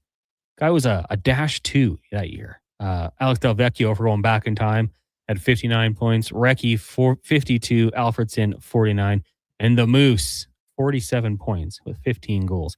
Adam Oates had a good season, 45 points. So guys getting it done. Now, after the age of 40, Jaromir Jagr would probably be the one that comes to mind because he played forever. He had 257 points. Gordie Howe second, 164. Meaning after that outstanding season, he put up 60 more points. Mark Recchi got into 119. Timo Solani, 117. Mr. Messier popping up again, 159. Zdeno Chara had 53 points. That's good for 10th best. Nick Lidstrom, 34. Whitney, the Wizard, 32. So some guys putting up points after the age of 40. Now, Declan, this might be one you're probably a little bit better at. After the age of 40, which NBA player do you think has the most points? LeBron James. How many do you think he has? Oh, just since turning 40? Just since turning 40. Probably like 2,300. Did you look it up? No, is that right? 2,309. Yeah, man. Don't ever come at me when it comes to LeBron James. How many games? Oh, it would be probably like 110? 102. 102. Playing 33 minutes a night. Now, if we're going to go look, Kareem second in points, but played, 54 more games than LeBron. Do you know who played in the most games after the age of 40? After the age of 40. Is it Robert Parrish? Yeah. Yeah. This guy knows ball. 272. Do you know who has the next most? This is my guy from back in the day. Vince Carter. Yeah. And then Kareem third. Now, we have to assume LeBron James, how many games he gets into this year, we'll find out. But he'll track down a few guys there. Now, after the age of 40, who do you think played the most minutes per game? LeBron. He's second at 33.8. This guy played 39.9 minutes per game after the age of 40. After in the NBA? In 30 games played. This team needed him. How recent was this? I'd say mid 2000s. Mid 2000s. Some say he's the greatest player of all time. Oh yeah. Oh sorry. I guess with the Wizards. Yeah, right? Michael Jordan. Yeah, that to play makes sense. 40 minutes a game. That's probably always like, you know what? I think I'm out. LeBron played the second most at 33.8 so far. Karl Malone 32.7. John Stockton 28.4, and a few other guys in the category. Steve Nash was there at 19. Ginobili 20. Jason Kidd over 25 minutes, and Kareem Abdul-Jabbar fifth at 26. Those are your stats of the day. Declan knows ball. That's another thing we learned. That's a stat you can take to the bank. Brought to you by All-Star Construction. When we come back, we will get to a few more of your texts. Also, if you want to go to the Elks and Blue Bombers game on Friday night, just tell us right now, who's your favorite current member of the Green and Gold? Text it to 1-833-401-1440. We'll pick a winner after the break. It is the Jason Gregor Show, brought to you by PlayAlberta.ca. Legacy Heating and Cooling is your #1 air conditioning company. So when you can't take living in oppressive heat any longer, Call Legacy. Call Legacy. if your hot, sticky sheets keep you up all night, Call Legacy. Call Legacy. If you've decided that you deserve to be cool and comfortable. Call Legacy. Call Legacy. And with no payments, no interest for 1 year, it could only be Legacy Heating and Cooling.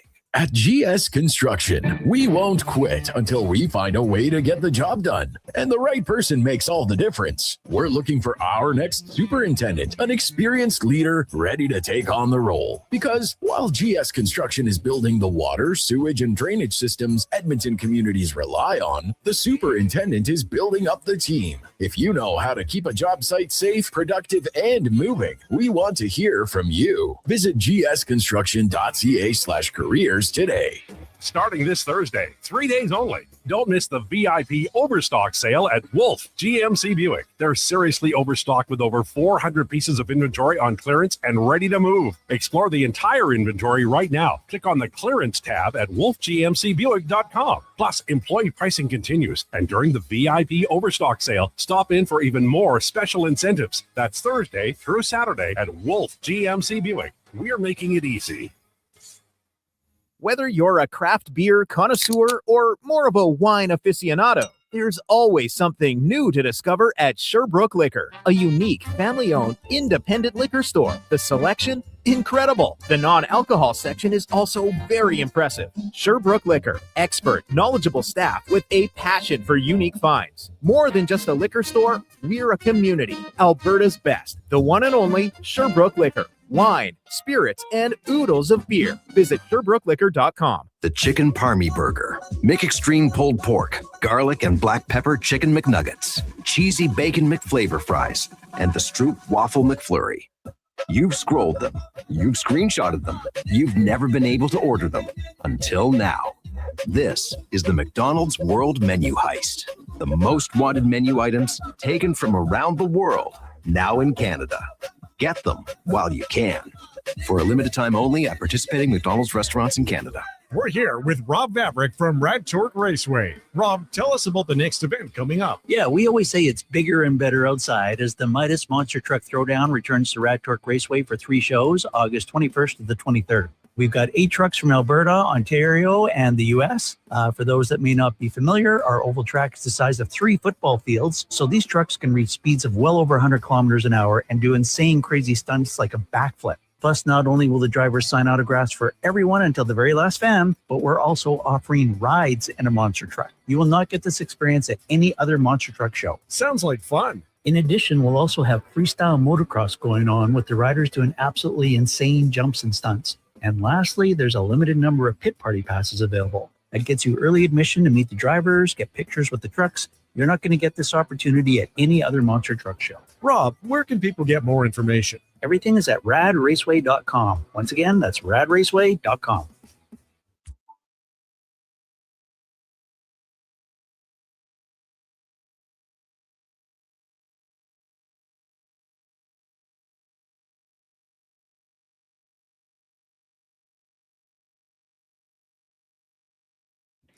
Portions of this hour brought to you by the Nation Golf Tournament. Friday, August 28th, 2026 at Miltwoods Golf Course. Golf, drinks, swag, food, and fun. Every swing supports Gregor's grads and helps graduates shine on graduation day. Sign up at nationexperiences.ca before it sells out. The Jason Gregor Show with guest host Connor Halley. This is Sports 1440. Brought to you by PlayAlberta.ca, Alberta's only regulated online gambling website.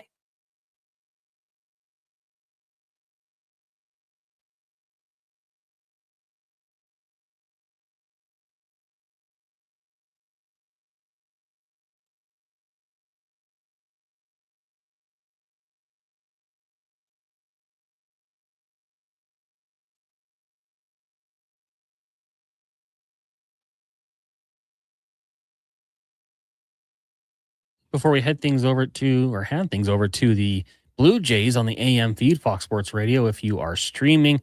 Not going great for the Bluebirds down in Tampa. Some sloppy fielding with the bases loaded. It hasn't been very good. That 2-1 lead is no more. The Rays now up 6-1. They're reviewing a play at first, and he's safe. So the inning will continue for Max Scherzer, 1 out, runners on first and second, bottom of the 4th. We had said earlier we're going to give away 2 more tickets. So Who should we let, Declan or Mackenzie, pick the winner? What do you think, Deck? Mackenzie can pick the winner. Okay, Mackenzie, I'm going to give you some letters. I need you to pick one. R, C, B, P, M, K, B. Pick one. Pick one letter. Let's go K. Kevin, you are the winner. You said Cody Fajardo. If you want to, please text me your email and full name. I will send you 2 tickets to the game. If you did not win, no worries. You could do so tomorrow on the show. We'll give away some more tickets. And of course, we like to make it nice and simple. Remember, when you do enter, just include your name at the very least so we can respond and get back to you. Because we did have one that came on for Keon Julian Grant, but no name. So I couldn't even have you involved in it. Also, if you want to buy tickets, let me know. I got an email. I can pass it along to you. And you can check in with my guy, my hookup for tickets for the green and gold. Declan, you had some interesting news there at the last Sports 1440 update. Vita Vea signing with the Tampa Bay Buccaneers.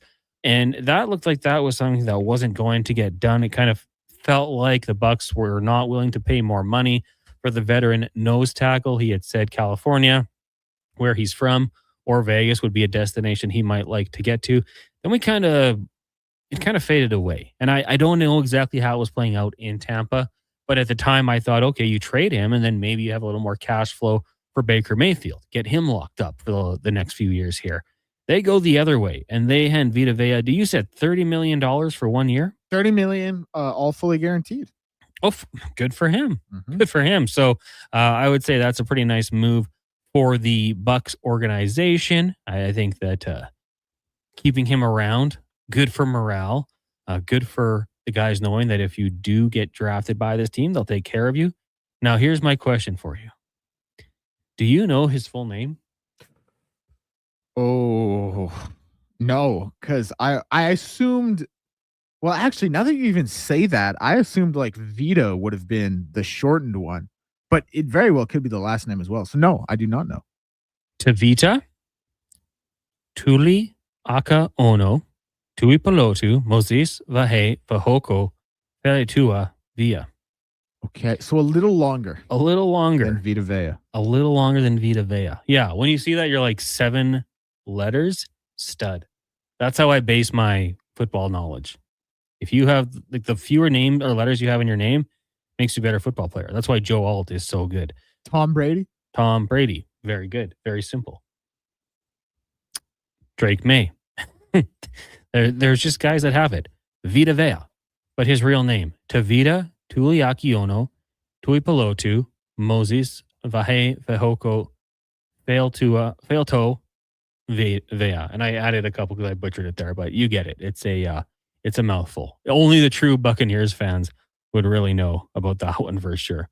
We just had 3 texts come in saying Blanchard with no name. You got to include your name. Remember that to 1-833-401-1440. Just sticking with the Tampa Bay Buccaneers deck, I'd like to get your thoughts on this one. If you are the team, you found a great way to bring in Tom Brady. I'm trying to think, like before that, you had Jameis Winston. Then you get Baker Mayfield. And Baker Mayfield's career path was wild. Obviously, the Browns moved on. He went to the Carolina Panthers, ended up with the LA Rams. And then after some pretty good time there, actually, gets signed by the Bucs, where he has had success. Your future might be bleak at that position. You've got Jake Browning as the backup.